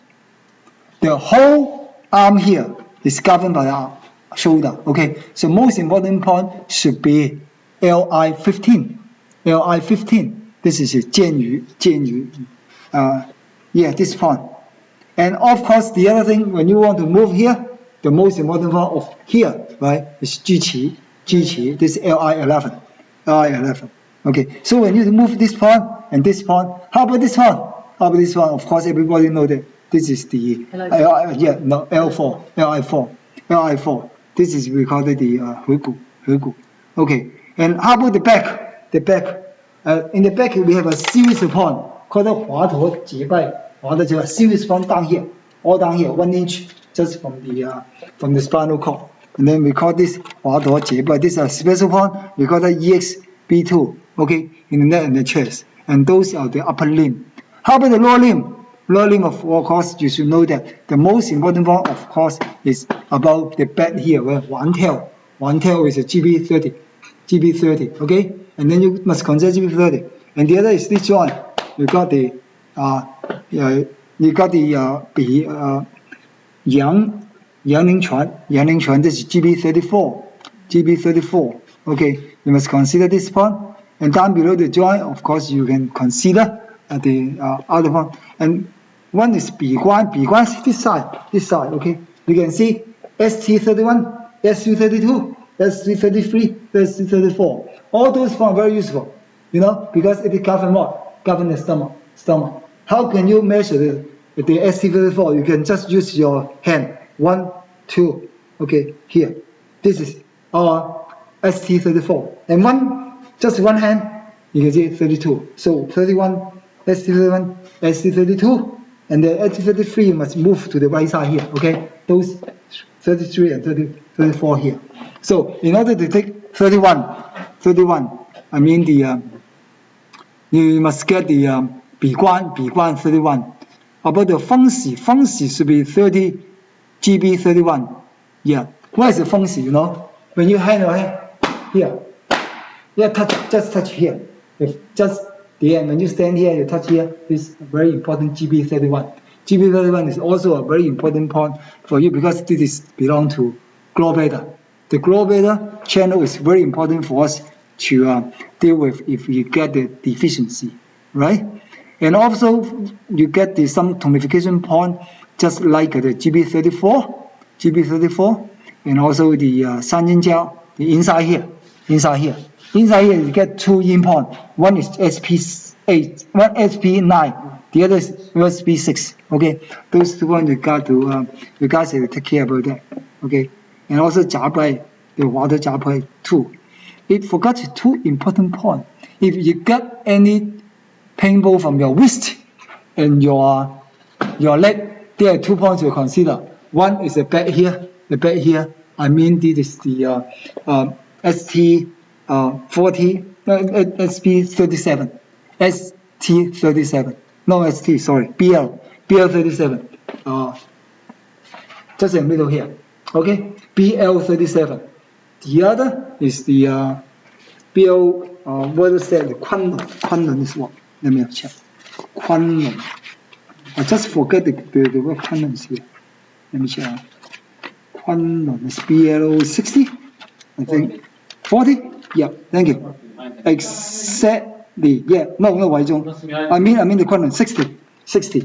Whenever we get pain in the back, lower back, and also leg, we consider the 60, BL60, and also, as I mentioned before, the BL37. 37 and 60 are the main point for dealing any pain in your leg. But here, we consider about atrophy. That means we are going to tonify rather than sedate. So we consider those tonifying points just as the 三阴交, that means the SP6, and also 足三里, ST36, and GB34, those are the points, okay? And here, besides those points, you have to tonify different organs according to their, the etiology. Just like when you get the lung heat, you consider the lung. Okay, this is the 七角 is at the middle here. Here is LU5, and the best shoe of the lung, of course, everybody knows is BL13. Okay, those are the things. And also consider if you have spleen and stomach deficiency. Of course, we consider the BL20 and BL21. Those are the best shoe point for the spleen and also for the stomach. Okay, and of course, And you just consider this one, okay? I'm not going to talk about that. Oh, here's this line mention why we took those points. According to the Wang Di Nai Jing, that means the Yellow Emperor of Yellow Emperor's internal medicine, and there are two books. One book called the Su Wen, the other called the Ling Su. And the Su Wen, according to the Su Wen, it mentioned about that if in case we get any atrophy, and then we will take the Yang Ming point, and here. So we are all taking the Yang Ming channel in our leg and also in our hand. Okay, those are the theory according to the very famous Chinese medicine classic. Okay, and other treatment. Yeah, although sorry, I forgot to bring my thermal needle today. You know, we use thermal needle too. You know why? For those people who get some, what can I say, lacking of color, like here, right? We call this a vertical, or what do we call those? We call those albino. Yeah, albino. Some people get albino here, and then you come to our clinic, and then we gave them the Chinese herbs, and gave them the acupuncture, and the other hand we use the thermal needle just to strike on this area. Okay, for example, you get the lacking of color, the white color here. This is a color of albino, and then we use the thermal needle. We strike here until all get red here. Okay, why? Because we want to stimulate the cell around here, so that it will become the same cell here, right? So we can grow the new cell. So here is we use the thermal needle. Here in this slide, you also concerned about if some people had in the very early stage of the atrophy, we can just use the thermal needle to just strike on those, to tap on those areas in order to stimulate the cell to grow again, right? And if people get the bow hair, just starting from a little bit scar, and then I also advise use the thermal needle to tap it. Besides, you're using some ginger with alcohol, just rush it and then stimulate the growing of hair. Right? This is also other methods besides using the normal acupuncture and also the Chinese herb to do that, right? But it helps. It's a kind of external. And garlic. Right? With the garlic. Yeah, the garlic. Yeah, true. Garlic is always, but I think ginger is better than garlic. Ginger is better than garlic. Okay, and also concerned about electroacupuncture, you can use it. But for me, if you use the electroacupuncture, be careful that you don't cross your heart. Okay, the two poles don't cross your heart, otherwise you cause problem to the patient. Okay, don't do that. Okay, conclusion. If you can use the acupuncture and then help the people who getting the atrophy to get recover. However, I can tell you, little chance for him to getting well. But just we are giving them treatment because you don't want the situation getting too worse or not getting. We are not going to intensify the situation. This is what we can do. But in no case, I can just recover from the atrophy, the skinny leg into the normal one. No, I can't do it. Sorry. Okay. So about the Chinese medicine. When using the Chinese medicine, we also consider that it's a kind of invasion of the heat. This we call it the invasion of heat inside the body and causing the flaccidity of the body. Okay, this is also a kind of weakness, flaccidity of the limbs, and this is because what? Because of a deficiency. What deficiency? Qi and Ba deficiency, and also we call it because the damp heat staying inside the body, and also because of the spleen and stomach deficiency. All those things will cause a patient lack of qi and blood and become emaciated, become skinny from day to day. Okay, as I mentioned before, it's very difficult to get things back to its original state. We just stop it, become more worse. Okay, and how can we distinguish this from the apoplexy? That means people suddenly got this kind of facility, and how can we identify the difference between the facility and also stroke. And the thing is, here you mentioned that people suffering from stroke will get the what? Get the deviated face and also numbness, numbness of the muscle and limb, and also the face paralyzed. And those are not the symptoms we seen in this kind of facility. Okay, the only the thing that if some people suddenly get powerless and a lot of energy, and there's blurred speech, and also the case will be long term, and then you can consider it to be the facility or rather than the stroke. Okay, and you can see some people will have both symptoms together, means they get stroke and also get this kind of atrophy together, and this is too bad. Okay, why? Because he will suffer from another symptom which is called the BI, which we will deal with later. Okay. And how about the treatment? Same as I mentioned before, according to the Yellow Emperor's internal medicine, we treat it the Yang-Ming channel. Okay, and then this is very important for us to get rid of the fire, get rid of the dampness, and also we tonify the body of the patient, and this is the usual method, and then we get the blood fluid. Okay, while we are using the Chinese herb, we consider the sign and symptom. Okay, if this atrophy, the onset of this kind of atrophy is so fast and coming with the high fever, with the weakness in the body, and then we just consider it as the acute situation, and because of the lung hit, and the patient should have some accompanying symptoms, just like as thirsty, dry throat, and scanty urine, or just get some urine retention or constipation, and this is what we call it the excess syndrome. Of course, his tongue condition and pulse condition will also agree with this diagnosis. Like the red tongue and yellow coating, and also they get the pulse, the large pulse with the or the small pulse or the rapid pulse.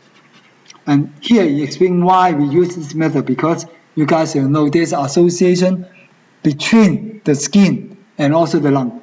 So once you get the cold in the skin, your lung will contract. That's why every time you get cold in the back, shoulder, your lung is the first organ to respond. The lung will contract, coughing, and have no ability to send the water away, right? So this is why if you get any exterior symptom, your lung will be affected. The other thing is lung and urinary bladder, they work together. They work together to produce the urine. So in this case, many metabolism, during the course of water metabolism, the lung get problem. Also, it will hurt about the urinary bladder. So in this case, we get little and scanty the urine. And also the other thing is, you guys know that lung and large intestine, they are also the brothers. And sometimes when lung get hit, the large intestine will also get problem in showing the constipation. Those are because of the heat. That's why we got the red tongue, the yellow coating, the large pulse or small pulse. This is because of the yin food consumption in that case. Okay, what are we going to do? In case of yin deficiency, of course we nervous yin, right? What can be nervous? There's a very famous formula called the 清臭救肺汤. What do you mean 清臭救肺汤? That means it clear the dryness and save the lung. I mention again, clear the dryness and saving the lung. This is 清臭救肺汤. Usually this formula can moist the lung by supplying more fluid to them. Okay. However, if we got a high fever, we got a profuse sweating, of course we get some modification of that. I'm not going to talk about the modification, but just take you as a reference, okay? And here it mentions about why we get the atrophy, because of the heat. Because since the heat will consume all the water away, and then your body will suffer from yin deficiency. The since the yin is deficient, no much water can nourish your organs and muscle, and then your muscle will become contract, and become atrophy. Okay, so here we just mentioned about the relation between the atrophy and also the lung. The lung has much more relation with other organs, as I mentioned before. Okay, so in that case, if you find the lung yin deficiency, we have a very useful formula which is called the 肾脉散, and also there's a 肾复汤. 肾复汤 is going to deal with yang deficiency, while 肾脉散 is going to deal with yin deficiency. I'm not going to talk about that, but you just take it as a reference, okay? And this is one of the prescription, and then you can just refer this one. Crimson. Crimson is a very good herb to lower the temperature, the fever. The people suffer from high temperature, high fever, I will use the crimson, and then this is a good herb to doing that. Okay. Second, about the dampness heat. What is the manifestation of the dampness inside the body? As I mentioned before, when you have dampness, you feel very heavy sensation.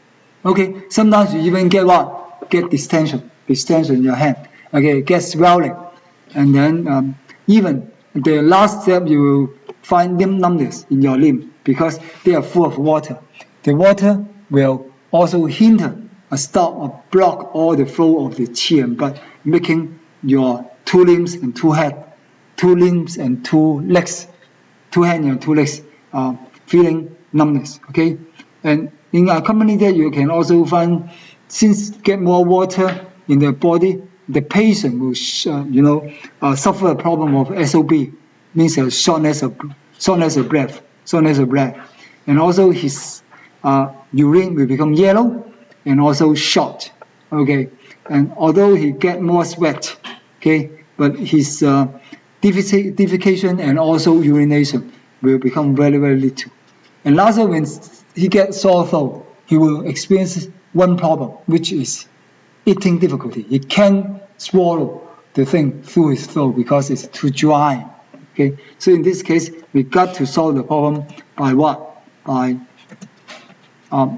clearing heat while we eliminate dampness. Okay, how can we eliminate dampness and disperse heat? There's a formula called the 二妙散. 二妙散 contains two herbs only, just Wangbo and also Changshu. But just with these two, we can solve the problem. So we can see other herbs there. So if you have time, you just go and refer to your, the reference book to see this important formula. Okay, and this is one of the example, Wangbo and also Liu Qi. Okay, I'm not going to talk about that. The third reason is because of the spleen and also the stomach deficiency. Spleen and stomach deficiency, as I told you before, spleen and stomach are important in the body to produce qi and blood. If these two organs undergo hypofunction, that means no much qi and blood can produce. According to Chinese medicine theory, spleen governs limbs, spleen governs muscle. So if a spleen deficiency, your muscle will decrease and contract, and your limbs will also become skinny. So what will be the manifestation? The manifestation is this guy eats a little. When you eat a little, you become hungry first. And after a few days, you become skinny. And after a few days, your face will appear yellow in color. So anybody suffer from spleen deficiency should have a yellow face, or what get a yellow complexion, okay? And then, if accumulating of water inside his spleen, what will be seen? Phlegm. As I told you before, undigested food staying inside your spleen and stomach, it will become water. And this water either become edema or become phlegm, okay? So here, sometimes if you eat little, even you eat little, but still you get the phlegm inside your stomach. This is because of the spleen deficiency and stomach deficiency. How come you got the coarse sound, the coarse voice? The coarse voice because you do not get enough water. Okay, yin deficiency cause ROS. Of course, any deficiency symptom will appear that you get a pale tongue and also the thin tongue cold, and your pulse will be small and also deep. Okay, and also forceless in this case. Okay, this is all analysis why you get all those symptoms if you get the spleen and stomach deficiency. This because of two things: first, qi and blood. If you cannot produce qi and blood in your spleen and stomach, and then you have nothing you can output to the body, so it make you more skinny, and then make you have more friend, and make you more lassitude, and then this is the cause of the atrophy. Okay, and how can we deal with this problem? Anybody sitting here will know that if you get the spleen deficiency, of course we are going to invigilate the spleen, all right? And spleen also linked with the qi, so we are going to tonify the qi. So what I'm going to do is invigilate the spleen and tonify the qi, or you boost up the qi. And then what are we going to do? Yeah, the many famous formula, just like the Four Gentlemen soup, and then the 补中益气汤, and also, but the author here used another formula. We call it the 生灵拔丝产. This is similar to the Four Gentlemen soup, I think, but of course, more things just like sanyao and bendo, those things to invigilate the spleen only. Okay, and here we just give you the example. I'm not going to share. And then the fourth one will be the liver and the kidney deficiency. As I mentioned before, most of the time when you get liver and kidney deficiency, most of them are yin. That means blood. If you do not have enough blood in your liver, what will happen? I mentioned this morning that if you do not have enough blood in your liver, you get three things, right? 1, dizziness. 2, blurred eyesight. 3, you get tinnitus. And those are the symptoms if you got the not enough blood in your liver. And if you got not enough in your kidney, it's also you get what we call the yin deficiency, right? And also your liver will make you have nocturnal emission, that means seminal emission, and sometimes you get incontinency in your urination and also in your visitation. You cannot control your urine, cannot control your stool, right? And then you get thin, and sometimes you have a speech difficulty. Why? Because you get wind, right? Some people, before they get stroke, they cannot smile, they cannot speak because they get speech difficulty, right? In this case. So here you can see some people, when they take out their tongue is always trembling. Okay, this is all also caused by the liver wind. Okay, and the tongue you can see red and little cold, and the pulse will be very deep and deep. Okay, and in the analysis we can say that this is because the contingency and deficiency. When we mention congenital deficiency, we always refer to the kidney. As I mentioned before, because your mom gave you some research in your kidney, and then you use them up, or you does not conserve it, and then your kidney will become weak. Okay, and kidney is important in producing the bone, in producing the cerebral spinal fluid, in producing the cerebral fluid, and then they connect with the brain. So if the kidney is weak, and then you cannot have a very brilliant thinking, and then you cannot concentrate yourself, and then sometimes you will forgetfulness is one of the symptoms. Okay, the other time you get dizziness and also blurred eyesight, or even you get the tinnitus, sometimes because of the kidney yin deficiency. Okay, and some people will contribute to the liver wind, and this is the most important for the woman.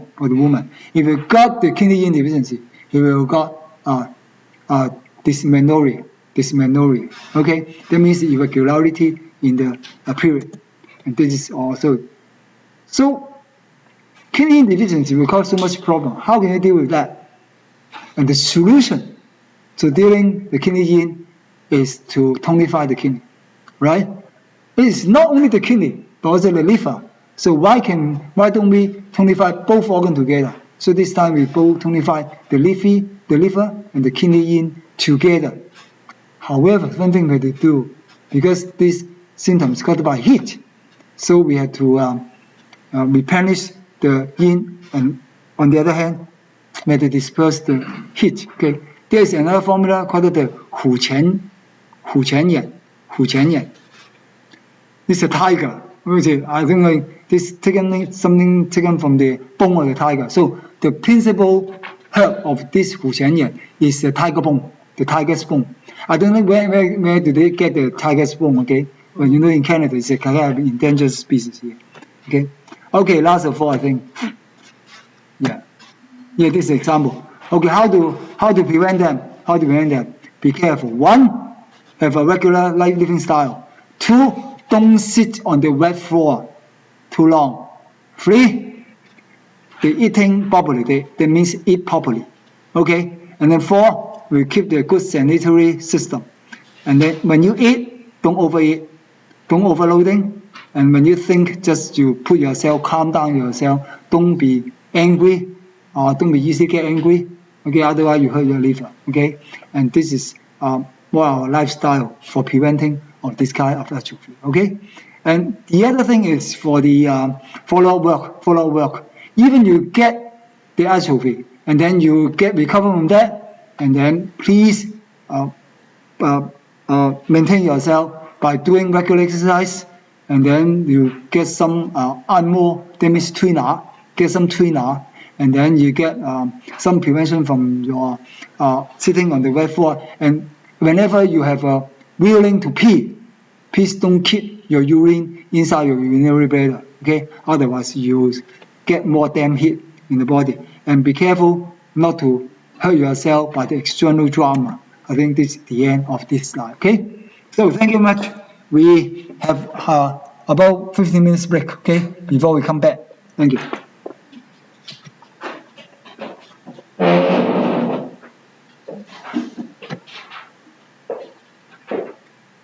You get 3 more to go. Number 8 and number 10 will be long. Yeah. Thank you so much. Yeah, you can. I couldn't find you guys. Yeah, you know this guy is responsible for registration. Oh, okay. Yeah, he's a new student here. Yeah, he's just here.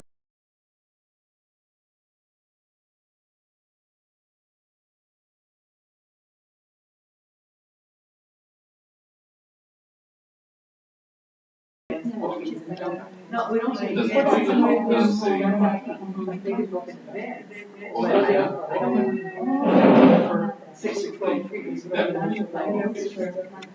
Okay, welcome back. It's 3:45. I hope we can finish everything before 5, so everybody can have a party. So now we are going to deal with the 中风. Usually we call stroke, and also sometimes we call it apoplexy. Okay, and 中风 is a kind of a disease, chiefly manifested as a sudden fall, sudden collapse, and also loss of consciousness. And also after this loss of consciousness, the patient will suffer from a kind of a deviation of mouth, speech difficulty, and hemiplegia. And this is sometimes even we don't have a sudden fall, because sometimes when I was in Hong Kong, I find some old man, they are sleeping. They use it because the weather is hot. They use a fan just to blow on them for one night, and tomorrow morning they get a more latest one, right? This is a little bit a partially stroke for them. So I always advise the people when they're sleeping, don't use the fan blows on their head directly. The fan must be rotated in this way, okay? So here, and this stroke can be found in the Western medicine as CVA. That means cerebral vascular accident. This cerebral vascular accident will include a cerebral infarction, cerebral hemorrhage, and all those things will lead to what we call a stroke, and also death in this case. Okay. What page is it? Page 169. 169. 169. Yeah, 169. Yeah. Yeah, dealing with the etiology of the stroke. And then we know that the immediate cause of stroke, always three things. One is the wind, second is the fire, and the third is the flame. And as I mentioned here, you know, the stagnation, I think, is not the result, in the immediate result. As we did the research in the stroke before, you know, in the onset of the stroke, because of a few things. As I mentioned here, it's wind, fire, and flame. And after 3 months, we find that the fire, the wind will slow down, the fire will go up, and two other things will come up. One is the stagnation, the other is a deficiency. As I mentioned before, many diseases, you know, development from the very early and then the later stage, you should find the deficiency there. Therefore, I want to mention here, it's not only 4 things, but the 5 things here, including the wind, fire, flame, blood stasis, and also the deficiency at the end. And this disease involves about 4 organs: heart, liver, spleen, and heart. So heart, liver, spleen, and kidney. Of course, the most important organ is liver.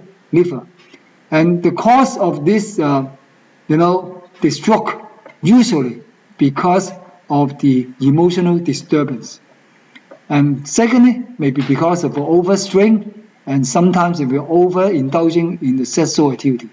And these 3 things, namely emotional disturbance, overstrain, and also indulgence in sexual activity, will lead to the wind and also the yang floating. And this wind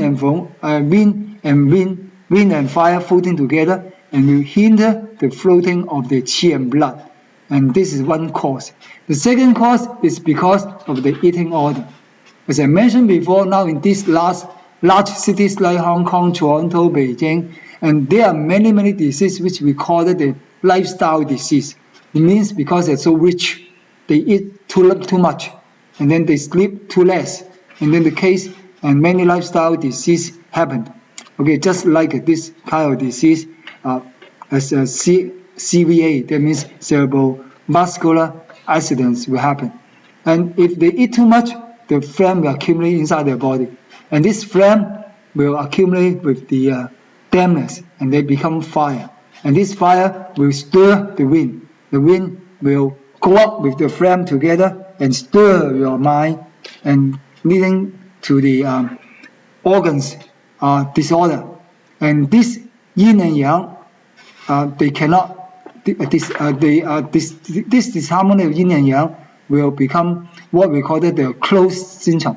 Cold syndrome. Okay. Actually, I can tell you that there are 2 types of syndrome in the stroke. One is closed syndrome. The other is flaccid syndrome. And as I mentioned before, if you this syndrome is caused by the fire, by the flame, and also leading to the disorder of organ, we call this to be closed syndrome. And if in the deficiency case, and then we leading to the separation of yin and yang, and we call it this flaccid syndrome. Of course, when you compare the cause, and I mentioned before, in the onset of the stroke, is usually about the fire, wind, and flame. After 2 or 3 months, we find that two more factors coming. One is the blood stasis, the other is the deficiency, okay, inside the body. Okay, question? Could you go over what you were just saying about the 2 different... Yeah, there are 2 types of syndrome in the stroke. One is called the closed syndrome. Closed, C-L-O-S. Yeah, can I find it here? Because I'm just based on my knowledge in that case. You're saying closed? Yeah, closed. Okay. C-L-O-S-E-D, closed. Yeah. Can I see? The other is we call it the flaccid syndrome. Flaccid, F-L-A-C-C-E-D. Flaccid syndrome. Yeah, because when I was teaching the internal medicine class, I always use this term, but now I cannot find it here. I'm sorry for that. It says tense pattern. Yeah. In the last line 4, it says a flaccid pattern. Okay, you're welcome. And the other thing we call it what? Wind and pen disturb here, leading to chi and blood, which means you're right. So we call those two types. Sorry for that. Yeah, no problem. No? No, I mean, did you record? Yeah, we call that, yeah. No problem. Okay, yeah. How can we tell whether a patient suffer from, the stroke? Easy, because you just see the three symptoms. One, whether he get the hemiplegia. Hemiplegia, that means half of body get paralyzed. In this way, we always get paralyzed. The other thing, whether it's get a deviated mouth or deviated face. And then in this case, the mouth will deviate to a side. And second, about the speech, whether he can speak or not, because once you get the stroke, his tongue gets stuff, cannot talk. So it becomes difficulty in speech, okay? And those are three, we call it the chief symptom. And other associated symptoms, just like, you get the numbness in the body, got also the dizziness, and also blurred eyesight, and this is also shown in his tongue and pulse condition. The tongue condition, of course, you see the white, wheezy, and also the pulse will be a little bit, wiry and also slippery. And there are several causes according to the Chinese medicine. One is the overactivity of the liver yang. In this case, since it's yang, so everything appears to be excess, just like the red eye, the red face, and dizzying, irritability, and also bitter mouth, bitter taste in the mouth, constipation, yellow urine, and also forceful pulse. All those we call it the excess syndrome. And for those deficiency symptoms, of course, the deficiency is found in the qi and also blood. Qi deficiency and leading to blood stasis. In this case, the patient also experienced something like a paralysis in the limbs, numbness in the limbs, and also this time they get the distension in the leg and the feet and their feet. Sometimes they got edema, and their face is a pale profession, and they are really shortness of breath, and their tongue get a little bit purple in color and white. However, their pulse is fine and also choppy. When it's a choppy pulse and also fine pulse, that means there is stagnation there. Okay. And actually, there are two types of syndrome in this stroke, according to the Chinese medicine classic. That means long time ago, about 2,000 years ago, and the Chinese medicine classic have the record of these two kinds of syndrome. One we call it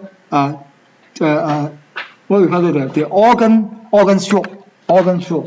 In Chinese is 中叫 organ stroke. The other we call the channel stroke. Okay, the first type we call the organ stroke. That means the stroke happened in the organs. And Chinese people call organ the 脏腑, Z-A-N-G-F-U, 脏腑. 脏 means 5 organs. 腑 means 6 bowels. Okay, if people suffer from this kind of oral stroke, organ stroke, they will have the sudden loss of consciousness, and then they got the same symptom as the speech difficulty. And this kind is sometimes we refer to they say the tense pattern, I say the closer pattern, okay? And I'm so sorry because I found it. Mine is the closer type, the other is called the flaccid type. But in your textbook, you got a tense type. Okay. And this also a flaccid pattern, okay? Every time I close, actually it means the tense one, okay? I'm sorry that, okay, the tense pattern may be accompanied by locked jaw, and then the fist will hold together with a red face, and when this patient speak, and then the coarse breathing, and they got a lot of phlegm in their throat, and also they will got blockage. That means urinary blockage, and also sometimes the defecation blockage at that time because of this term closed.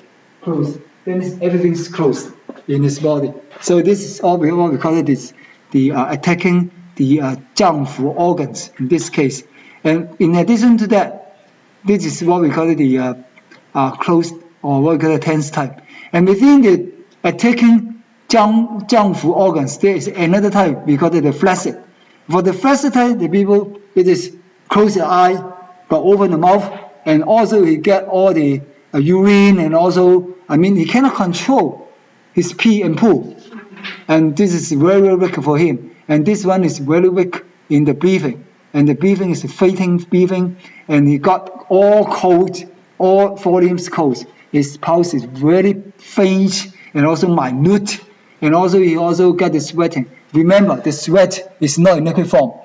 The sweat is all grease, just like the oil. It's very dangerous for people if we sweat the oil. You know why? Because it just consumes all his water. The sweat usually contains 90% of water, while the others are uric acid or urea, ammonia, others. But in case the patients just excrete all the water, the second thing he sweats is the oil, because the oil is subcutaneous fat. So if you see somebody, the sweat with the oil, and then this is a danger case, okay? He also got the chest right here. His pulse is very weak or big, but without any strength. And we call this one to be the folding of genus yang. What do you mean? That means his yang qi just escaped outside and is going to die. Okay? So if you ask me which symptom is more dangerous, but the tense, the flaccid one is more dangerous than the tense one, because the pulse, also the situation that he cannot control his pee and poo, and then he got all the freezing cold in his limb, and the pulse is really weak, and this is a danger case. Okay, so if you choose, if there's a choice, of course your choice will be tense more than the flaccid one. Okay, how to treat with these guys with this kind of stroke? Of course, the same as the people getting the the B syndrome. For the upper limb, you also get this one, LI15, Jianyu, and this one. So we are treating the people not immediately after we get the stroke. Usually, we get the stroke 2 or 3 days, so we can get the problem of the hemiplegia. Hemiplegia, of course, like what we have last time on about the V syndrome, that means atrophy. Here, of course, for this joint, we get LI15. For this joint, we get LI11. Okay, for this joint, of course, we get the LI4, right? So all of them. But one more. This is Y1 here. Okay, this one you just measure 2 inch here. This is Y1 here. This is FJ7. Some people call T7. And this is also a joint for controlling the people, the body. And one more, what we call the LI10. You know how to measure LI10? This LI11, right? You just use 3 fingers position, and down here is LI10. LI10 we call the Sozani. Sozani is the brother of ST36. You guys know ST36, right? Yeah. 36 refers to the foot. So we get the Zhuzani, that means the foot, 3 miles. While here this point, we got the Sozani, this hand, 3 miles. So both of them, they are brothers. So in order to tonify the stomach, we can here and here together. Okay? So LI10 and ST36, they are brothers to each other. Okay? And this is the upper limb. And how about the lower limb? The lower limb, as I mentioned, this time they got the one tail. That means GB30. How to get GB30? Okay, this is the high bone here, right? You just press down here. You see here? Press down here, you get here. This is one tail. It's GB36. When you press here, you get a feeling of a little bit paralyzed here, right? This is one tail, GB30. And GB30 is important for you because they have a joint, a hip joint here, just above after the hip joint. And then of course the second is your knee. How do you move your knee? This is important, GB34, GB34 here. We call that Yanling Chuan. And then down here, everybody knows this is a universal tonification point, ST36. How can you move your heel, the whole foot? This is a very important point here. We got the Gai Xi, Jie Xi. This is ST41. Just this point when you put your shoelace, okay? And your shoelace, you tie your shoelace. This is the joint between your leg and also your foot. And the other point is a 60, PL60, Kunlun. Where is it? Just behind our ankle here. So you can see this is not wonderful for you to find all those points. Once you can find the joints, you can just know it. So if people ask you, if I get stroke, how can I put a needle in? You can just say, what is a joint? Okay, this is a joint, this is a joint, this is a joint, this is a joint, all the joint. Okay, you just put a needle in, and then you can just stretch the collateral, and then activate the blood, and then you can move the chi there. Okay, and in addition, we also ask you to get something like TD4 阳池, and also 后溪. What is 后溪here? 后溪 is the SI3. Okay, for lower limbs you can also get the 32, ST32. As I mentioned before, how can you get 32? Okay, you just measure from your knee. Okay, one hand, two hand. Okay, this is 31, this is 32. Just 32 is it. Okay, this one you pass it. This is 32. We got a 浮土. Okay, this is ST32. So S31, 32 in this case. And of course, the other thing is GB39. Is I mentioned before, GB39 we got a 旋重. 旋重 is actually the point where we got the blood. We got the blood. The blood concentrate in this point as a conference point. A conference point for the blood here. Okay, 旋重. And then the yin si always here. And when you 31, okay, I'll just say it again. Okay, this is 31, 32, and then 33 here, and then 34 here. Okay, 1, 2, 3, 4. That is point. So you got 33. It's easy. This is yin si. Okay. Again, it's not in the four limbs. It's even in your face. We get a deviated face. What can I do? Yeah, my experience is you get several points. One is a face. Okay, deviate the other side. First of all, you can just needle the infected face. But after the infected face, you can press on both sides. Both sides is easy, right? So consider the affected area. Okay, if you get deviated mouth, of course the thing is this one. How can I count? This is ST1, ST2, and then ST4, ST6, okay, ST8. So what we're going to do is to do on ST2 here, ST2. That means this is the Siba. And then the mouth here, Dichang, this is ST4, ST6. Of course, one thing you must not forget is here. Here, we got the due 26, okay? And here, Xinjiang is ran. Okay, is it ran 20, is it ran 24? Ran 23, and then ran 24 here, right? So this part. So if you get deviated face of 1, 2, 3, 4, 5, all those parts, you just needle, and then the face will get normal. Okay, after the needle there. So those are the points. And how about the textbook? The textbook included the ST4, ST6, and then also the the RAN 24. Okay, it doesn't include the due 26 here, but that's okay. Okay, and also we mentioned about the hand here, 合谷, that means in LI4, and also it include the Taichung, that means the liver free. Liver free, I have no idea why we get liver free. But if the liver wind arises from the liver, and LR free will be reasonable in that case. Okay, and about talking, when people get difficult in speech, what can we do? Of course, we're dealing with the tongue. Nobody put the needle in the tongue, right? But one thing is here, use the finger here.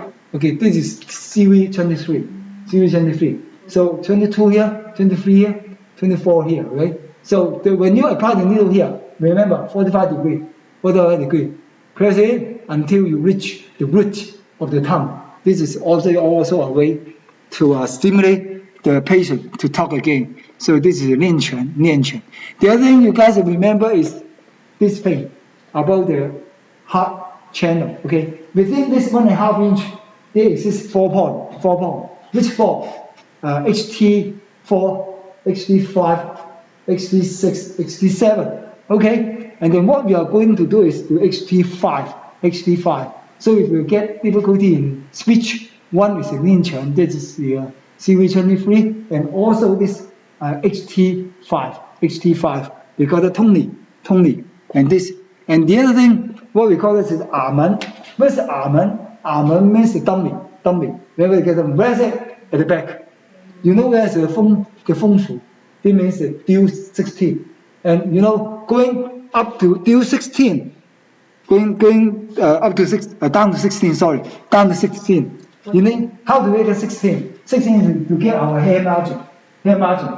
Above 1 inch is the hair margin, okay? This is the due 16. Then what is it? Where is it? 15. 15 is half inch. Use your finger. Here is half inch. Here is 1 inch, okay? So use your finger here, do your margin, and then here, and the hair margin, and got the almond in the middle, okay? So anytime you have a patient who suffers from speech difficulty, remember, 1, Nianquan, this is CV23, okay? And then 2, you got this HT5, which, we got it the Tony. And the third is the almond. Almond means the dummy, and then we get just half inch above your margin, hair margin in the middle. This is also the due 15, okay? So, no, 16 is the feng fu, but I'm concerned about 15. That means half inch, not 1 inch, just half inch from the margin, from the hair margin here. Okay, you just put the hair here, and then here the margin, right? Half inch. I'm talking about 15, not 16. Almond, that means the dummy door. Okay, yeah, due 15, not 16. Okay, for those by the wing frame, we just consider the other thing is the feng long. That means the ST14, and the feng qi, this is GB20. Yeah, feng qi is a very useful way for you to use GB20. You just put the needle at this side, okay? But remember, when we put this side, it's not directly. We just point to the eye. Left point to the right eye, right point to the left eye. Okay, this is crossing this thing. This is what we call the feng qi. Usually, when people get exterior syndrome, when we get the stroke, we always make use of these 2 points, the feng qi, to needle. Okay, needle. Okay, this is the wind. We got the wind, and then the pattern of hyperactivity of liver yang. Of course, as I mentioned before, you must make use of the LR2 and LR3. But LR3 will be more important in this case. Okay, if you do not have qi and blood, of course, qi hai and also sanjiao. Of course, qi hai is not enough. It's just including guanyuan. Qi hai is the ran 6. Of course, you must include the ran 4, so that you can get the enough qi there. Okay. Yeah, this. Okay, 中丈夫. Okay, we got it. This the pattern. We got it. The tense.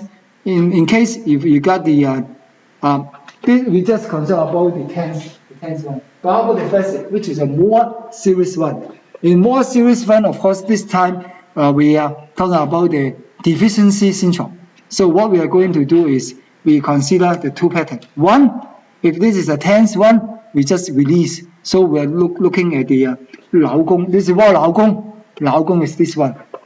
This here. This is PC. Yeah, PCH. This one. You know PC7 here? Okay, PC6 here. And then here we got the PCH here, 劳宫. And this is very painful. Okay, but this one is for releasing. I mean for sedation, not for tonification. With this one. Actually, we get 2 points in our palm. One here is 劳宫, and here we got self. Both belong to the heart. This belongs to the PC. And both of them are going to sedate, okay, rather than tonify. Okay, so as I mentioned before, the cancer pattern is because of the excess. So we're going to release the heat. So besides the 劳宫, I mean in PCA, we got the 人中 here. I mean the RAN 26. There's one point you guys haven't seen before. 12 Jing well point. What does that mean? 12 Jing well point. Oh, the tip. Okay, the tip, lung 11. This tip, we got the LI1, and here we got the 中关. I mean the 中冲, here is the PC, the tip of PC, and here 关冲, all those 12, and then we can make use of them in order to release the heat out, right? So this is a very special point, a 12 point. The 12 a tip point, either on the fingertip or in the tongue, on the toe tips. All of them can release the heat. What is the name of the point? The point? What is the name of the point? This is the name. This is one. You get the 关冲. You want the label for that? The label? Yeah. The label. Just a moment. I think it's just no. We got all the first point for that. Yeah. You are mentioned about the PC, right? Should be PC 9. PC 9. Okay, mention again. Lung 11. Here we got the LI1, and then we got the PC9. PC9. And then here we got also another point for the SJ1. I think SJ1 here. Yeah, SJ1 here. SJ1. The last one here.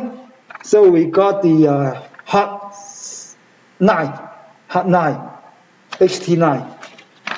Okay, HT9. Yeah, 小冲 HT9. So you get all the fingers here. All the fingers, okay? Lung 11, and LTI, LT1, LT9, LT1. You get the the PC9, and then we got the SJ1, and then you got the last one we got here is the hot 9, yeah. We got all this what we call it the 12. Also on the toe, you got all the Daidun, you know, the LV, LR1, and also KD1, and also you got the other just like ST45, you get the BL67, and you also got the spin one, and also got the little one, spin one, and the spin 45, and the BL67, and there's GB44. All those points are called the gene point. Okay, you just stimulate those points, and then you get the heat problem. Why they call 12 and they're more than 12? Yeah, more than 12. That means you get 12. You got 12 meridian system. Oh, okay, so it's covered. Yeah, 6 and 6, right? So to not be more than 12. So you just must believe in that, right? We are not talking about it. Okay, how about the other thing we call the flaccid pattern? Flaccid pattern is because of deficiency. So we are going to tonify the body, okay? Even you get a lot of jaws. And then how can we solve the problem? Of course, we just put a needle in the 闸切. That means here we got the ST 6 闸切, 少关 7, 7, okay, 6 and 7 here. And then we got speech, and then we got the 哑门, and also the 练拳. That means the RAN 23, and also we got the DIL 15. All those are the points we are going to do, okay?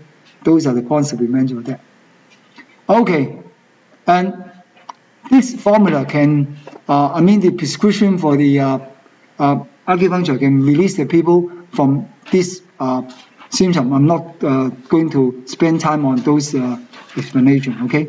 And other treatment, so you can just use the scalp acupuncture, and also to show the problem, because the scalp acupuncture is best for those people who suffer from headache.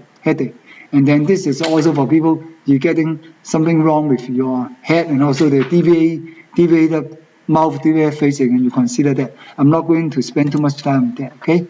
And also electroacupuncture, it works, but when you're using it, be careful not to cross your heart, okay? And this is a conclusion for that. And conclusion meaning that when you are suffering from any stroke, the sooner, the better when you are treating it, okay? And usually within the golden 3 months, you can just recover. After the 3 months, you can't treat it. I'm so sorry that you can never get recovered from that. So 3 months is a golden time for that, okay? And also there's a prevention for this kind of stroke, okay? For example, some people getting, speaking speech difficulty, or some people getting, walking in a tail position, and then you should be careful about this one. And I experienced one time when a patient you just fall down, and then you get up, and nobody thinks not everybody thinks it's all right. But whenever when he went home, he died that night. Okay, somebody don't overlook the omen or any problem leading to the stroke, and then this will be leading to a fatal stage. Okay, about the prescription. When we have this kind of stroke, what we are going to do is we're trying to use some Chinese herbs, and the formula here is called the 千金散. We make use of all the animals, just like which kind of animal? We have a scorpion, we have a silver, we have the millipede, and all those things that can have a function of the calming the wind. Okay, so I'm not talking about the modification for that. And the other formula for treating the hyperactivity of liver yang is called the 天麻扣藤饮. And 天麻扣藤饮, as we used before, for those people who suffer from the hyperactivity of liver yang and causing the insomnia and causing the other problem, we're also using the same thing. So you guys now have an idea that one formula can be used in different situations because of the same cause in the organ. So remember, Chinese medicine is going to look into the organs, not into the sickness. Okay, so we have the same formula if they happen in the same problem, in the same organ. Okay, and this is because the phlegm, and if the stroke caused by phlegm or the phlegm heat, we are going to use another formula which is called the 瓜蒌情气汤. 瓜蒌情气汤. Gua lau is one of the herbs to resolve the phlegm. So if you have time, you can just consider that. Okay. And the other reason, because of the blood deficiency and also qi deficiency. And blood deficiency, of course, is leading to blood stagnation. And the formula we are going to use is called 补阳海五汤. 补阳海五汤. This is also important in boosting the qi and also moving the blood and also regulating the blood inside the body. And for the qi and blood deficiency, I think you guys have seen this form for the third time today, which is called the 桂皮汤. You remember you have this formula when you have insomnia, when you have the atrophy and others. You can use the same formula. Okay, you just remember the name 桂皮汤. It's good for people suffer from insomnia because of the spleen and also heart deficiency. And here also used for the curing the people suffer from qi and blood deficiency. Okay, and here we got another formula called the 镇肝息风汤. I have used this formula to cure the patient in the student clinic throughout these 2 weeks. These people suffer from PTSD, that means post-trauma, stress disorder, and then it works curing, and I think this is a very good formula. And the other symptom is called the 重脏腑. This is what we call the organ stroke. Okay, the organ stroke is much more serious because in this case you can see bleeding. Sometimes when you measure the people who suffer from organ stroke who have internal bleeding, okay, the people who suffer from internal stroke, no bleeding. So bleeding and having bleeding and no bleeding are different between the organ stroke and also the channel stroke. Okay, for organ stroke, we just use a formula. You guys remember this is called the 羚羊扣藤汤. 羚羊扣藤汤, they're making use of the sheep's horn. Okay, this kind of sheep is very rare in Canada. And also a kind of endangered species. Okay, and for people suffer from phlegm damage, and then we are going to use this formula called the 地田汤. It's going to resolve the phlegm. Okay, last one, I think this is the last one. What do you mean exhaustion of primordial qi? Primordial qi is originally inside your kidney. If you are really exhausted, that means you're going to die. okay, within a few hours. So if some people they suffer from this kind of symptom, and then what we are going to do is we try our best to save him. We are using the人参, that means the ginseng, and also we use two kinds of ginseng. One is a ginseng from China, the other ginseng from Canada, and then to save him. Okay, this is very powerful for that, and then this is one of them to save him from exhaustion. The last time. Okay, this is the end of this topic. Okay, any question? Good. We got about 45 minutes left for the other two.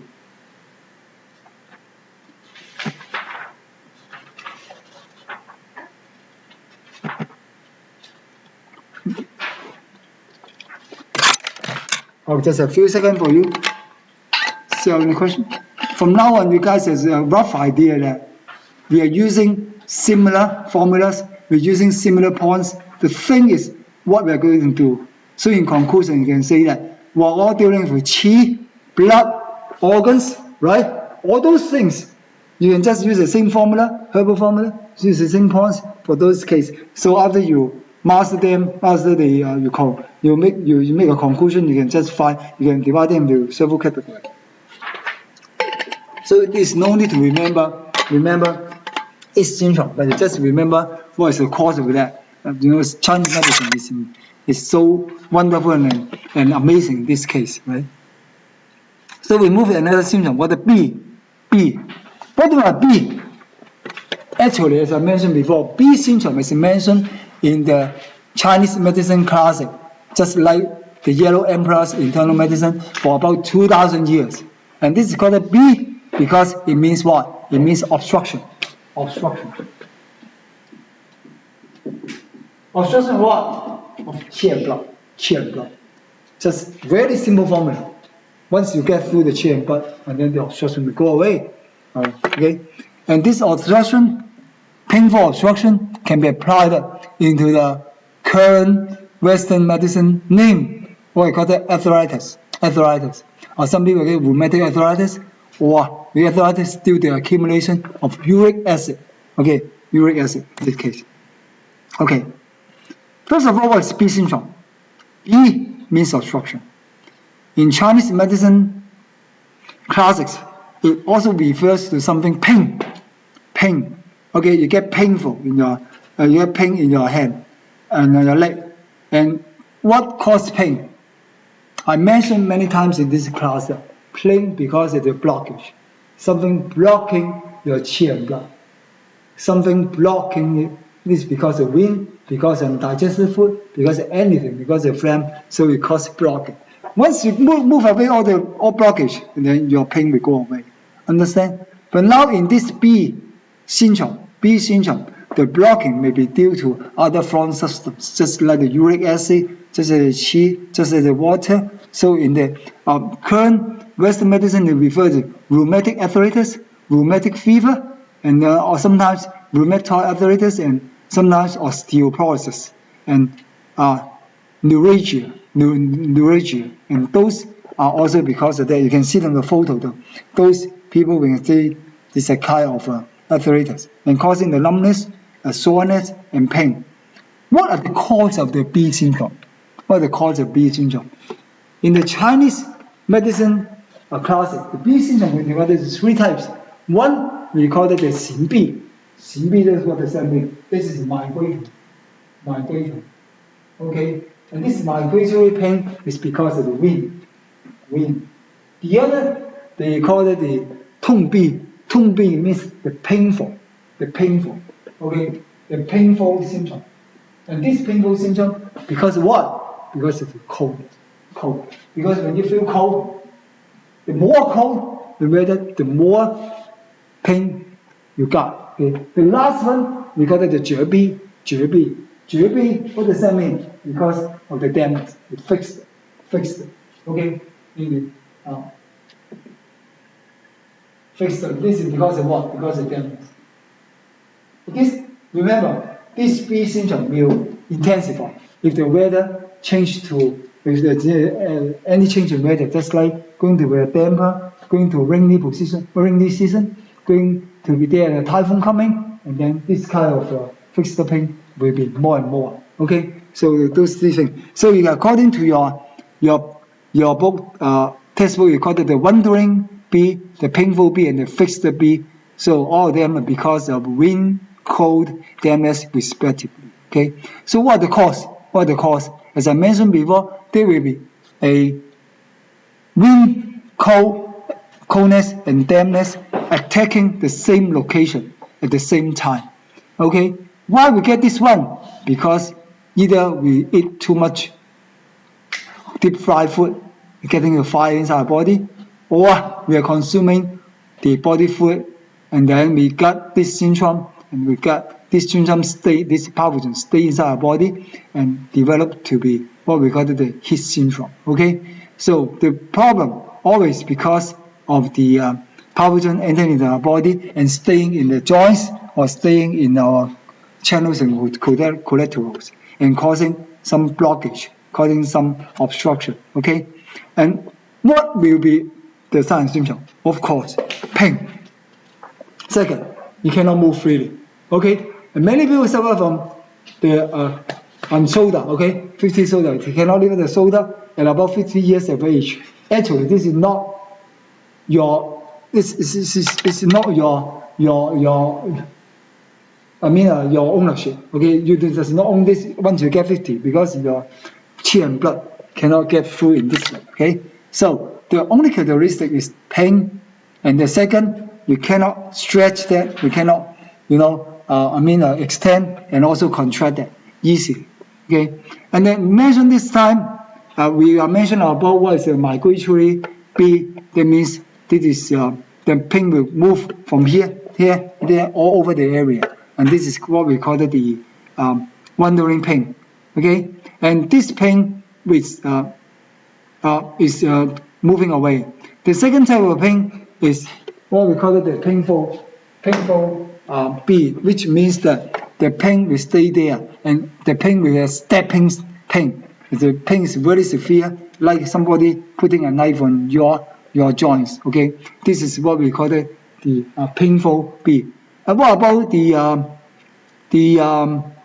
last one, the fixed pain? That is because of dampness attacking the body. Therefore, in the cloudy season, so in the rainy season, and the pain will get intensified. Sometimes when you drink the icy food, like ice cream or icy water, and then it will just intensify, right? Because of dampness. So next time, don't put the ice into the water to drink it. Otherwise, and your B syndrome will increase. Okay. So this is a different type of the reason for that. And also, some people when they get this syndrome, they will come with something, some sign and symptom, just like a fever, aversion to cold, thirsty, restlessness, and also get a yellow and red tongue and yellow coating. Okay. How do we deal with that? Of course, it's easy. Where do you get pain? And then you just apply the needle in it.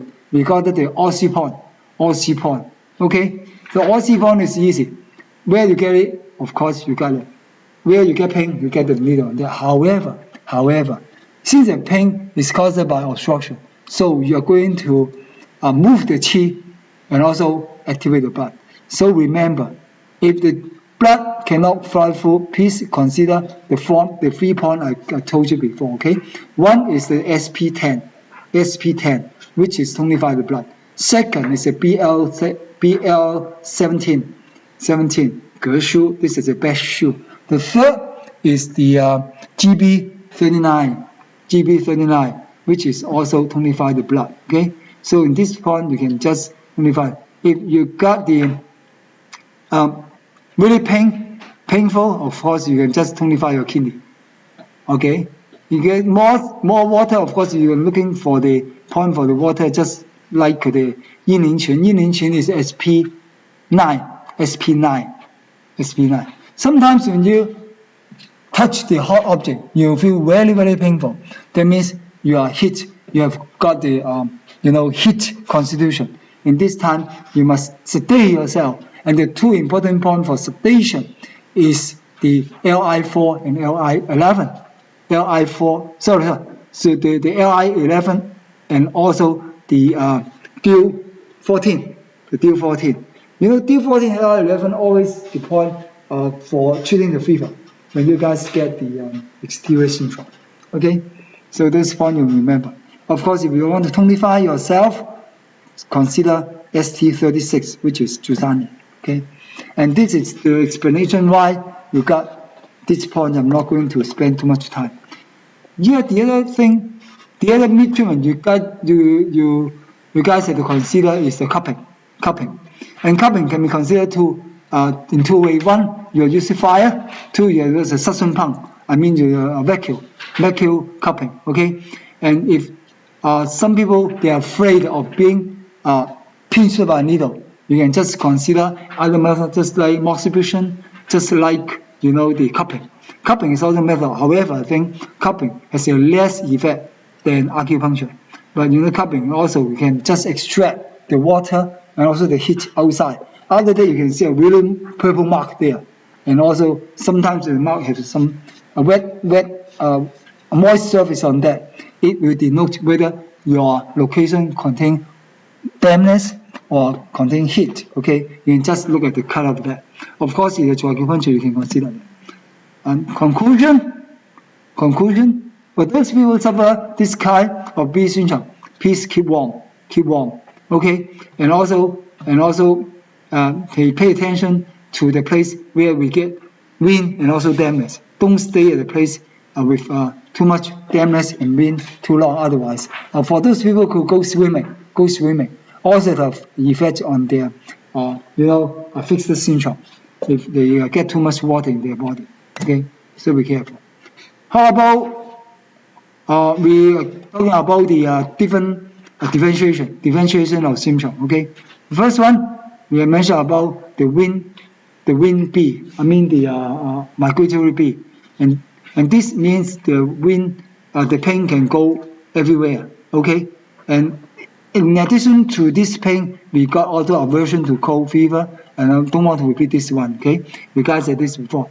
The most important thing is you just look at the pulse condition and the tongue condition. The tongue at this time will not be red, light red or pale, and the coat will be white, and of course the pulse will be floating. Anytime you see a floating pulse, that means the exterior syndrome. Okay, here in this slide, it doesn't mention about the pulse. This is the mistake I got to correct. Okay, the pulse here. It doesn't mention anything about the pulse. Yeah, here. Okay, light red tongue with thin and white coating. You must add floating pulse. Floating pulse at the last line. Floating pulse. Okay. And this explains why why the patient get pain. And just one thing. According to the Chinese medicine classic, wind is divided something in the body which will migrate and which always changing. So when you get wind in the body and then you get the pain just moving, sometimes right, sometimes left, sometimes in the upper limb, sometimes in the lower limb, this is because the wind causing. Okay, in order to soothe your pain, you can just remove the wind, expel the wind, or increase the blood in the body. Okay. What we are going to do is expel wind and dredging the channel. Expel wind and dredging the channel. Okay? And then how can you expel the wind?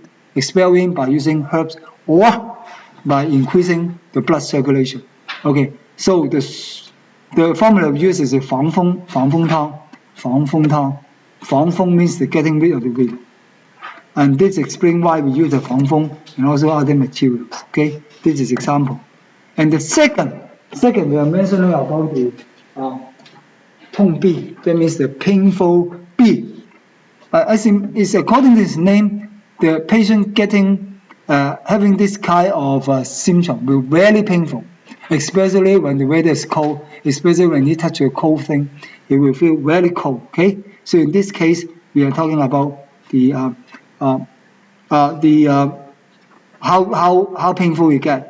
And in addition to that, it got with a stiff angle, cannot extend or cannot contract. And the color, no change.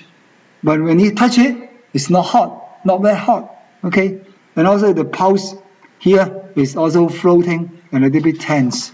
And there's tongue color and the tongue body and the tongue coat remain the pale and also white, okay? Here is an analysis for that. How is the problem? The problem is we get the wind. So what we're going to do is to expel the wind. In addition, because of coldness, we also need to, expel the pathogenic cold and warm the body, okay? So here what we're going to do is a 烏頭湯. 烏頭湯 is very vigorous. 烏頭湯 is too weak. Sometimes you use Fuji instead of 烏頭, and this is a vigorous one, okay? This is 烏頭. And the last one, we got the B. This is a fixed B. That means the place having pain is fixed. And also we're going to descend down. And when the temperature is changing, and then this painful will be more intensified. And also this is causing the people the general over body aching, and also listless, heavy sensation. This is because of the water, because of dampness, okay? And this explains why, because the water inside the body causing the joints immovable, okay? So we cannot going to do it. What is the solution? Of course, the solution is to, how can we do? We can just removing the dampness and by dredging the channel and also expel the wind and clear away the cold. Those are the methods. The representative formula will be 一语人汤, 一语人汤. Okay, this 一语人汤 can get rid of the wind and also the damage inside the body. Okay, those are the formula for that. And last of all, we got two things together. Pure wind and pure damage we mentioned about. Now what about the combination? When you combine the wind and also damage together, this is more serious for the single factor. So in this case, we find that the location being affected will be heat, burning heat, or red in color. And this time the patient also get the accompanying symptom of fever, aversion to wind, and also thirsty, dysphoria. And the tongue, of course, this is not like red. It's really red. The pulse will no longer floating, but it's slippery and rapid because of the heat. What we're going to do? Same formula. 一人汤. That's why I say much more than that, okay? But we have no much time to discuss that. So 一人汤 is not only enough for that. And this is getting rid of that, okay? And this example, we are using the 八福汤. 八福汤 is also famous for that. And this is 1B, okay? 1B, same as this one, okay? Migratory wind, migratory B here, and in mentioning in the Chinese medicine classic, and also cause about this kind of 肾B, that means the kidney B disease. Okay, what are we going to do that? And this is a similar pattern, just like the inability of flexing and also movement. So what we are going to do is to analyze that and to tonify the kidney and getting rid of the wind. Okay, and this time we use 桂枝, châu瑶, and 鸡母汤, and this is very simple. Okay, and using 桂枝, châu瑶, and 鸡母, in addition to other herbs. I'm not going to talk about that. Okay, and those are the B. Okay, what about the prevention? Okay, you guys don't want to get this one. Okay, what we're going to do, and then we have a morning exercise, and then we move our body so that if you move more, of course, you get more blood and chi, and the pain will go away. Okay, this is a kind of prevention, and also to strengthen our body constitution. And remember to keep warm. Okay, never to get the wind again. And of course, you take care of your diet. Eat nutrient food, and sometimes you can use a hot pack. Okay, and must care over that. Okay, those at the end of this B gene. Okay, those are there. Okay. I found some of the material repeated in this slide, but sometimes when you see migratory B will come with the the wind B together, right? Okay, the last one. So before we dismiss, we have the last one called 虚劳. 虚劳. What does it mean by 虚劳? 虚 means deficiency. 劳 means fatigue. That means this guy get the symptom of both tired and deficiency. And this deficiency is caused by tired. Okay? And so in English, we call it the chronic fatigue syndrome. Chronic fatigue syndrome. Okay. And I think everybody here has experienced this before. Okay. Once you go home, you feel really tired. You just lie on your sofa and really tired. And then you got all muscle, you do not want to work. You don't want to do your household work. And this is a kind of omen for the chronic fatigue syndrome. Okay.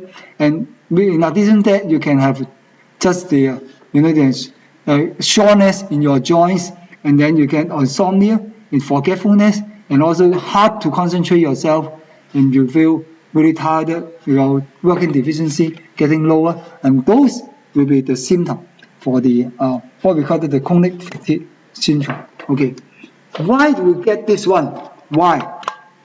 Of course, this one, from my understanding, most of the time we call it a deficiency, right? By deficiency. And this deficiency is caused by what? One, you overload yourself, overexertion. Two, you got emotional disturbance. Emotional disturbance.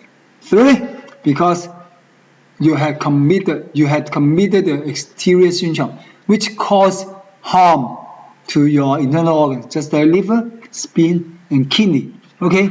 And for liver, if you committed the exterior syndrome, it will hard to dissolve the qi, and always getting the liver qi stagnation. And if your spleen being affected, of course it will lose its function in transformation and transportation, and leaving your skin and also your muscle getting atrophy, and also got a lack of energy. And if it happens in your kidney, of course, your bone will become softened. And then you people will become lack of energy and lack of spirit when you are attending the class because of the lacking of kidney essence. Okay? How do we tell whether a patient is suffer from this kind of 虚劳 or this kind of chronic tiredness? You can just see he is really tired. He also complained that he got the dizziness and also blurred vision, always get insomnia, always forgetfulness, and you always get depressed or anxiety. This is what we call it the neurasthenia. Some people say this neurosis. Okay, whenever you get depression, anxiety, emotional instability, hard to concentrate, all those are grouped under the category of neuralgia. Those is very important for that. Okay, and sometimes people get worse. They get what? They get the sore throat, or even they get the scoffia at both sides of the neck. Okay, this is because of the liver fire, uprising. Okay. So if you get this kind of signs and symptoms, how can we treat them? Okay, primary treatment. Let's look at the point, right? One, 保会 GV20, and then 印堂. This is 印堂. Okay, 保会 is here. This means the DU20, and this 印堂 special point, just the middle between your eyeball. We all say your eyeball here. Here is for the headache. Here. And 神门 HT7, Tai Chi is your leg in your ankle. Okay, and then Tai Chong is the first and second leg, first and second toe there.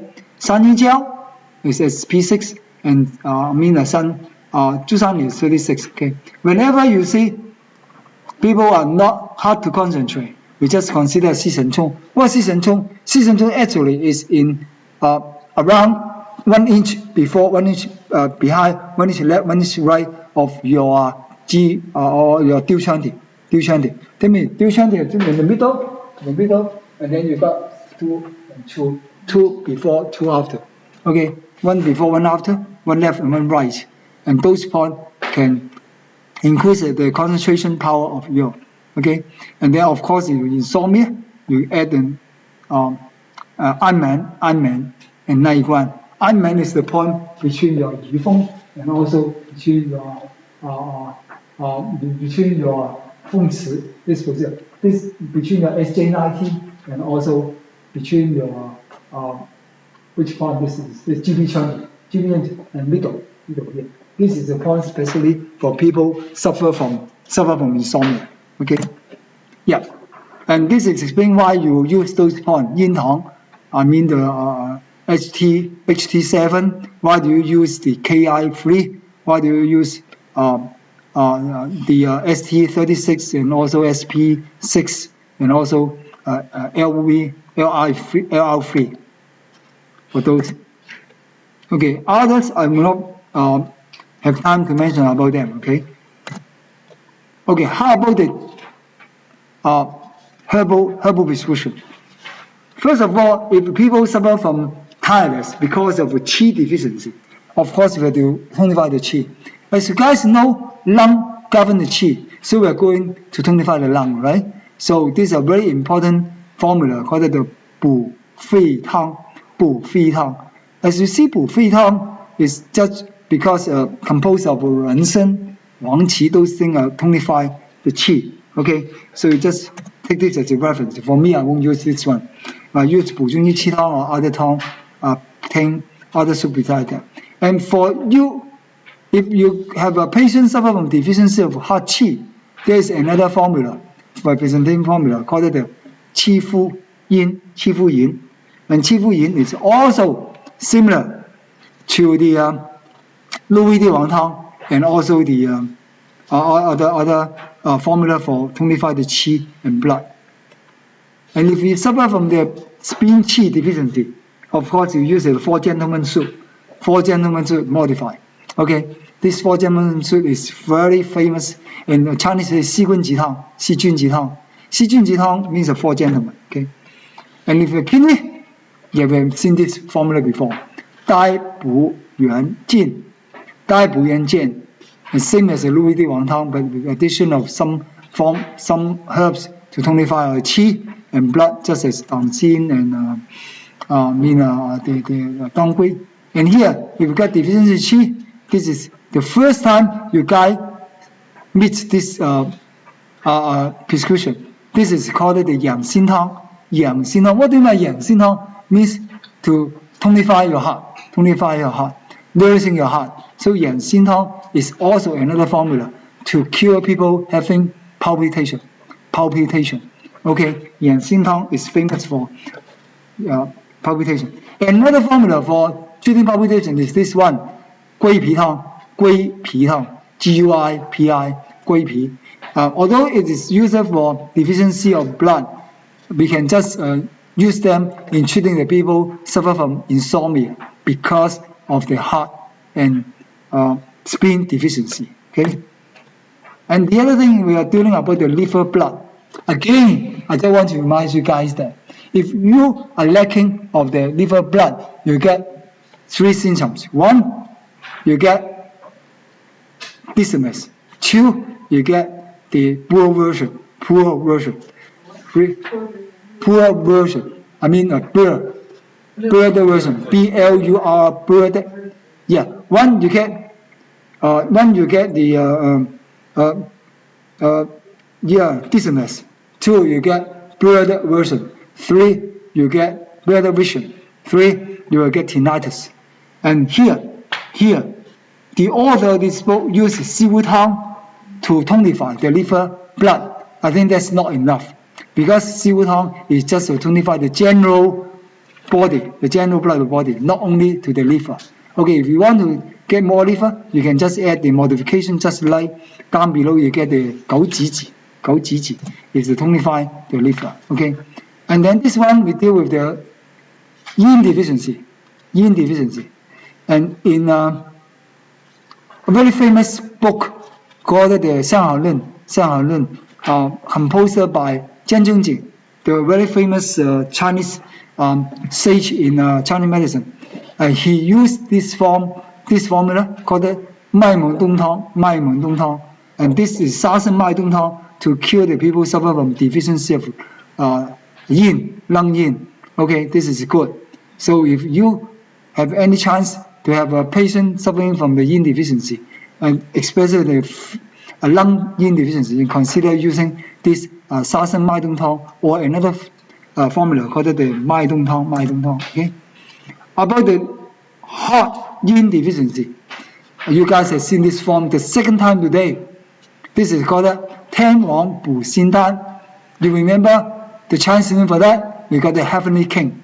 Heavenly King. And this Heavenly King, we got the 天王补心丹, is try to treat the people suffer from insomnia because of the heart and kidney deficiency. Heart and kidney both do not communicate with each other.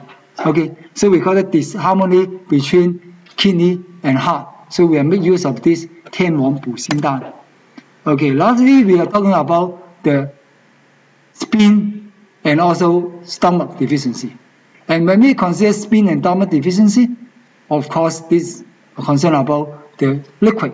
That means not enough liquid, not enough food in our stomach and also spleen. So what we are going to do is going to have another formula called 益胃汤. Actually, 益胃汤is same, using the same material, similar to the 麦门冬汤 and also the 沙参麦冬汤 as you used just a few slides before. And this one, we are going to talk about the liver yin deficiency.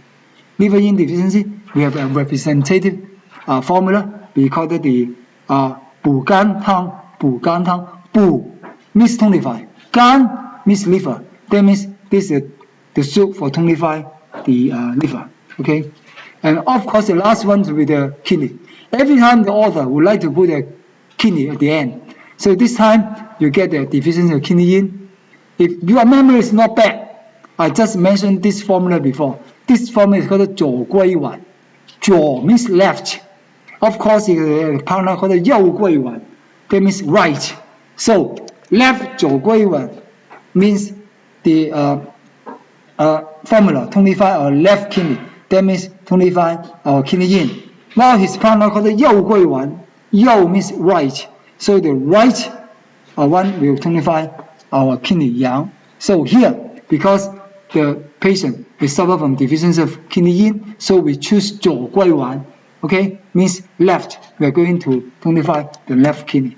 Okay, and this is generally yang deficiency. That means the whole body will get the yang deficiency. So what we are going to do is to tonify our heart yang. So this time again, we are going to use 2 rensin, ginseng together. So ginseng and other thing together. And this is concerned about your spleen yang. Spleen, of course, this is a very important representative formula called 理中汤. 理中汤 means the soup dealing with our middle jaw. Of course, you add some more called 附子理中汤. It's also representative formula for tonify our spleen yang. Okay, and the kidney yang, of course. Can you see this one? Formerly we have 左归丸, right? Now we got the 右归丸. 右 that means tonify our kidney. So you can see the name Y-O-U-G-U-I means 右归.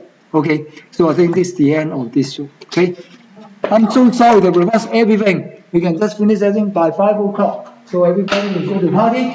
And right, I'm so sorry that because today is the Halloween day, right? You should get off as early as possible. So next time, I think we should have more people come, right? Because today we go. Okay, thank you much for your comment. Okay, for next Saturday, we get another book. We get another common disease. But how many, I'm not sure, because I haven't seen the book. Yeah, I will receive the book just a few days before you. Thank you. Thank you. You're welcome. You're welcome. Yeah. You have a nice weekend.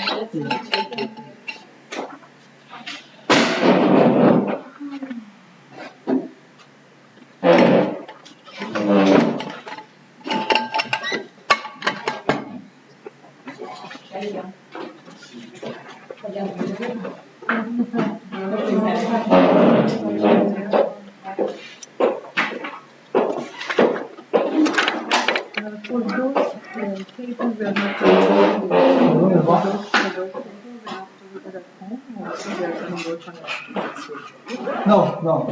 No. No, you just go home. Next time you have a video. Every day we got one book. Yeah, the real after. Right. Thank you very much.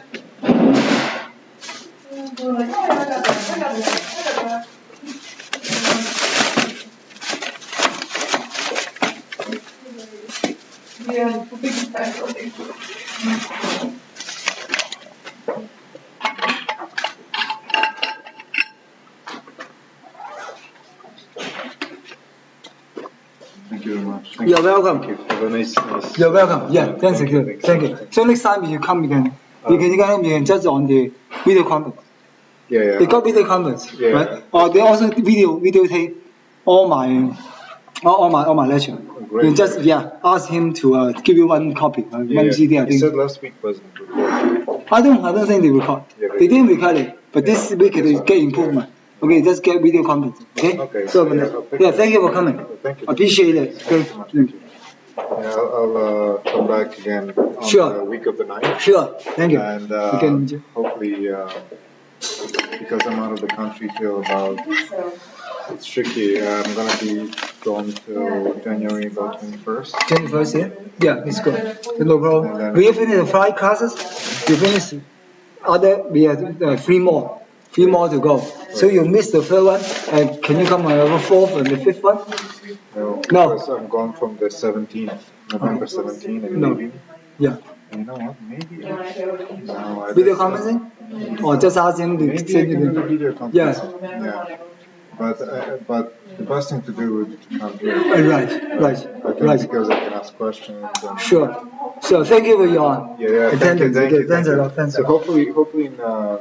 Do you think they're going to run it in January, February, maybe? I think they will. We run the course again. So probably, They find, because they got to be 3,000, grandparents member in Toronto. So I don't think this class will accommodate all, right? If they find the response, feedback is good, to try to run it.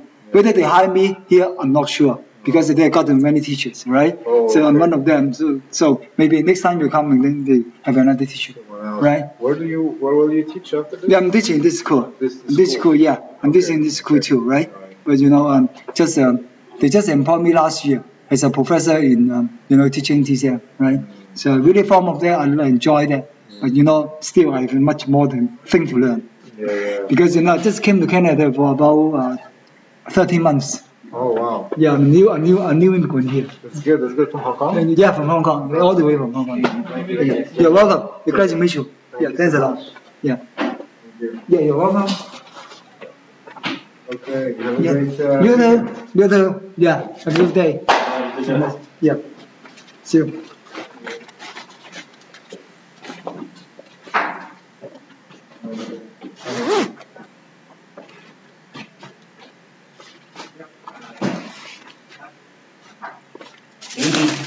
Yeah. Have a good day. Better. Maybe tell the girls not to wear so much perfume.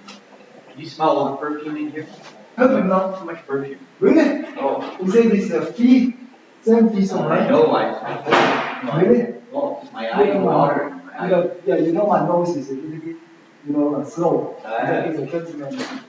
Yeah. I'm gonna ask them Yeah. to email people.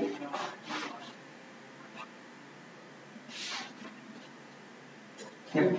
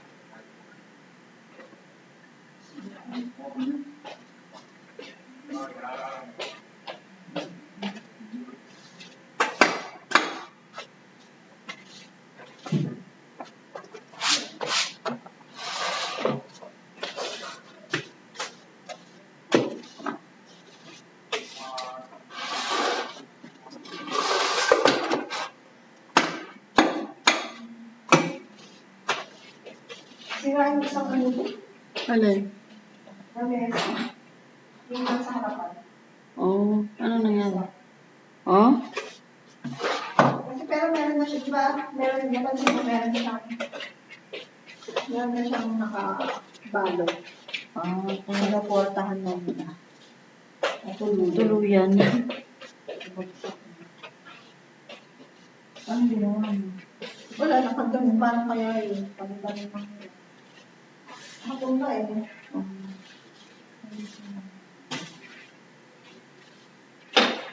Bakit ako basta pa ako dito?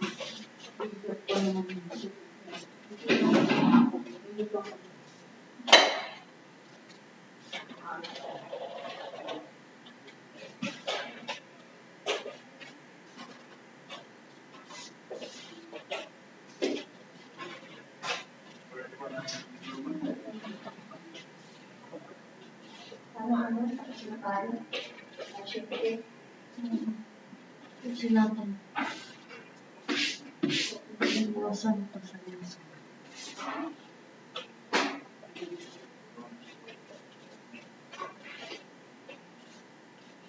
Sige, hindi ko na. Ano gusto? Hindi ko na.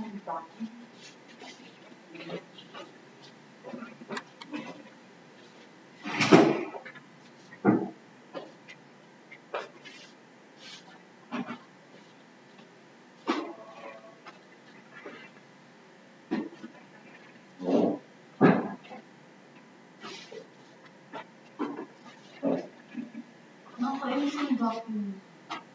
Pag ginaganon mo, umaano siya na. Nakakainis na bukas. Oo. Parang tuloy...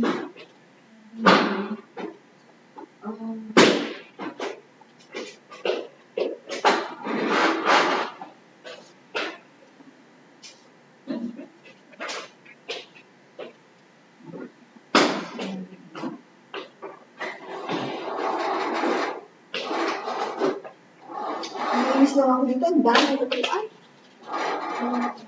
Okay.